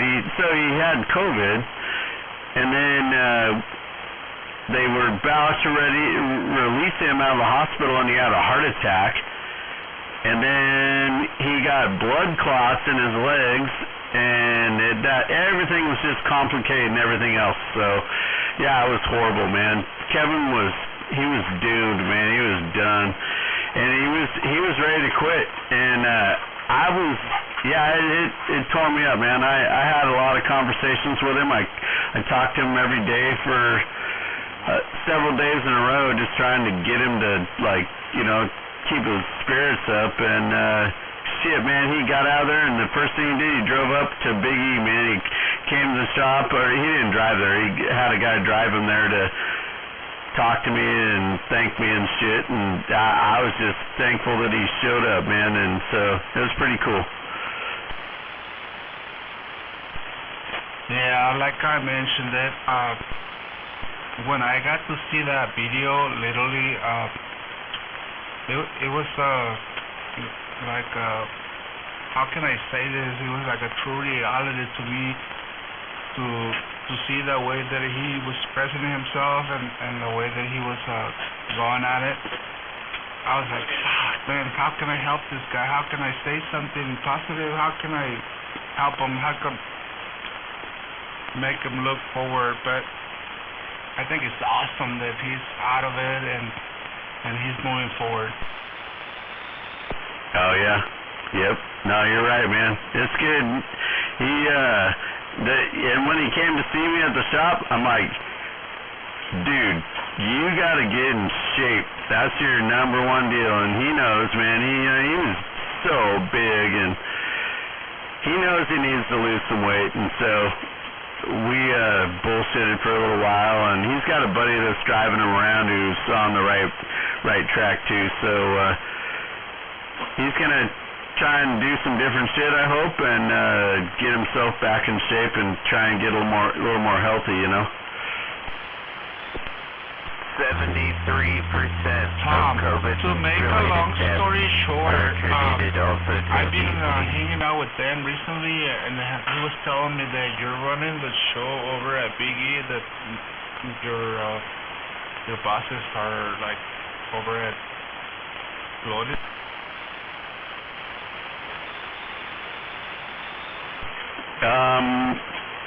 And then John moved to Florida, and then he bought a house in Puyallup, and he's kind of floating back and forth. So yeah, he's been down in Florida though, so that's pretty cool. Hanging out down there, and I moved upstairs into Kathy's old office, and Brad took over my desk and all that shit, so it's all estrogen flowing everywhere in the office because all the chicks are down there, and then Brad's stuck in the middle of it, so all their periods are trying to sync up right now, you know? Hey Tom, I gotta ask you a question. I mean, based on what you had said earlier, and you running the show all along over at Big E anymore, if there's anybody in the paint department that is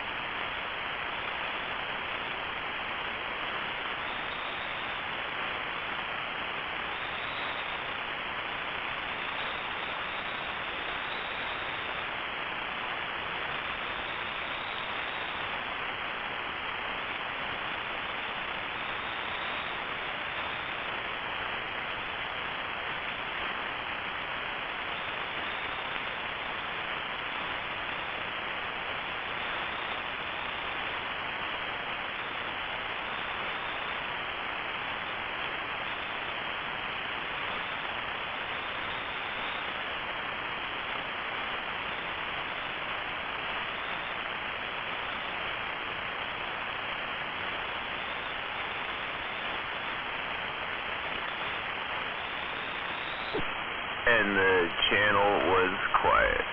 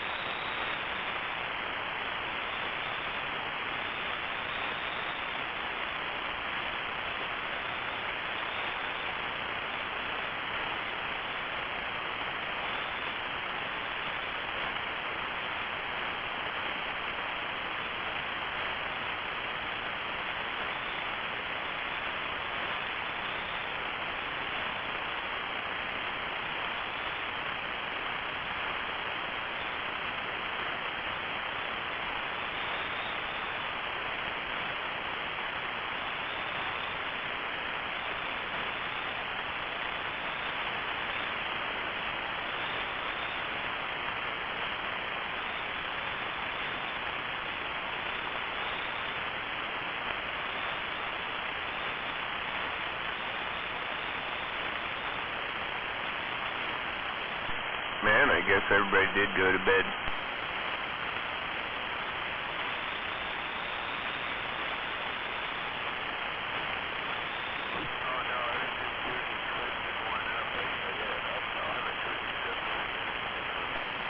Oh, hey, waving number 10.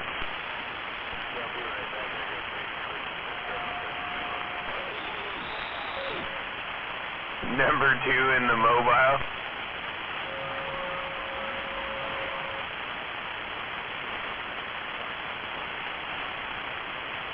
Number 2 in the mobile.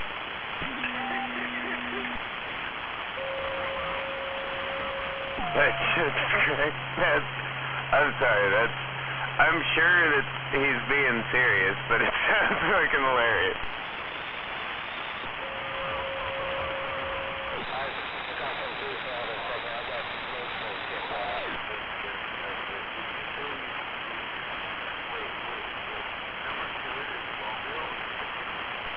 Yeah, number 2 in the mobile.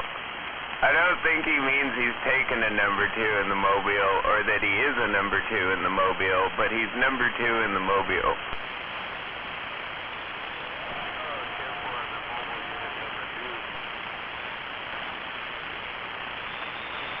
I'm surprised you didn't hear him out there.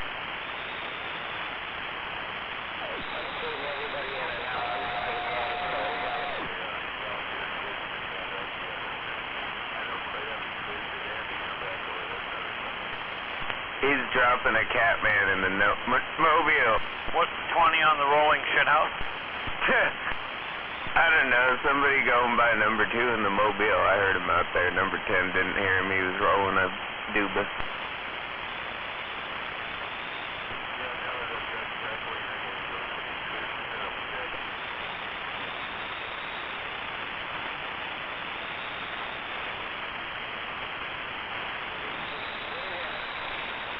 Waving, Jake. I think that was Jake. Is that were you the number 2 in the mobile?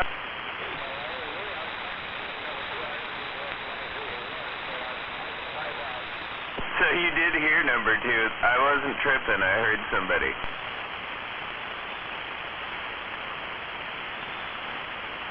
I don't know. I didn't think this weed was that good.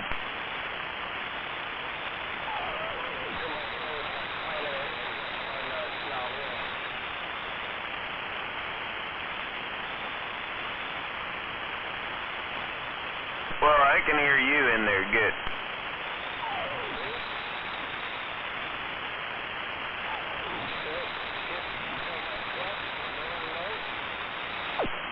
Yeah, 10. Is it on the front fender or something?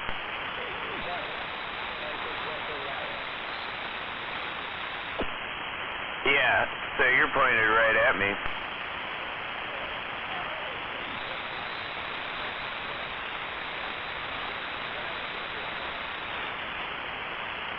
I mean, it's enough for you to get out. Like, if you had an emergency, I'd hear you when no one was talking, you know?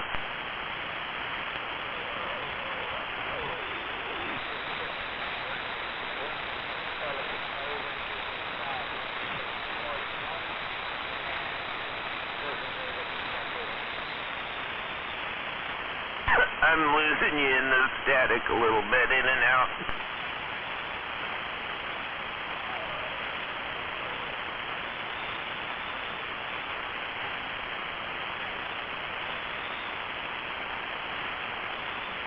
It's weird. I got like 9 S units in my radio today.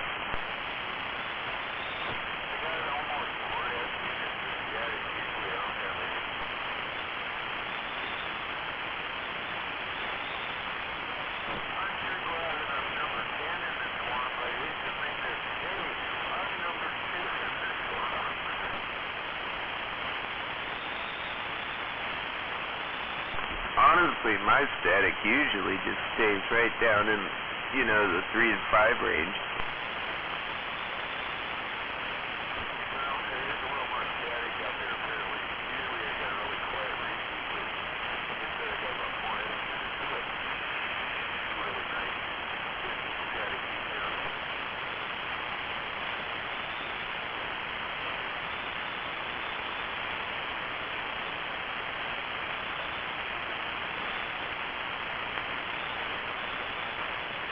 I did hear California in there a couple hours ago. That was kind of cool. I don't think anybody else did. Everybody was local talking. They didn't hear them. Yeah, I'm on Snob Hill.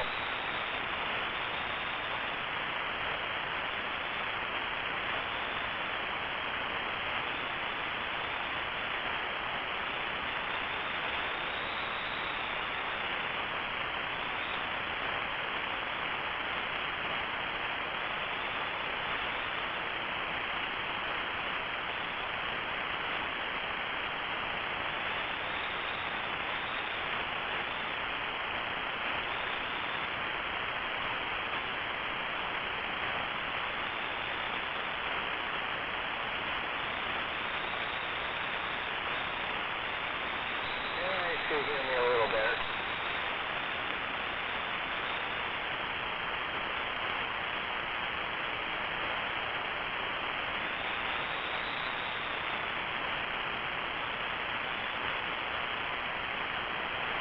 Well, I hear you anyway.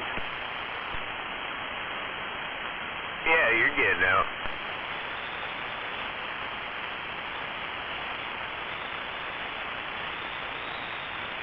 That Snob Hill station's working. Well, I'm still mobile, so it's going to bounce around on your signal strength, but I'm on top of my little blueberry.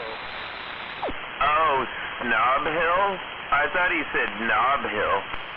Snob Hill, that's what freaking Albert Ford called it. 10-4 on the Knob Hill. Snob, like Richie freaking people here. Yeah, you know, the knobs.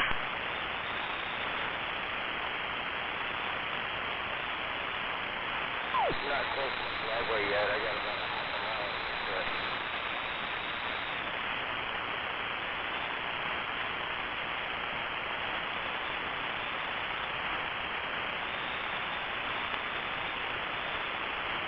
You gotta be careful. There's Tumwater Hill over here, which is kind of like Snob Hill. For Tumwater, it's where all the big $1 million homes sit up there on the hill. And, you know, we used to go up there and transmit because it's one of the higher points nearby. And we get the cops called on us all the time because the snobs and the rich house. There's a bunch of cars in the parking lot.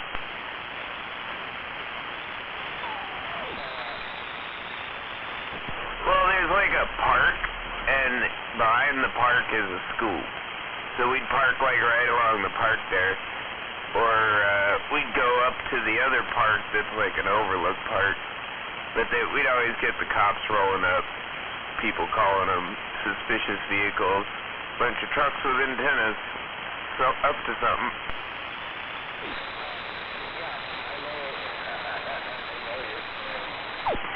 Well, that's the thing. And then now that we know about Mo, that's probably what he was doing up there at the school most of the time. Especially during the day. He'd go up there during the day when school was open.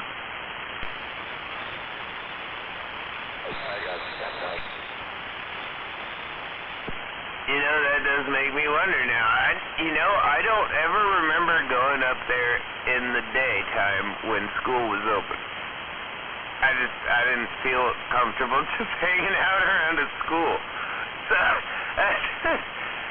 that does make me wonder. Probably.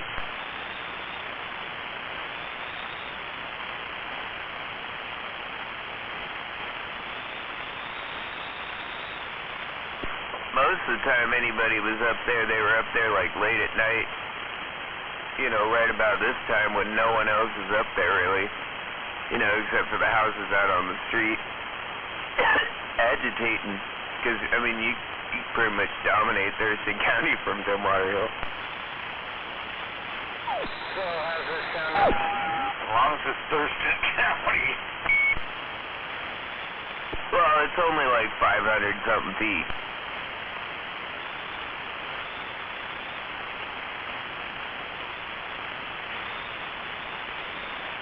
But it's the biggest hill this close to us.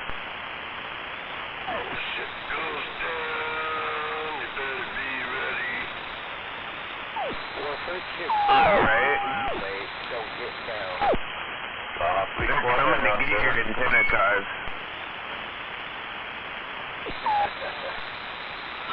Where I'm at, man. Come on out here to Boston Harbor Elementary School. I'm right next door. That's how I know they didn't get your antenna. I can still hear you. Supposedly they got one. Fuck. You gonna believe a couple of fucking meth heads what they say on the CB radio? No, I don't believe it. But they did say that, so it's fun to mess with. Come get my antenna. It's a fiberglass. You ain't gonna get nothing in recycling. I came down here to steal some fucking mail and go buy some spun away. Oh, and that's probably what they did. They were driving around my neighborhood because they were loud. And then they were loud again when I was driving through Spanaway on my way to Tacoma.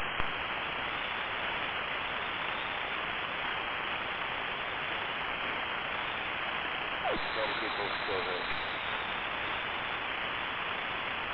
But they were down here this morning talking about all these rentals they have down here, and they're going to put a radio up at every one of them so Sweet Pea can come down here and agitate. And he's offering her boyfriend, brother, whatever the hell that pole smoker, ball gagger dude is. He was saying he'd offer $100 off rent to anybody that wants to rent and agitate from him.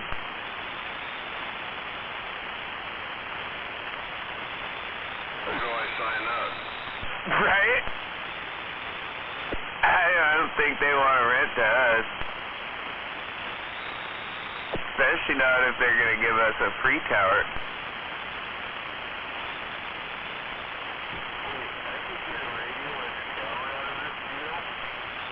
That's what I was kind of thinking, and then they started talking about taking people's antennas down and how they ripped somebody's down, and this old lady was running after him, and his antenna and coax was dragging behind, and fucking, that's when I was like, well, why don't you come over here and do that over here? And she's like, you're on the list, and I was like, okay, well, come on over, you'll get a bullet in your head.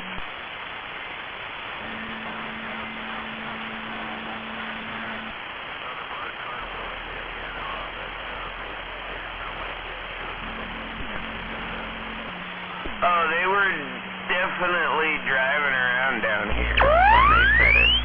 But I don't know if they did any of what they said. Probably not. Do they sound like the kind of people that own rentals?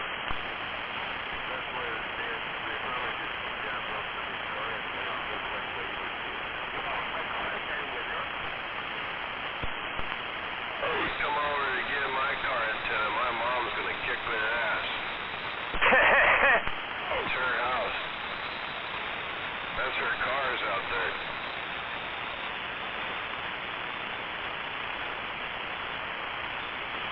Well, and that's the other thing, man. To get to my antenna, the easiest way, you got to go through the neighbor's yard. So, you know,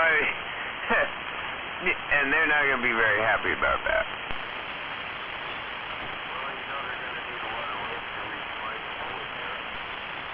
Yeah, and that, like I said, they could maybe go over the house and nab it that way, maybe. But no, to get it without me knowing right away, they'd have to be driving through the neighbor's backyard.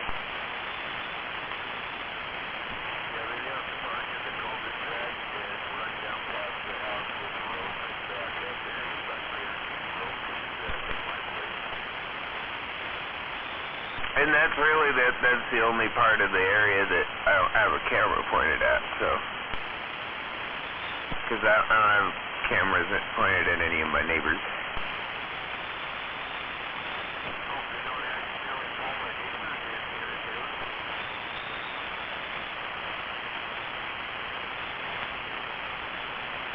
I got one neighbor that seems to care about that, but none of my others would. But I just didn't do that because I'm just, they're all pointed at my house and then like at the tree and, you know, the fence.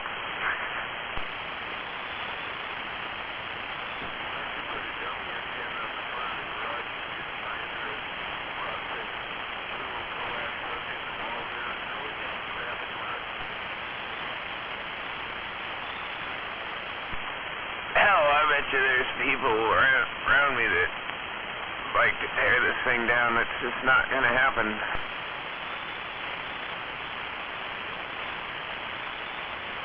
can totally happen out here. I think you got real better luck coming out here, better odds coming out here, man. What, coming to tear my antenna down? No, mine. Oh, yeah, they got... I don't know, man. I don't know. Just depends on how quickly your mom's gonna shoot him. You know, they might have a little more time. I don't know. I'm usually down here in the basement, passed out. That's the other thing, man. Like, the motion alert on my cameras wakes me up and stuff, but I don't know, it doesn't always go off right. Speaking of motion alert, I got a dog dancing around over here and needs to go shit. I'll be back.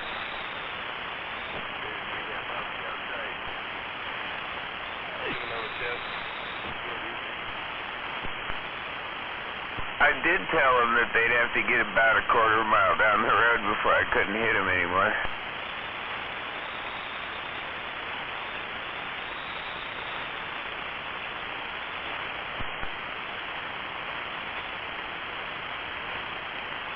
And that's just because I lose line of sight.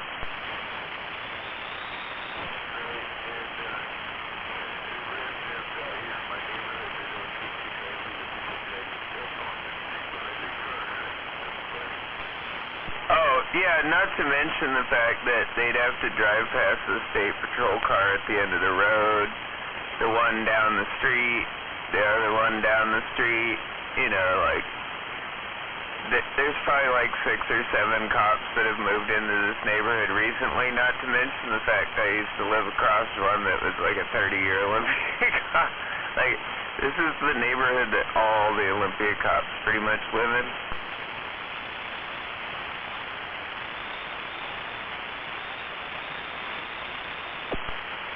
And you wonder why you hardly ever actually see any cop cars driving around. It's because everybody knows this is where all the cops live. This is where you're going to get caught.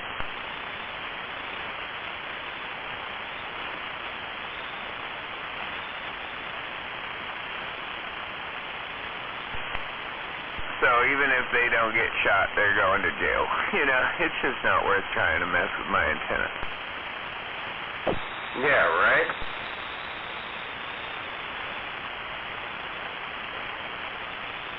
Yeah, come try and find mine.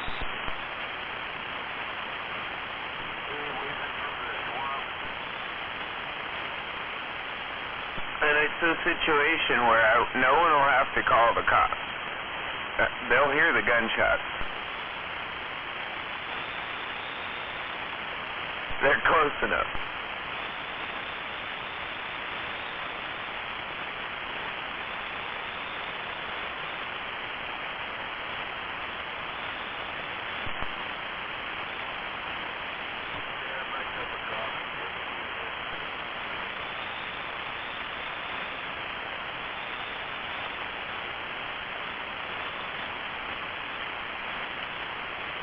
I mean, honestly, the last time I saw some sketchy people down here, I didn't even have to call the cops. The cops came rolling through just a few minutes later, and we're like kind of looking at them, and then rolled out, and then right after that, they started walking out of this. Because it's a private neighborhood, and it's fully marked. It's pretty out of the way.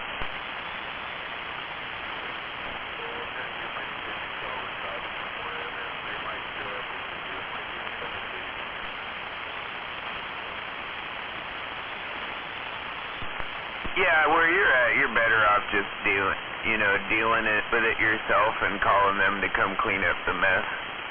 And that's really all they'll do at that point. They'll show up and be like, yeah, we weren't going to get here in time. You did what you had to do. We'll make this look right.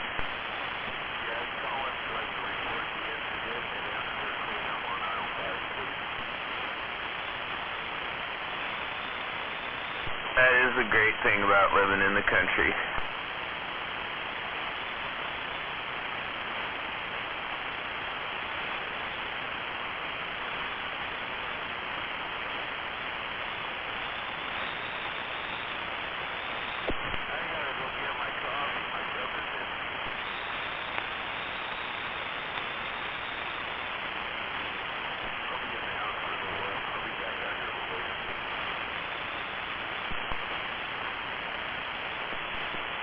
I'm gonna go get a cup of coffee too.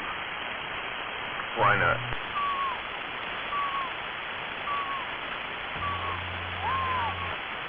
I think it might be decaf or half calf or whatever that thing is, because I don't want to be up all night.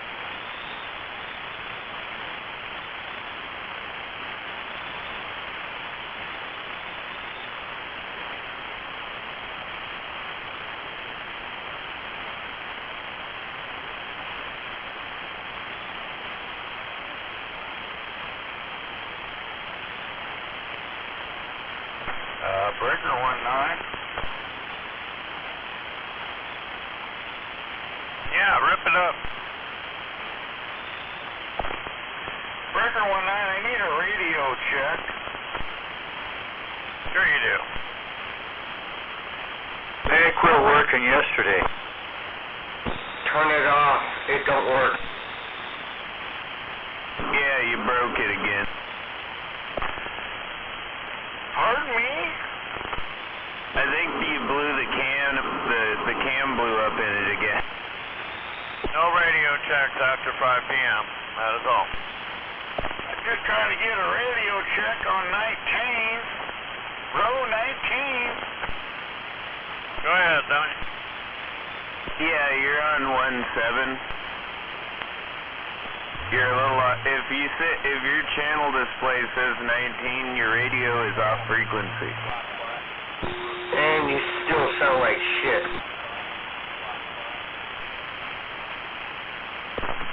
I can see there's some real intelligence coming out there now. As soon as I said that, I lure them out. Did you get that new comp cam in your truck? Yes, and it works perfect. Third drive actually today, but yeah, it's working. Yeah, that shouldn't do too bad. Those comp cams are what you should have gone with from the get-go.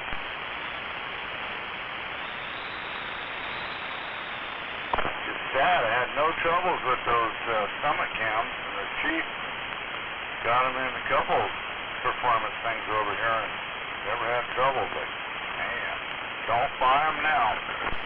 Summit parts suck. They always suck. You gotta go. I would have told you to go with Crane, but I looked it up, and Crane is now comp cams. So, you went with the right thing. You ever heard of Esky cam? Back in the day, that's all I bought. Yeah, I don't think they make those anymore. No, I think they got bought out. I think maybe it might have been. Yeah, who knows? Anyways, I don't see them in the books or online at all. So Esky's gone. That's what Crane used to be the one that I always went after, but that's how I found out they were basically comp cams bought out Crane cams. So they're the same thing. Now they're called comp cams. Yep. Well, like I said, I got solid. Now I have a hydraulic flat tappet, and I have a solid roller cam from Thompson. Yeah, no problems whatsoever.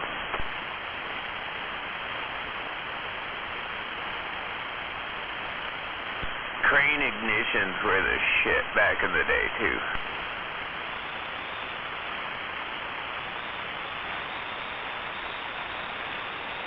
As long as that was before MSD. MSD, I think, kind of took it over there, but I ran at Mallory. See, I was running Mallory ignition back in the old days. The dual point Mallory, you couldn't fucking beat it. I'd be running a Mallory or a Crane way before I ran an MSD. But I don't know, I did some experimenting with those Excel 300 Plus and some of their ignitions, and they weren't bad. But that, what was it, the MSD, it was one of their most basic ones. You could get it with a limiter or not a limiter. Yeah, that's MDA or whatever, I forget, MDA or whatever. MDL or 2 and the MDL2L, I think L had I'm running that in my Seville actually right now. It's still a digital multiple spark ignition. And it works good for me. I mean, I'm not out drag racing every fucking weekend with it. I'm not using it like fucking crazy, but I've had no troubles with MSD. That's the second one I've had. And they're cheap. They're like $220, $240. I think I paid for it. If you go up to, get up into the really big dollar shit. Anyways, I don't have red limiter, and I wish I did. I can add it for another $200. Like, why am I buying it for $200? Well, that's the thing. Like, it was like $100 difference between the one without and the one with. back in the day, and then I remembered that I bought that Excel because it came with the limiter, and it had two. It had a warm-up limiter, so it's an idle limiter. It basically, if you're in park, you can't rev it more than like 3,000 RPMs. No, it's a 6AL. 6AL or 6AL2 had the built-in rev limiter. And, I'm still running on my jet boat. I shouldn't call it a drag boat, but my jet boat with the big block. I'm still running the old Unilite.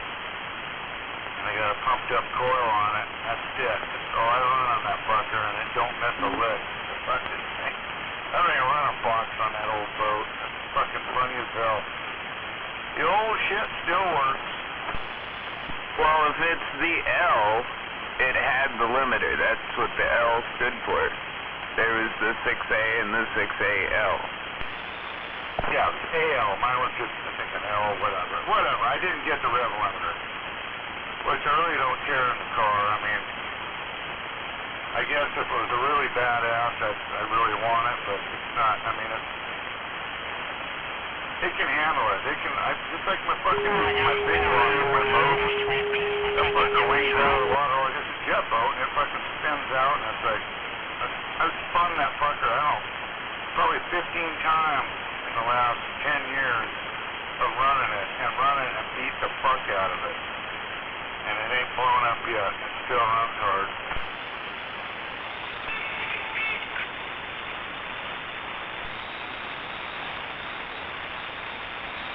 What's up, 17? Did I hear Goldilocks out there? Oh, how many antennas did she get, I wonder? What are the stories going to be tonight?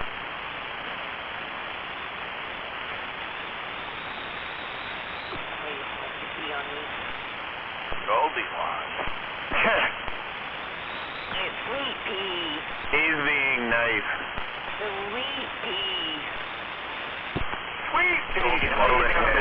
Give me my handle. I'm doing good. How are you? Chippy.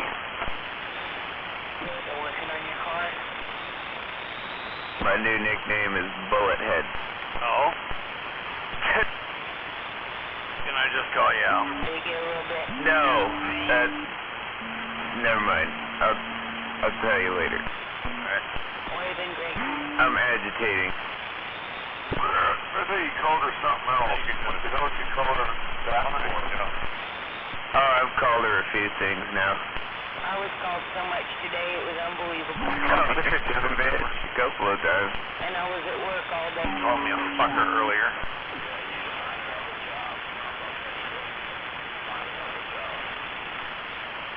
Wait a minute, she's got a job? Oh, that's right, it's running in her mouth, right? I've never had a woman call me I heard she kind of works around the truck stop. I've had women ask me to do that, but never called that. She's got that guy that's taking her around to all the rental houses to, you know. Now he calls her Green Pea. Really? I don't care what he calls her. Oh, I'll let everybody come. Come down. You mean no teeth? Cut. Green. I think it pisses her off that some of us don't care if we don't talk to her. Green? What would you call her? A green? That's when she started. I mean, honestly, I was trying to ignore it. That's why I was talking. I was trying not to acknowledge it. She's all yours. But Classy. You guys were so double teamed together there. She made it impossible. You say she made a compliment to someone? One thing I heard her say was, "Good morning, motherfuckers." No, I said she made it impossible to ignore.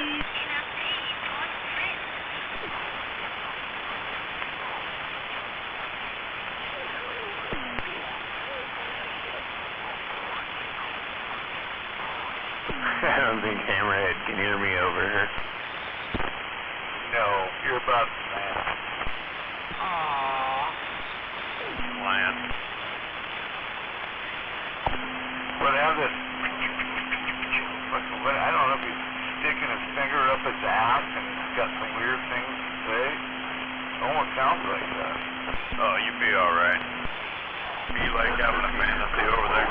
Everything will come out fine. Like got fantasies going. I think he was talking about another one of those little ducks up there that we can't even really hear. Right, but we were coaching him on how to handle that situation. I've listened to him babble enough.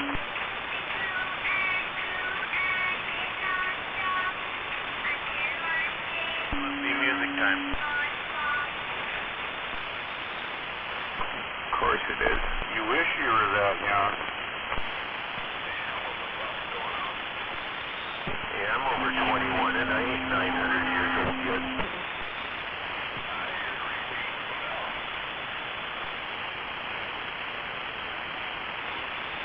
I hear you too, Gregos. Are you still heading out of town? Yeah, you're only 899, right? Yeah, just ask my older brother from Newport. There's a big badass station up there in Berrien. Just key it down for a second. I knew exactly who it was. That studio audio. KP. Knew exactly who it was. He's in the know. I heard him say that.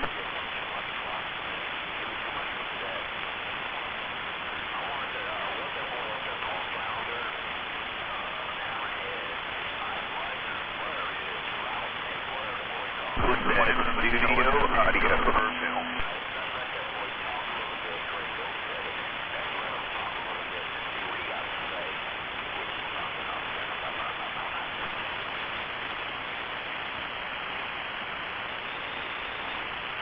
Make sure you always wear a condom when you're having sex with a phone operator. Sometimes they can reverse them charges. Oh, I saw what you did there. I got my can of Lysol. Hey, Greg, don't you do that anytime I'm talking. So what's the difference? The difference is Lysol kills 99.98% of all germs. Would you like me to spray you down?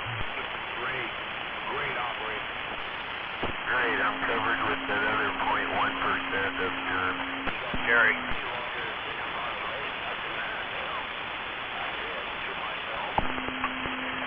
Talks a lot to himself, that's the fucking problem.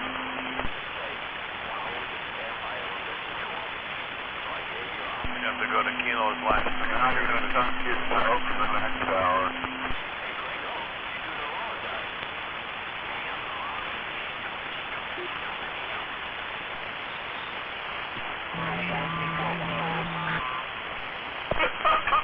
That's a good one. Crack got a lot to do with it. I don't know, I pulled my pants up, I'm checking, I got a belt on, I said no to crack. That was a plumber joke.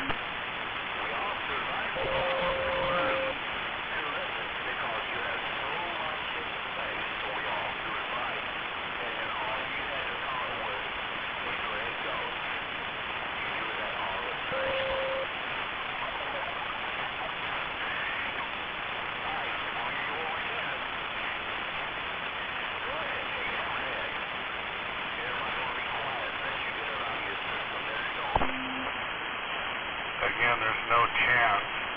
No chance. I talk to whoever I want.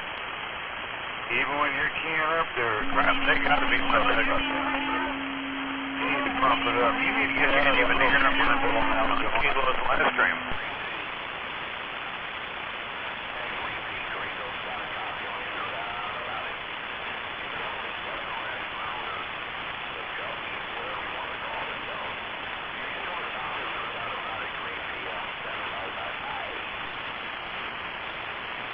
Cheers, poor Gregos. Thank you. Thank you, thank you, thank you. And you also make the trip.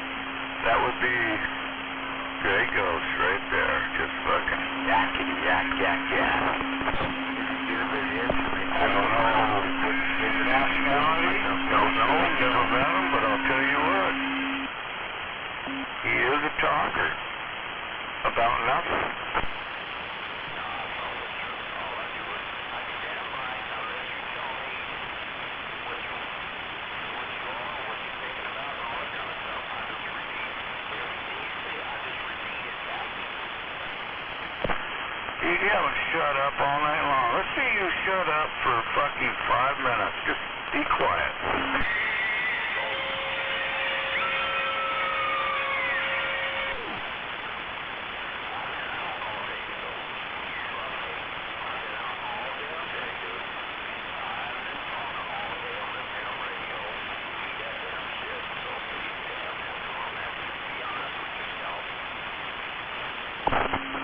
You will not shut up. I'm in a nightmare to a point. But there's a lot of guys, they're already in bed fucking going, yeah, we gotta get up fucking Monday morning. But, anyhow, anyone around me fucking takes him out. He needs to pump it up.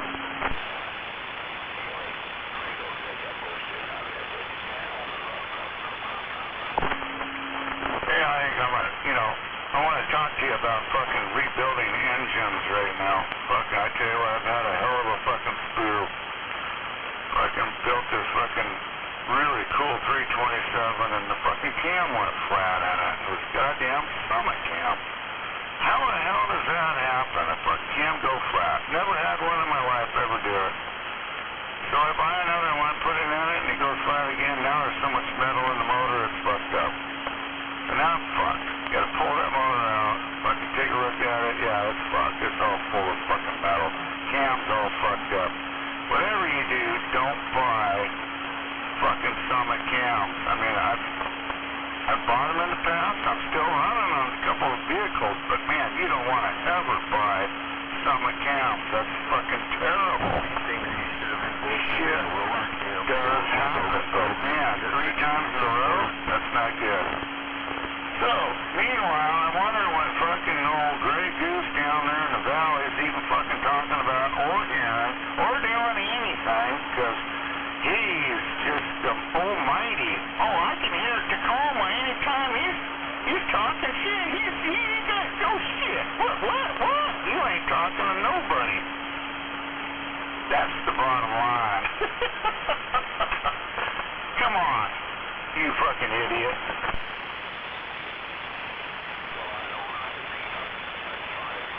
I think he's in love with Grey Goose.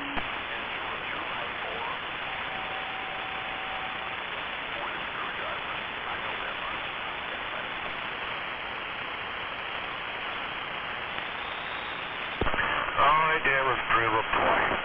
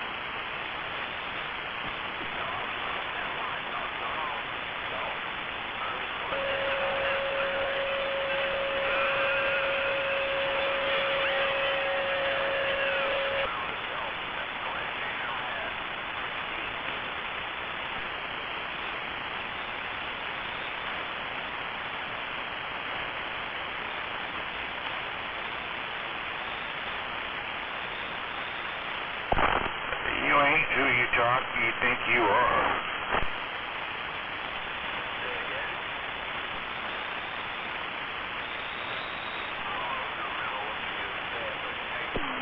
Alright, let's try out this old Silver Eagle microphone. Sounds good. I like it. I got it going through this little Ukrainian equalizer thing.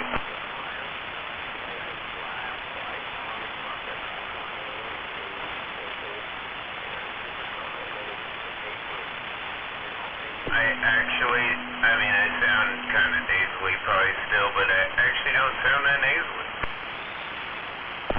Can you turn it up?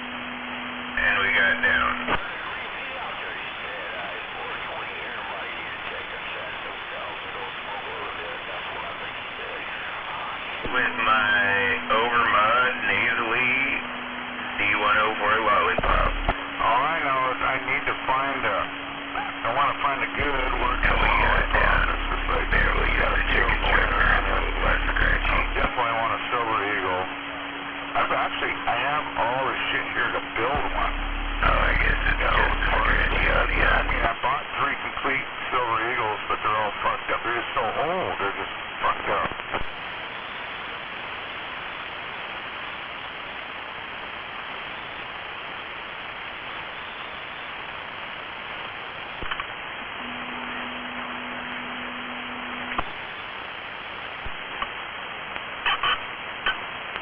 There we go.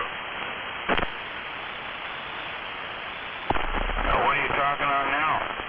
I'm talking on the same thing. I'm getting something scratchy in there. I don't hear a scratchy, but it's your voice. See, you're a higher pitched voice. You don't have that lower voice, so it's, I don't know, whatever you're talking on before, you sound a lot lower. This one's real high up tone. Well, yeah, it's an old nasally D104 Silver Eagle.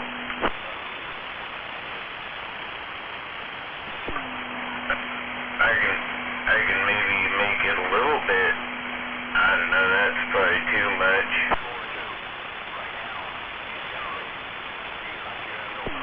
Maybe take some of that out. There, flatten it out.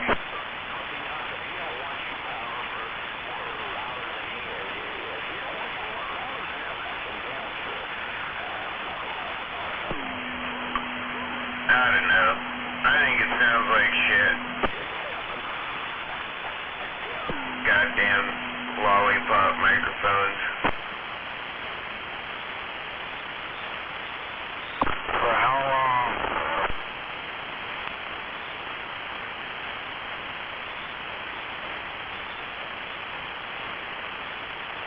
Well, it does still work.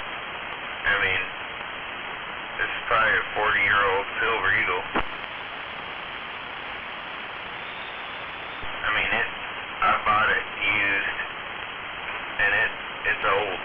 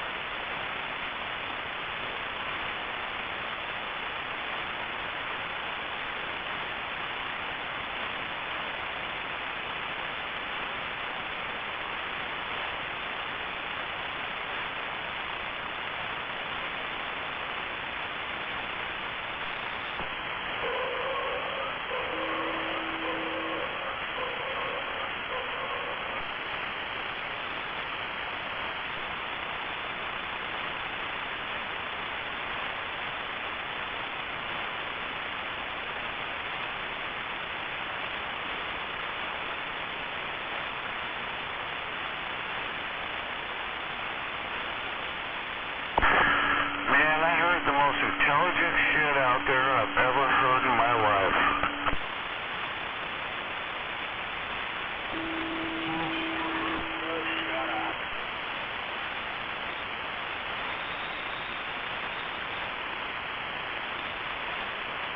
They must have went to the Kent School District.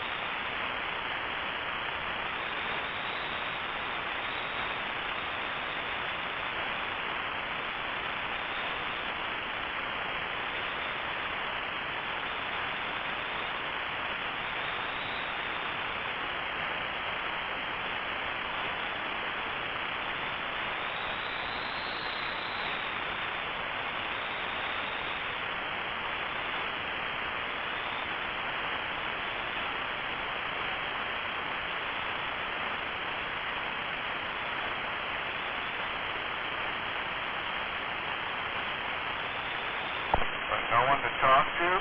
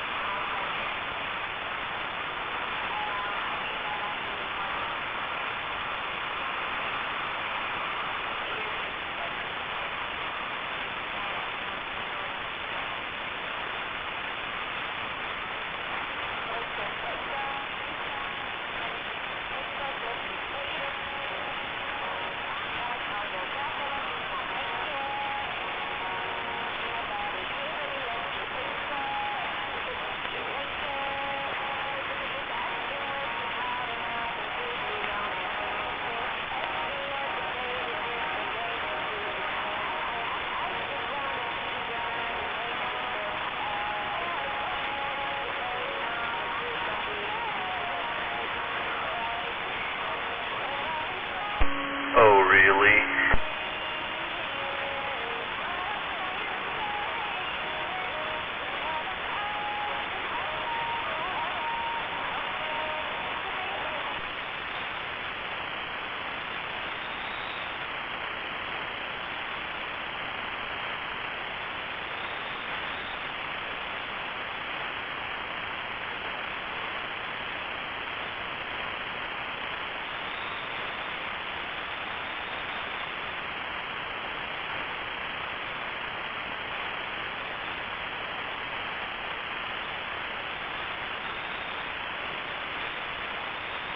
Is it 17?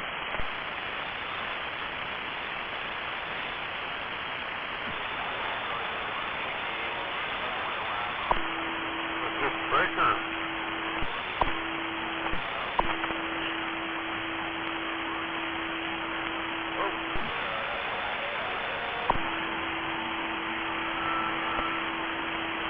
Well, that's the only way I can tell on this Bearcat.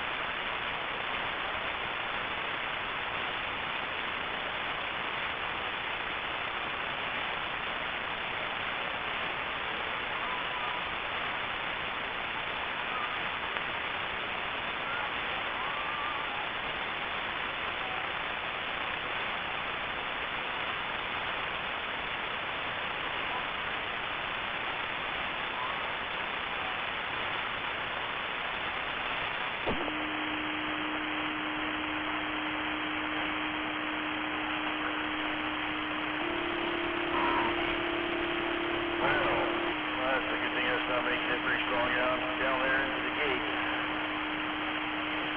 Even around the channel. Maybe you're listening to nobody. I forget what your handle is. I think your handle's different. Anyway, wave it.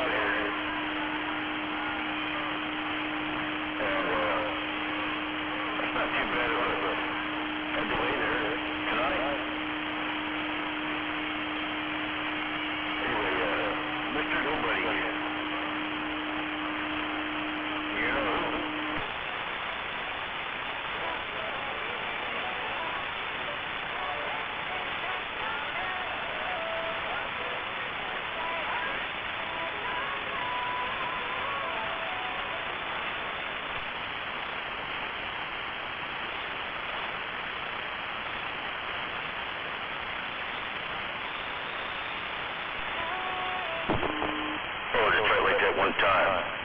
32-1.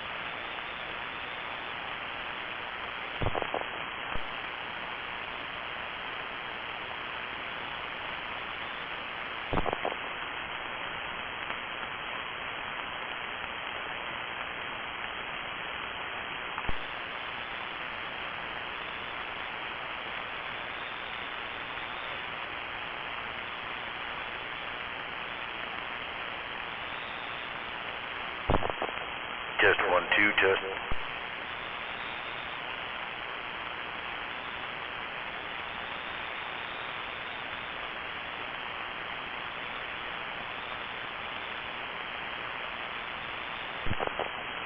One more time. Test 1 2 test 1 2. Thank you. I guess that was a positive test.